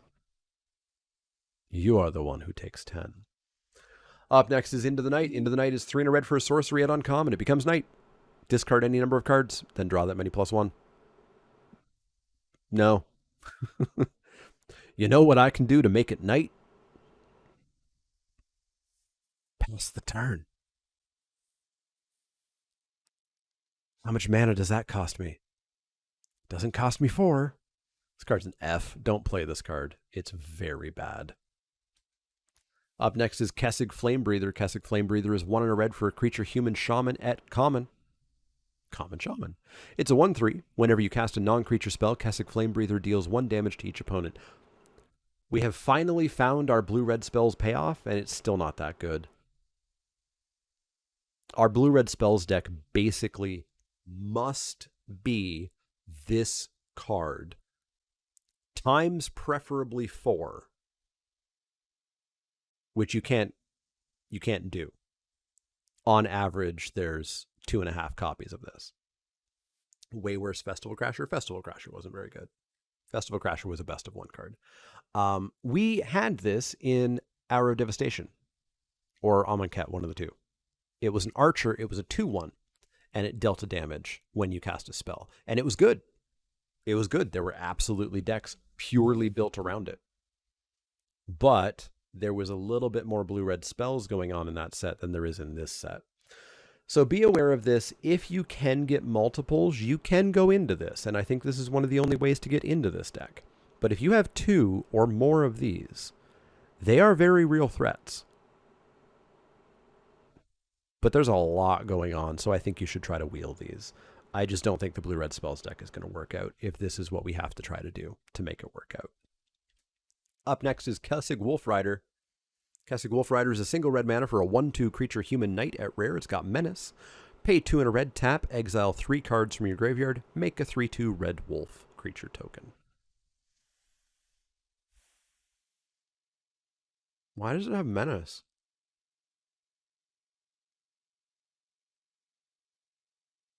I'm not attacking with my 1/2, right? It's a nice mana sink, but I also need 3 cards in my graveyard. So, you know, I'm making a wolf. What? 3-4 times max in like most games, and often much less than that.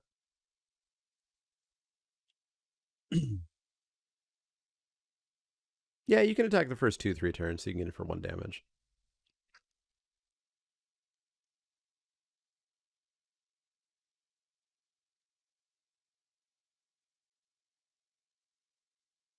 I don't want this card to not be rare, because it would be annoying if your opponent had multiple copies and so not necessarily had them on the battlefield, because you still have to pay 3 mana and exile 3 cards, but it would give them more chances to draw it.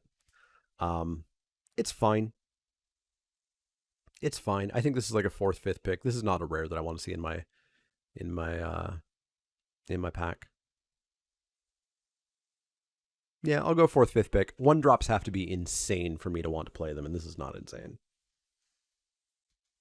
Up next is Lacerate Flesh. Lacerate Flesh is 4 and a red for a sorcery at common. Lacerate Flesh deals 4 damage to target creature. Create a number of blood tokens equal to the amount of excess damage dealt to that creature. Well, I would, if I'm paying 5 mana, I probably want to kill an X4, so I'm not getting a blood token out of this. And it's sorcery speed. This has been hella downgraded from our last 5 mana. Burn the Accursed.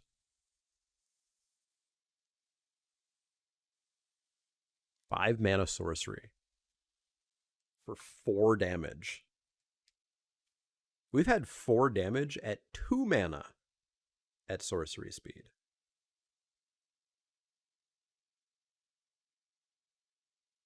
You 6th through 8th pick this. Just like you could kind of 6th through 8th pick Burn the Accursed, because you can't play too many of these. And it doesn't kill X5s or anything higher. You're probably not getting blood tokens, because again, you want to kill X4s. You want to use all of that. All of that. So, yeah. 8th pickish this, and you don't really want to play more than one. Up next is Lamholt Raconteur. Lamholt Raconteur is 3 and a red for a creature human werewolf at uncommon. It's a 2/4. Whenever you cast a non-creature spell, Lamholt Raconteur, what is a Raconteur? Deals 1 damage to each opponent. Daybound. Nightbound, it's a 4/4, and it deals 2 damage to each opponent. So here we go. This is the literal way that you must build your blue-red spells deck. You must have multiples of Kessig Flame Breather, and you must have at least a Lamholt Raconteur. If you do, you probably have a blue-red spells deck. Congrats. The reason the blue-red spells deck was amazing in Midnight Hunt is because you didn't have to have exactly this card and exactly multiples of this card. You could have a Thermo Alchemist or 2, or you could do the Skrillex thing, or you could do the Festival Crasher thing that I hated. You could do the Egg thing. There were so many different ways to do that deck, and you just required like 1 or 2 of those parts. Here, it really looks like you require deeply specific parts, which is a shame, because I love blue-red spells decks, and I don't think this is a deck I'm going to love. Yeah, you pick this relatively highly if you think you're going to get into it. The upside is it's also just like, surprise, a 4/4 for 4 in any deck that you're playing if it's Night. So I think you still pick this relatively highly with the possibility of getting into that blue-red spells deck, but I would not get too married to it. Like, I'm not taking a Raconteur and then taking cheap blue spells. I'm taking a Raconteur, seeing if I can see some Flame Breathers, and then thinking about it. So yeah, I'm going to like 4th-ish pick the Raconteur to start. I think it's a pretty good card in any red deck, because you're going to have non-creature spells, absolutely, and that extra damage is nice. But just be wary of getting too enamored of jumping into this deck without seeing additional reasons for it. Up next is Lightning Wolf. I swear we have literally had this art, except the dog wasn't fluffy. Lightning Wolf. Lightning Wolf is 3 and a red for a 4/3 creature wolf at common. Pay 1 and a red. It gets first strike until end of turn. Activate only as a sorcery. I swear they are putting activate only as a sorcery just to make people not waste time on Arena. I think it's literally Arena games are taking too long because people are wasting time due to this being up on their random end step. So let's make it sorcery only, which then like handicaps the card heavily. Yeah, this is filler. This is total filler. You don't even have threat of activation, which is what would make this card like actively decent, because you're not threatening to activate. You're either activating or you're not activating. So this is 6th through 8th pick. Emphasis on the 8th pick. You can play them. They'll be fine. WotC, stop doing activate only as a sorcery for no freaking reason. Up next is Magma Pummeler. Magma Pummeler is X red for a creature elemental at uncommon. It's a 0/0, but it does ETB with X +1/+1 counters on it. If damage would be dealt to Magma Pummeler, well, it has a +1/+1 counter on it. Prevent that damage and remove that many +1/+1 counters from it. When 1 or more counters are removed from Magma Pummeler that way, it deals that much damage to any target. So it's not quite an Ivy elemental, because you got to pay an extra mana. And it's worded similar to like Hydras or other creatures where you took a counter off and prevented the damage. But no. If this is dealt lethal damage, it's still just going to be dealt lethal damage, but it is going to reflect it black at least that one time. This is a fine card that I think heavily goes in red-green, where you're going to have ramp, and you can maybe make this even bigger.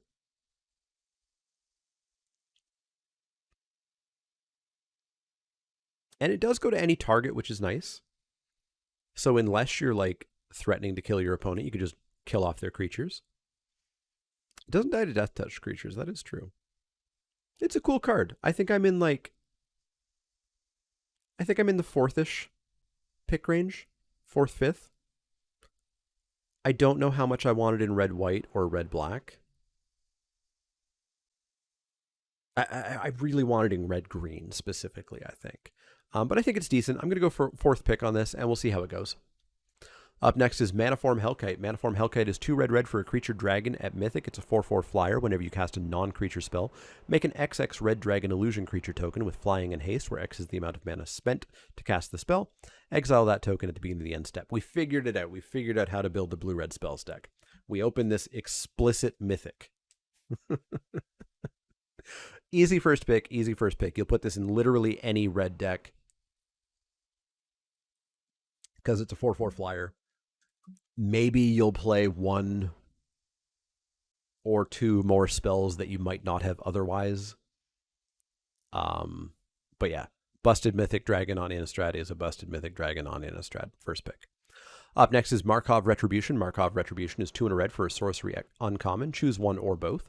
Creatures you control get +1/+0 until end of turn. And or target vampire you control deals damage equal to its power to another target creature. Are you a vampire deck? You play this card because it's Rabid Bite and it's great. Are you not red? You probably don't play this card. So yeah, this is like a pack 1 8th-ish pick and a pack 2 pack 3 second third pick depending on your vampire count. Because again, if your vampire count is high, this is a Rabid Bite and it is incredible. It is great. It will be one of the best pieces of removal in your deck. But you got to be on those vampires. So pack 1, 8th-ish pick, pack 2, pack 3, you can go quite a lot higher. Up next is Olivia's Attendants. Olivia's Attendants is 4 red for a 6/6 creature vampire at rare. It's got Menace. When Olivia's Attendants deals damage, create that many blood tokens. Pay 2 and a red. Olivia's Attendants deal 1 damage to any target. Seems good. 6/6 Menace for 6. It's like a Dreadmaw, kind of. And it's going to deal damage because it's a 6/6 and make a whole bunch of blood tokens. And even if it's not getting in, you could just pay 3 to deal damage to anything and get a blood token, pay 6 to deal 2. This card's great. Easy first pick bomb. Thank you very much, Thangarth, for those 5 subs going to Timber Trail Onslaught, Chris, Xander, and J.R. Brownie. Up next is Pyre Spawn. Pyre Spawn is 4 red for a creature elemental at common. It's a 6/4. When Pyre Spawn dies, it deals 3 damage to any target. 6/4. Eh? I mean, I guess you want it to die. It'll die being an X4. This does not seem very good. Doesn't even have a relevant creature type. I think it's on the wheel. I don't think you're deeply intrigued on getting Pyre Spawn. It's kind of like Pitchburn Devils, yeah. Wheel this card. I don't know if I ever play it. There's better cards. There's better ways to deal 3 damage. There's better cards than this. Up next is Reckless Impulse. Reckless Impulse is 1 and a red for a sorcery at common. Exile the top 2 cards of your library until the end of your next turn. You may play those cards. 2 mana, draw 2 temporarily. Seems okay. This seems okay. I think there's an interesting thing where you probably don't want to play this on turn 2. I think you really prefer to top deck this late in the game.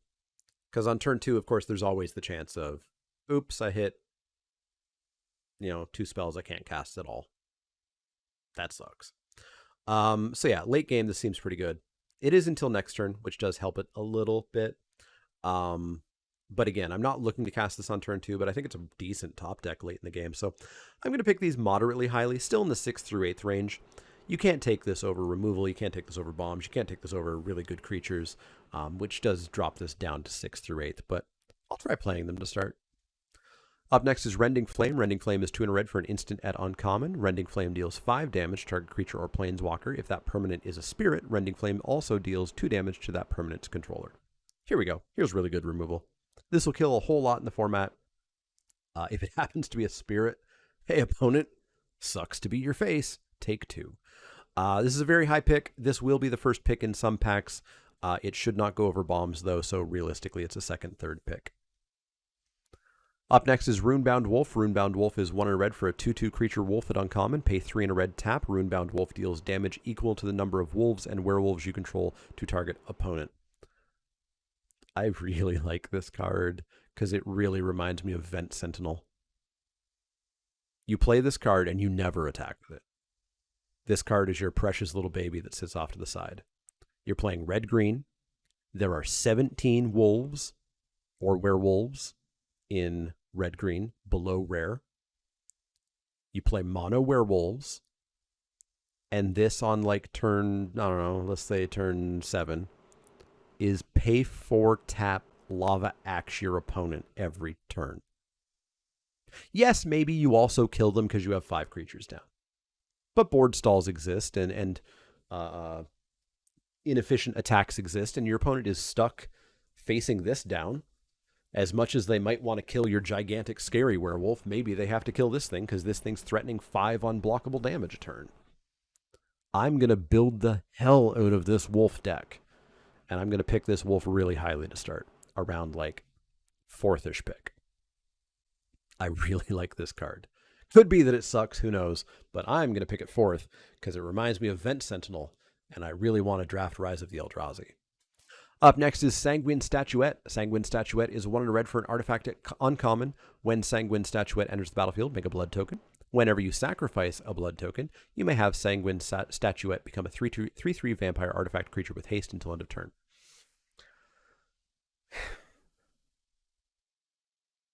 There's got to just be better things to do in your red-black blood deck, right? Better ways to make blood tokens, better reasons to sack your blood tokens. I think you can wheel this. Obviously, only the blood token deck wants this. I think there's just better cards. I think you wheel it, and I don't think you even generally play it. If it had flying or something, maybe, but...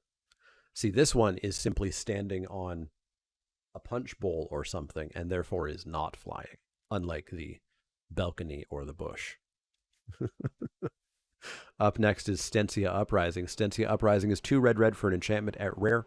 At the beginning of your end step, make a 1/1 red human creature token. Then, if you control exactly 13 permanents, you may sacrifice Stensia Uprising. When you do, it deals 7 damage to any target. 4 mana to make 1/1/1 a turn is not something I'm really into. Oops, 7 damage to the face? That's not bad. There's also this weird situation where, like, let's say you have 12 permanents down. Remember, this is going to count your lands as well as the Uprising itself. So you have 12 permanents down, and then, like, you play a card, play a land, and play a creature, and now you have, like, 14 permanents.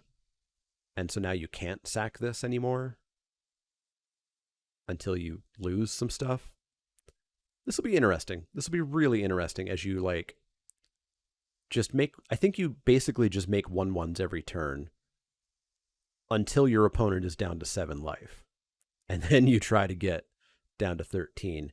But I think all of this is way too cute, and I think I would rather just play, like, a 4/4 for 4. Because you know what? If that 4/4 for 4 hits my opponent twice, I've dealt more damage than this is going to do. So odds are, for me, the unfun, boring old man that just likes to play consistent Magic and win, this is probably an F. There's a lot of fun to be had with this, but I'm going to start not having fun with it because I don't want those 1/1s, and I don't want to have to, like, walk on eggshells trying to figure out getting down to exactly 12 permanents because you need the 13th permanent to be the one it makes. Yeah. This isn't for me. I'm sure this is for a lot of people, but ain't for me.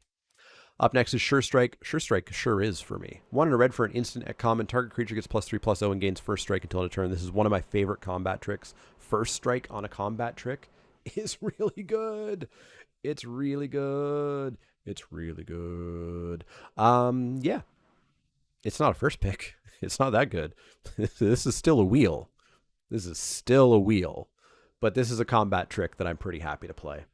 Yeah. Up next is Vampire's Vengeance. Vampire's Vengeance is 2 and a red for an instant add-on common. Vampire's Vengeance deals 2 damage to each non-vampire creature. Create a blood token. Sideboard card only, I think. I need A, my opponent to be playing X2s. I need B, me to not be playing non-vampire X2s. If those conditions have been met, cool. This is probably a great card for Game 2 and Game 3. Wheel it, sideboard it, bring it in when it's relevant. Up next is Volatile Arsonist. Volatile Arsonist is 3 red for a creature human werewolf at Mythic. It's a 4/4 with Menace and Haste. Whenever Volatile Arsonist attacks, it deals 1 damage to each of up to 1 target creature, up to 1 target player, and or up to 1 target planeswalker. So 4/4 Menace Haste for 5 that automatically pings a creature and the player. Pretty good. At night, it's a 5/5 Menace Haste that when it attacks deals 2 damage to all of those things. Very good card. Very good card. Easy first pick. Just an absolute stat house here. Snap it up. It's going to be good. And it's a werewolf to make my Runed-Bound Wolf deck work. And therefore, it's a first pick. Up next is Voldaren Epicure. Voldaren Epicure is a single red mana for a creature vampire at common. It's a 1/1 when Voldaren Epicure enters the battlefield. It deals 1 damage to each opponent. Make a blood token. No. Hell no. I need my 1/1s to be, or I need my 1 mana creatures to be good. This is a 1/1 that pings my opponent and makes a blood token. There are better ways to deal a damage. There are better ways to make a blood token. There are better creatures. This is an F. I see literally no reason to play this card. Up next is Voltaic Visionary. Voltaic Visionary is 1 red for a creature human wizard at uncommon. It's a 3/1. Tap it to deal 2 damage to you. Exile the top card of your library. You may play that card this turn. Activate this ability only as a sorcery. When you play a card exiled with Voltaic Visionary, transform Voltaic Visionary.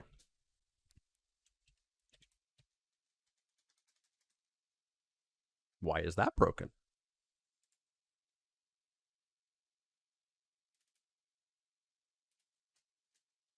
There we go. It turns into Volt Charged Berserker. Volt Charged Berserker is a 4/3 that can't block.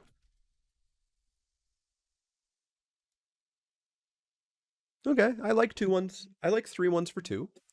And this is a 3/1 for 2 that when it can't attack anymore, can draw me a card. It's going to cost me 2 life, but it draws me a card.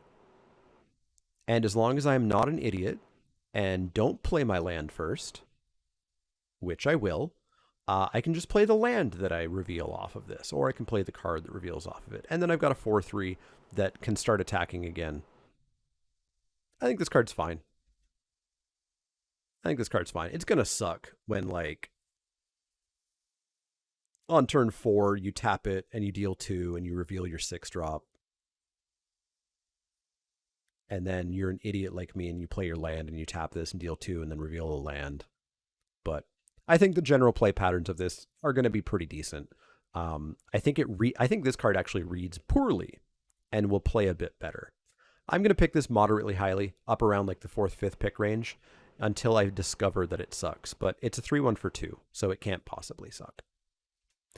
Up next is Weary Prisoner. Weary Prisoner is 3 red for a creature human werewolf. It's a 2/6 with Defender on day side. On the night side, it's a 6/6 that has to attack every turn. Tavern Ambusher sucked. Tavern Ambusher? Tavern Brawler? Tavern Ruffian. Tavern Ruffian sucked, and this is a Tavern Ruffian that can't attack. And then it has a little bit more toughness. This card seems bad. This card seems like the werewolf that you have to put in because you're playing werewolves and you need more werewolves. So you have this. Here you go. You can wheel this. You should be able to get this very late into the pack. And that's it for red. Let's jam on through and finish up green. Up first, we've got Apprentice Sharpshooter. Apprentice Sharpshooter is 2 and a green for a creature human archer at common. It's a 1/4 with reach and training, which is awkward. If I'm playing a 2 and a green 1/4 reach, I typically am playing that to not attack with it. And I need to attack with it to get the counter. But if the opportunity arises, turning this into a mammoth spider is pretty cool. I think this is pretty heavily into the wheel, and I think I actually sideboard this card out. I think I side it in when I see that I need to deal with flyers. Otherwise, I don't think there's really too much of a reason to be main decking this. There's better training cards. There's better creatures for this mana cost. There's better stuff. This is a sideboard card for me. I'm gonna wheel it. Up next is Ascendant Pack Leader. Ascendant Pack Leader is a single green mana for a creature wolf at rare. It's a 2/1. Ascendant Pack Leader enters the battlefield with a +1/+1 counter on it if you control a permanent with mana value 4 or greater. Whenever you cast a spell with mana value 4 or greater, put a +1/+1 counter on Ascendant Pack Leader. I like this card. It's a 2/1 for 1. There was a day, probably 10 years ago, where a 2/1 for 1, that was a good limited card. That was a nice, aggressive little limited card. These days, not so much, but a 2/1 for 1 is always good on turn 1. The issue is they typically die off in value very quickly after turn 1. This one, if you top deck it later, is probably a 3/2 for 1, which is good. And then it can just keep growing from there. And even if you do play it as a 2/1 and then it gets outclassed, it's just going to sit there and threaten to keep growing. And that's just pretty dang good. I think this card's totally fine. I don't think it's a bomb. I think I'm taking premium removal over it. So I think this is more in like the 3rd-ish, 4th-ish pick range. But I think it'll be pretty good. Plus, it'll grow, which means it can just keep mentoring your training stuff.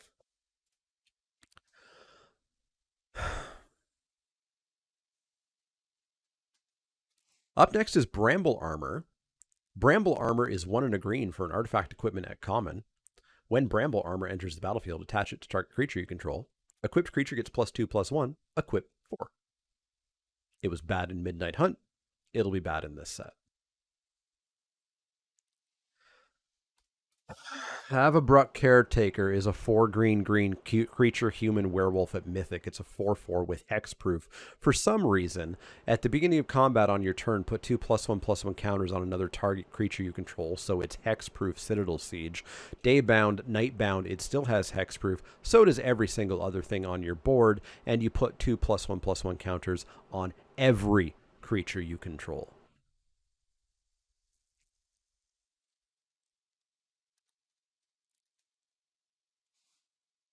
I deeply appreciate whoever is voting F on this, because I agree. Whoever okayed this card doesn't play limited Magic and should probably not be allowed near a limited set design. This card is insane. It is literally insane. Citadel Siege, for those who don't know, because it's an older card at this point, was an enchantment in Fate Reforged that put 2 +1/+1 counters on a creature at the beginning of combat every turn. And it was a mistake. It literally ruined the format. It was a rare, and it was a rare in a small set, which means it was more common than a normal rare. This is a mythic, but you can't interact with this because for some reason it has hexproof, the ability that was supposed to go away because they started to do ward. Well, actually, they said that they did ward so that they could use hexproof less, not get rid of it entirely. Shut up. This card shouldn't exist. It's a mistake, and it's going to be deeply frustrating every single time your opponent plays it because the literal only answer is you've already won the game or Wrath. Good luck. Good luck. Up next is Brambleworm. Brambleworm is 6 and a green for a creature worm at uncommon. It's a 7/6 with reach and trample. When Brambleworm enters the battlefield, you gain 5 life. Pay 2 and a green. Exile Brambleworm from your graveyard. You gain 5 life. Okay. It's 7 mana. It's a lot of mana. You got to plan to cast this. Luckily, green does have some ramp in there. So, I mean, if you're ramping to this, cool. Here's one of your big dumb things if you don't have a big dumb rare. If you don't have a big dumb rare. But yeah, 7/6 trample is cool. Getting 5 life is cool. If it died or if it got milled into your library, gaining another 5 life is cool. This card is cool as long as you're casting it. Pick this like thirdish pick, start getting into ramp. Ditch this card if you don't have good plans on getting to 7 mana. Up next is Cartographer's Survey. Cartographer's Survey is 3 and a green for a sorcery at uncommon. Look at the top 7 cards of your library. Put up to 2 land cards from among them onto the battlefield tapped. Put the rest on the bottom of your library in a random order. Why is this card so bad? Why is my 4 mana ramp spell now like, hope you find the lands? Now, 7 cards, statistically, you generally should be hitting 2 lands, statistically. But man, is this going to suck when you hit 1. Like, it's going to feel awful. And you don't even get to choose the lands. So you're not even finding your splash mana. You have to luck out to find your splash mana. This is a message. So, yeah, odds are you get the land. It'll feel really bad. It'll feel awful if you flat out miss. It'll feel bad when you only get 1. And you don't get to guarantee which color you get. And that makes me hesitant. There's better ways to ramp. We'll see better ways to ramp than this card. I'm real iffy on using this. Never use this as your splash. Never, ever, ever say, I have this card, so my splash is enabled. Count on using this as your ramp, but find better ramp if you can. So this is like wheel, I think, because not every deck is even going to want this. Up next is Cemetery Prowler. Cemetery Prowler is 1 green for a creature wolf at Mythic. It's a 3/4 vigilance. When Cemetery Prowler enters the battlefield or attacks, exile a card from a graveyard. Spells you cast cost 1 less to cast for each card type they share with cards exiled with Cemetery Prowler. This card's good. You know, it's not Mythic for any like one specific part of the card, but it's Mythic because all the parts put together are good. 3/4 vigilance for 3. Cool. Maybe exile a card that hoses your opponent. More likely, exile a creature, and now all your creatures cost 1 less, which is cool as well. All of this is cool. It's a first pick dog. First pick this dog. It's totally fine. Better than fine. Just not like, it's not Mayor. It's not Mayor. It's definitely not Mayor of Averbrook, which was also a very good card. It's definitely not Caretaker of Averbrook either. Up next is Cloaked Cadet. Cloaked Cadet is 4 green for a creature human ranger at uncommon. It's a 2/4 with training. Whenever 1 or more +1/+1 counters are put on 1 or more humans you control, draw a card. This ability triggers only once each turn. 5 mana 2/4 is not what I want, but probably pretty easy to make this a 3/5, which is starting to get beefy. And it draws a card when it becomes a 3/5. And if I train anything else, I also get to draw a card. But again, only once per turn. Feels slightly expensive for what I want to be doing. Like the training deck honestly feels like it should be a lot lower curve than this. So I think I'm starting this around like 4th, 5th pick. That casting cost is just, it's making me hesitate slightly. So I'm going to start 4th, 5th pick. I don't think we can go too much higher. You might want like 1 in your deck. I feel like generally you're going to want lower cost stuff. Like we can get, at common, we can get like 5 mana 6/4s. We can get really good, like mentory creatures. And I feel like I would generally want my 5 mana to be like the mentory creature, not necessarily the trainee. It's probably fine though, but I don't think you can go too deep on them, so I think you can 4th, 5th pick it. Up next is Crawling Infestation. My wounds they will not heal. 2 and a green for an enchantment at uncommon. At the beginning of your upkeep, you may mill 2 cards. Whenever 1 or more creature cards are put into your graveyard from anywhere during your turn, create a 1/1 green insect creature token. This ability triggers only once each turn. No. I do not in any way, shape, or form want to play a 3 mana enchantment that does literally nothing except make me a 1/1 each turn. Like, I was hesitant about playing the 3 mana enchantment that made a 2/2 once a turn when a creature went away. This makes a 1/1 each turn if a creature goes away. It mills me, which enables my self-mill stuff that I don't think I really want in this deck, or in this set. So I'm at an F on this. I don't like Crawling Infestation at all. Up next is Crushing Canopy. Crushing Canopy is 2 and a green for an instant at common. Choose 1, destroy target creature with flying, or destroy target enchantment. Take this on the wheel, put it in your sideboard, sideboard it in when relevant, when you see a scary enchantment or when you see a scary flyer. Don't main deck it. Up next is Cultivator Colossus. Cultivator Colossus is 4 green for a creature plant beast at Mythic. It's a star trample. Its power and toughness are each equal to the number of lands you control. When it ETBs, you can put a land from your hand onto the battlefield tapped, and if you do, you get to draw a card and do it again. And then if you do you get to do it again? Probably not, right? Because the process you're repeating is the previous sentence and not that sentence. I guess that depends on what the definition of magic of a process is. I'd have to look that up in the set release notes, and I don't really feel like doing that. You keep doing it until you stop dropping lands? Okay. So this is interesting. It's a 7 mana, maybe 7/7 if you didn't ramp using mana dorks or something. If you did ramp using mana dorks, this card sucks because it's like a 7 mana 5/5 or something. You're not you probably don't have lands in your hand when you play this. You just played a 7-drop. Where the hell are your lands? I don't think I like this, and I don't like the triple green either.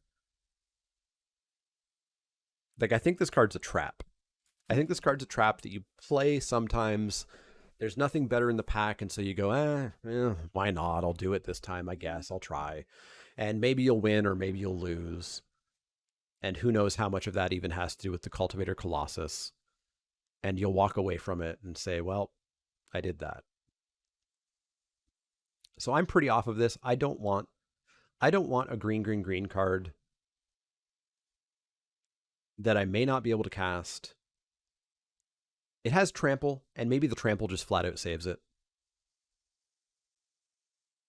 The trample might just flat out save it. The green still makes me hesitant. You need to be green to be playing this, like green to be playing it.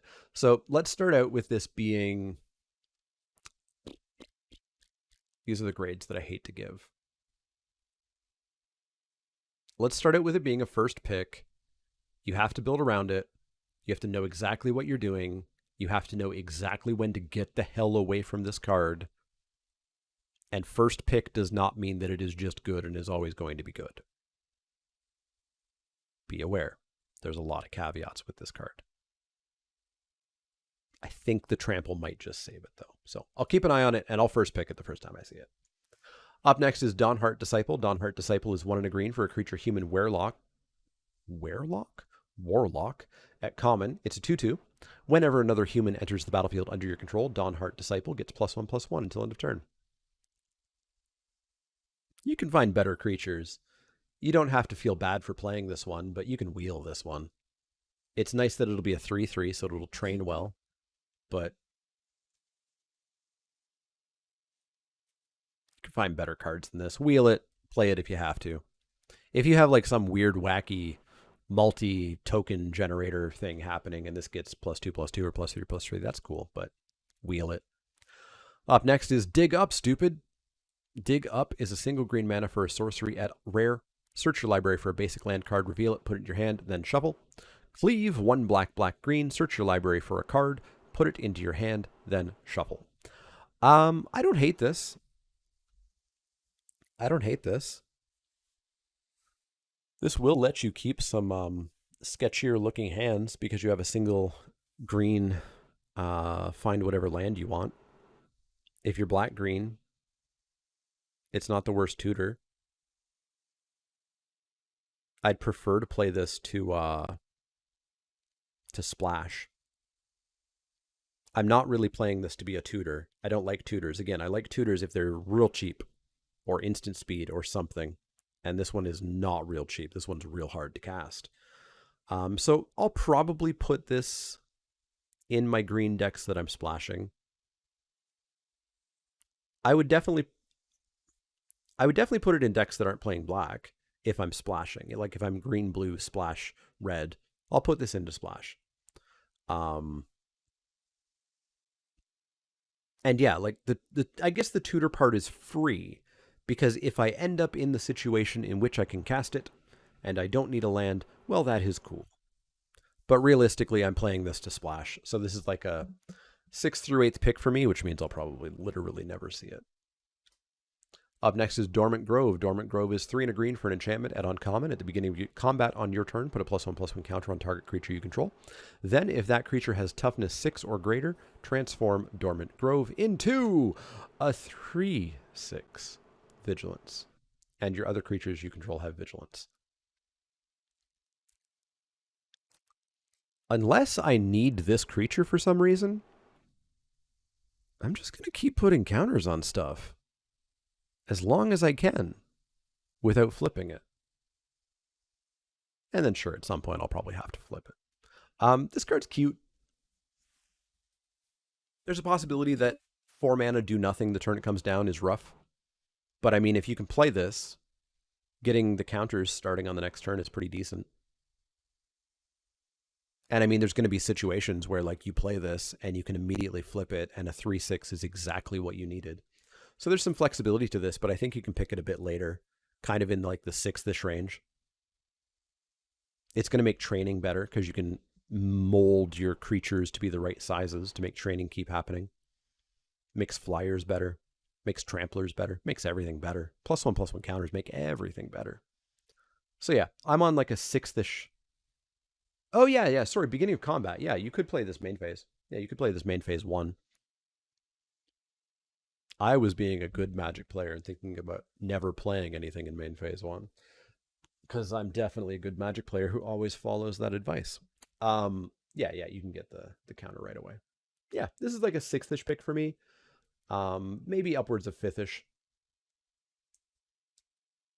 I just want stuff that actually affects the board by, being a creature before I want this, or by being removal. So 5th-ish pick for Dormant Grove. And yeah, I would prefer to just slam counters forever until I feel I need the Grove Strider. Up next is Flourishing Hunter. Flourishing Hunter is 4 green for a creature Wolf Spirit at common. It's a 6/6. When Flourishing Hunter enters the battlefield, you gain life equal to the greatest toughness among other creatures you control. Is Dreadmaw. No trample, unfortunately, but a 6/6 for 6 is decent, and it's going to gain you some amount of life. Probably, in the realm of 3, 4, depending on what else is on the board. Maybe you get some more if you have a big butted creature. Maybe you're playing the big butts deck, and you gain 13. That'd be cool. This card's fine, but you're going to pick this real late, like 8th-ish pick. You don't have to spend a real pick on this card in any way, shape, or form. Also, it's a wolf for the red-green deck. I might love this set.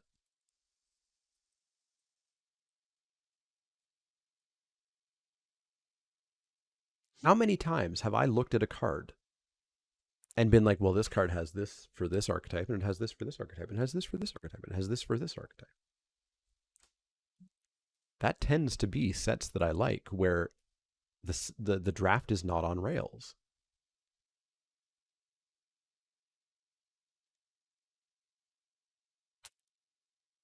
Let's hope this set's good. It's a spirit for...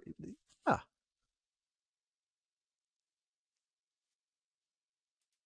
I'm excited for tomorrow. Let's see how this set goes. Up next is Glorious Sunrise. Glorious Sunrise is 3 green for an enchantment at rare. At the beginning of combat on your turn, choose one. Creatures you control get +1/+1 and gain trample until end of turn. Target land gains tap, add green, green, green until end of turn. Draw a card if you control a creature with power 3 or greater, or you gain 3 life. So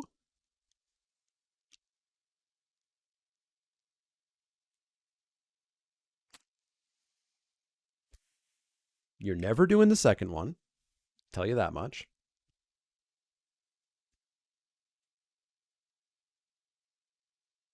The fourth one is the oh god, oh god, oh god, I have nothing else to do. I don't have a power 3 or greater and I don't have any good attacks. Please give me 3 life.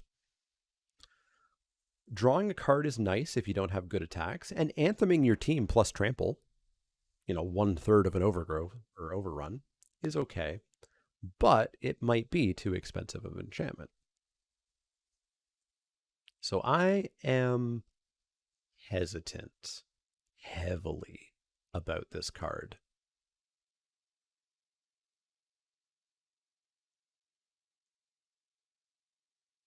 You could get a discount. The first turn you play this, maybe you do the second one. Yeah, to get like a 3-mana rebate kind of. Well, no, because if you tapped out to play it, yeah, it has to be turn 6. Because if you tapped out, that land's not going to be able to be tapped. So yeah, on turn 6, you can get a 3-mana rebate. I highly doubt that I'm going to be the first person to play with this card. I doubt that I will play with this card until I see an opponent play with it, or somebody who I watch play with it, and I'll see how they go with it, and then I'll think about it. So I'm starting this as I guess an F, because I'm not going to pick it first or second or third, which means I'm never going to pick it because I'm never going to see it. I'm not on this. I'll have to see somebody else prove to me that this is okay, because I'm leaning towards this just not being good enough. Up next is Hamlet Vanguard. Hamlet Vanguard is 2 and a green for a creature human warrior at rare. It's a 1/1 with Ward 2. Hamlet Vanguard enters the battlefield with 2 +1/+1 counters on it for each other non-token human you control. Terrible 3-mana 1/1.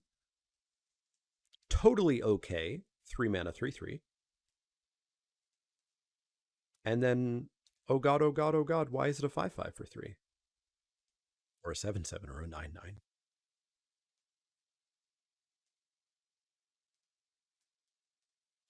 It's an interesting card. You'll pick it quite highly, like second, third pick, I think. The trick here being that A, you need to be human-y. You're not playing this in your wolf deck, unless all your wolves are human werewolves.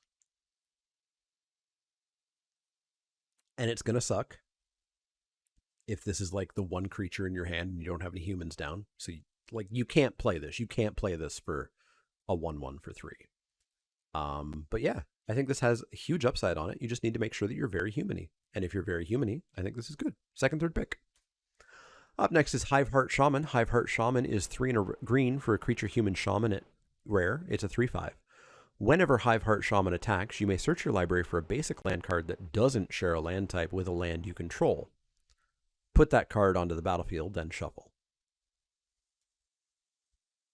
5 and a green. Make a 1/1 green insect creature token. Put X +1/+1 counters on it, where X is the number of basic land types among lands you control. Activate only as a sorcery, of course. Why wouldn't it only be a sorcery? 4-mana 3/5. Those are fine stats. Ramps me if I don't have all my colors yet.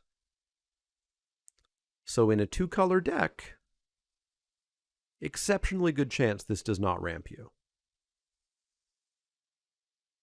In a 2-color deck, there's an exceptionally good chance that this is a 4-mana 3/5 that late in the game can make 2/2s for 6 mana.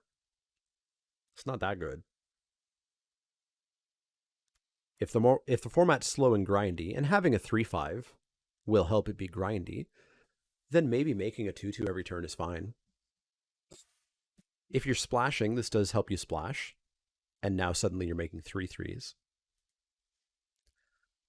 I think I play this in every green deck. If you have 2 types, it makes 3. Oh, because it makes a 1/1, and then it puts counters on. Yeah. Play one of every land. Do not hurt your mana base. Do not hurt your mana base, please. But I'll play this in every green deck. If you're making 3/3s with your 3/5 for 4, that's just good. That's just good. Don't hurt your mana base. Don't get too cute with this. If you're splashing, it's even better. But this is totally fine in 2-color decks. And in fact, I've talked myself all the way into it. I'll first pick this. 3/5 for 4 is pretty damn big and takes you to the late game where you can start making your 3/3s. Sold. First pick it. Took a journey to get there, but we got there. Up next is Hookhand Mariner. Hookhand Mariner is 3 and a green for a creature human werewolf at common. It's a 4/4 with Daybound. On the night side, it's a 6/4. It also can't be blocked by creatures with power 2 or less. So that's good. They can't double block with like a couple of 2/2s. They do have to put a 4 power, or I guess 2-3 power creatures in front of it. This is a filler werewolf. Are you in the werewolf deck or perhaps the training deck? Here is a card that you can get somewhere around 8th, 9th, 10th pick and be fine putting it in your deck. Perhaps even a second copy. That's about it. Don't pick it any higher. Up next is Howling Moon. Howling Moon is 2 and a green for an enchantment at rare. At the beginning of combat on your turn, target wolf or werewolf you control gets +2/+2 until end of turn. Whenever an opponent casts their second spell each turn, make a 2/2 green wolf creature token. If I am in the wolf deck,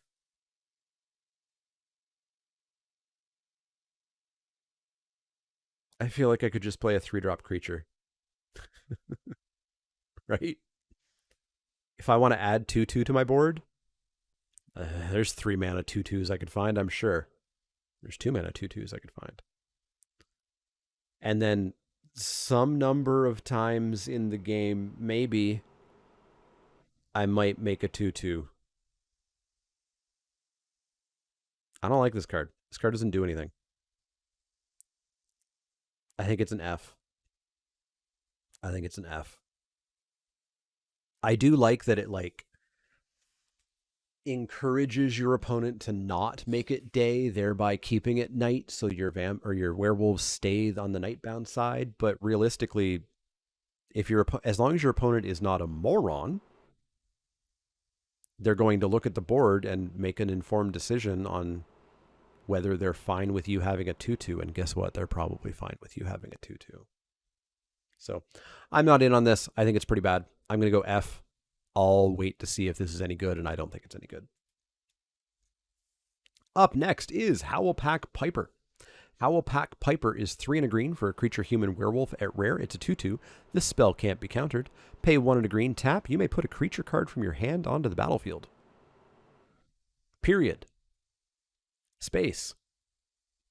If it's a wolf or werewolf, untap Howlpack Piper. Activate only as a sorcery, but thank you for that one at least. That makes sense to limit this just a little bit.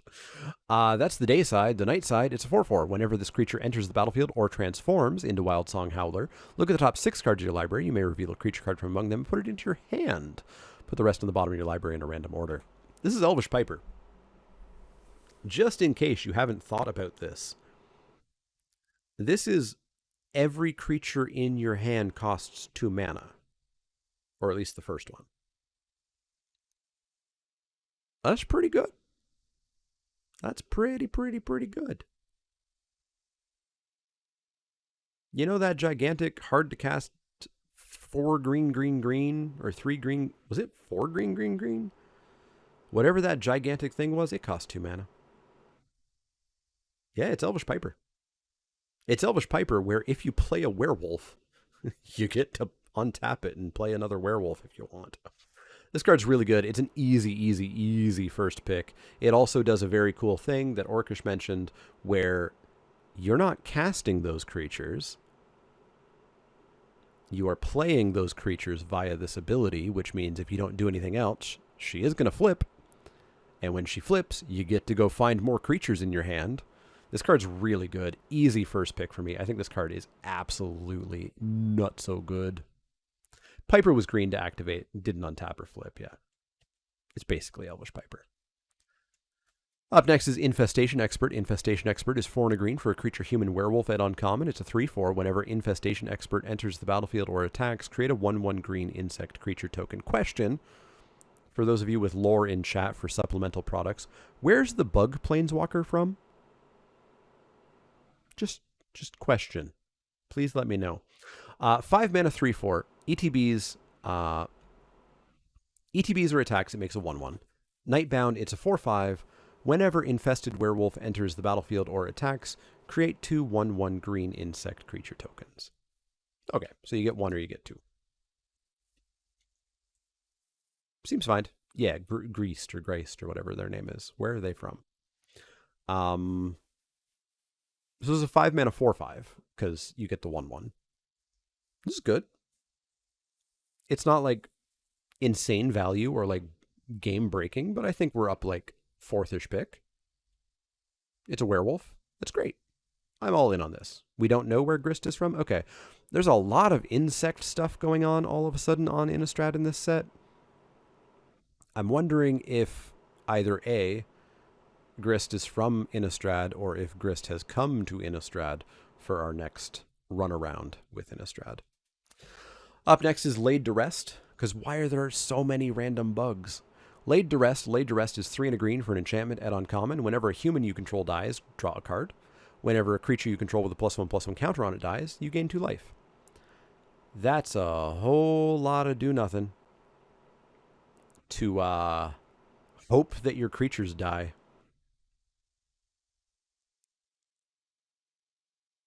No, I don't want to play this card. I don't want to play this card at all. F this. F this card. Does nothing unless my creatures are dying. Up next is Massive Might. Massive Might is a single green mana for an instant at common. Target creature gets +2/+2 and gains trample until end of turn. Good combat trick.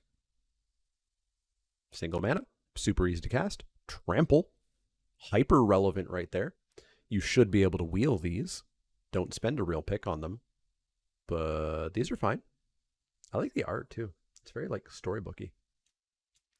Up next is Moldgraft Millipede. Moldgraft Millipede is 4 and a green for a creature insect horror at common. It's a 2/2. When it ETBs, mill 3 cards, then put a +1/+1 counter on it for each creature card in your graveyard.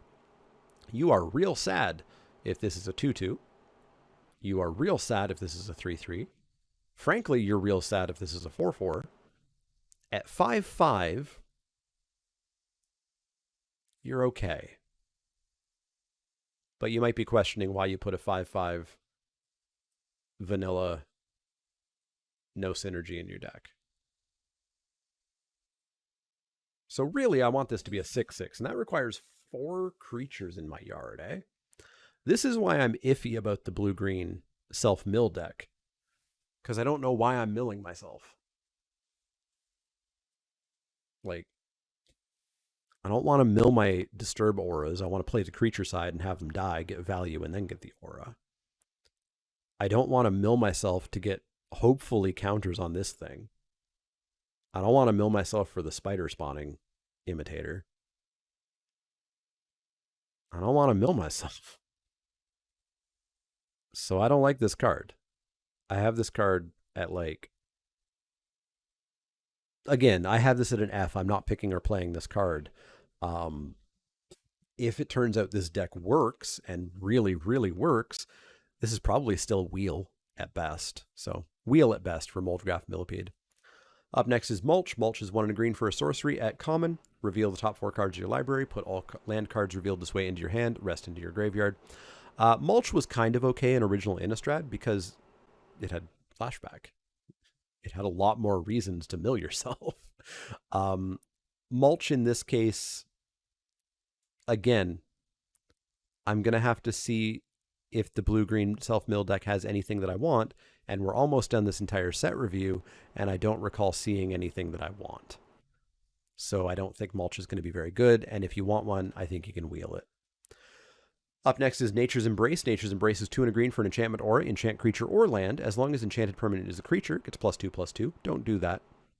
As long as enchanted permanent is land, it has tap to add 2 mana of any one color. Do that. The only reason you would ever play this as a +2/+2 is if it's like turn 12 and you already have more than enough mana you could ever want. Play this to ramp, play this to splash. This is a pretty decent splash and a pretty decent ramp card. That said, you should be able to pick them quite late in like the 8th-ish range. Up next is Oakshade Stalker. Oakshade Stalker is 2 and a green for a creature human ranger werewolf at uncommon. It's a 3/3. You can cast this spell as though it had flash if you pay 2 more to cast it. It's got Daybound. Nightbound side, it's a 6/3. This is a cute little card. I don't think it's a super high pick. It's in the like 5th-ish range, maybe 6th-ish range, because it is just a vanilla 3/5 on the front. Yes, someday it might become a 6/3, and that's scary, but probably only attacks once and then dies, but does it get to eat something? Give it trample, and it's scary as hell. But the really cool thing here is later in the game, it's my opponent's turn. Day-night cycle has begun. They have not cast anything, but my board wasn't very threatening to them, so they didn't care that they didn't cast anything. And I go, oops, I have a 5-drop that is going to become a 6/3. But I mean, this is also a 3-drop 6/3 some amount of the time because of the stupidity of the new day-night mechanic that I really hate. I hate the fact that they just come in on night side. I really hate that. Yeah, this is a good card, but it is still going to die to a gentle wind here. So 5th, 6th pick for Moonlit Ambusher. You'll be happy to have it, but you're not going to go over the moon for it. Up next is Packsong Pup. Packsong Pup is 1 and a green for a creature wolf at uncommon. It's a 1/1 at the beginning of combat on your turn. If you control another wolf or werewolf, put a +1/+1 counter on Packsong Pup. When it dies, you gain life equal to its power. Absolutely sucks as a 1/1. Totally okay as a 2/2. And then we just go to town.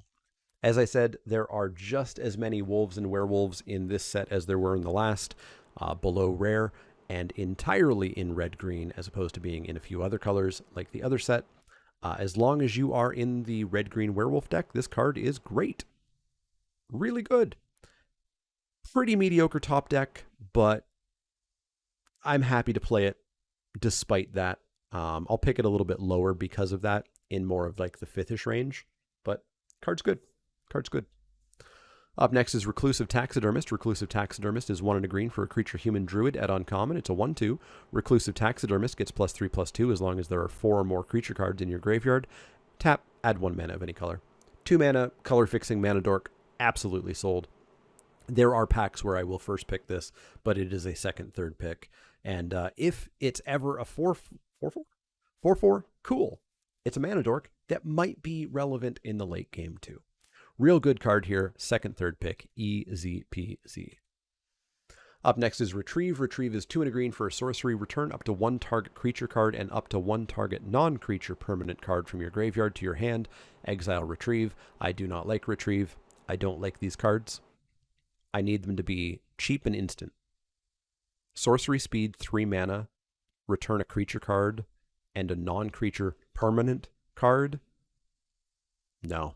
I didn't like Dryad's Revival. I don't like Retrieve. Nope. This is an F for me. Some people like these cards more than I do. I hate them. I hate them. I do my best to not play these unless they are cheap or instant or something really cool is going on with them. Otherwise, I would prefer to just play more cards. F for me for Retrieve. Yeah, I'll pass him to Semulin. He likes them. Up next is Rural Recruit. Rural Recruit is 3 and a green for a creature human peasant at common. It's a 1/1 with training. When Rural Recruit enters the battlefield, create a 3/1 green boar creature token. First pick. So it's a 4 mana 4/2. I don't like 4 mana 4/2s. That pig's a real good trainer. Yeah, I know Semulin doesn't like Retrieve either, but he loved Dryad's Revival. I'm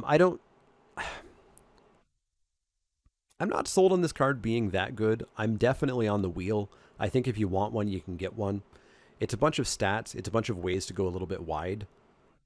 The 3/1 is a good trainer for a turn. Anyways, it'll probably die that turn, but that's fine. Probably take something with it. It's an okay card, but I'll wheel it. I think you can maybe find better cards, and I think you don't have to feel bad playing it either. Up next is Sawblade Slinger. Sawblade Slinger is 3 and a green for a creature human archer at uncommon. It's a 4/3. When it ETBs, pick one. Destroy target artifact an opponent controls, or Sawblade Slinger fights target zombie an opponent controls. Huge flavor fails here. She is shooting saw blades. So A, why does that only hurt zombies? B, why does the zombie get to hurt her if she's shooting a saw blade at it? 4 mana 4/3 is okay, and it's got some nice little potential usefulness here, but there's going to be a very non-zero amount of time where this is a vanilla 4/3. I think you can pick this a little bit later than the rarity would suggest. Around like probably the 6th-ish pick range. You're never siding it out, and sometimes you'll just randomly be happy to have it. So 6th-ish pick for Sawblade Slinger. I don't think it needs to be an uncommon, but it is. Up next is Sheltering Bows. Sheltering Bows is 2 and a green for an enchantment aura at common. Enchant creature. When Sheltering Bows enters the battlefield, draw a card. Enchanted creature gets +1/+3. Big eh. I like that this does make a symmetrical budded creature into an asymmetrical budded creature, but don't play bad cards to make your good cards good. This is an F. You probably should never be playing this card. Snarling Wolf is a single green mana for a creature wolf at common. It's a 1/1 pay 1 and a green to give it +2/+2 until end of turn. And of course, you can only activate it once per turn. We know this card. We know this card is bad. Do not play this card. If you're playing this card, you massively whiffed on getting playables. There are so many better wolves for you to play. Don't play this one. F for Snarling Wolf. Up next is Spiked Ripsaw. Spiked Ripsaw is 2 and a green for an artifact equipment at uncommon. Equipped creature gets +3/+3. Whenever equipped creature attacks, you may sacrifice a forest. If you do, that creature gains trample until end of turn. Equip for 3. It's plate armor, says everybody.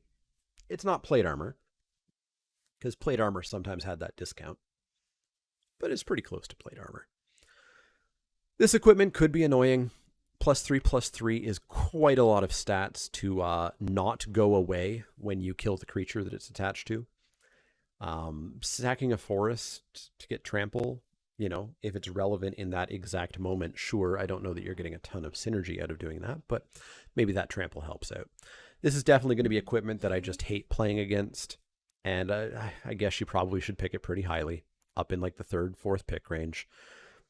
When they make good equipment, you have to play it or you lose to it. Let's hope someday they stop printing ludicrously good equipment.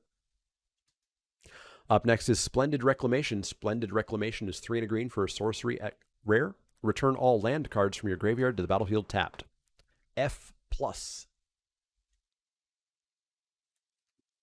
Unplayable.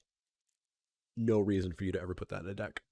Up next is Spore Crawler. Spore Crawler is 2 and a green for a creature fungus at common. It's a 3/2. When it dies, draw a card. Super filler. Super filler here. Totally fine. Totally fine filler, but super filler. You can wheel this probably. Like maybe 8th pick it. 8th pick to wheel. It, nice bit of synergy. If you have black exploit creatures in your black-green deck, you can sack this to draw a card too. But don't go high pick on this. 8th pick to wheel. Up next is Sporeback Wolf. Sporeback Wolf is 1 and a green for a creature wolf at common. It's a 2/2. As long as it's your turn, it gets +0/+2. This is a functional reprint of Hardy Veteran from Rivals of Ixalan. It wasn't very good, and this one's not very good either. If you need a big butt, if you need a wolf, here it is. But there are better big butts and there are better wolves to find. So wheel this and play it only if you have to.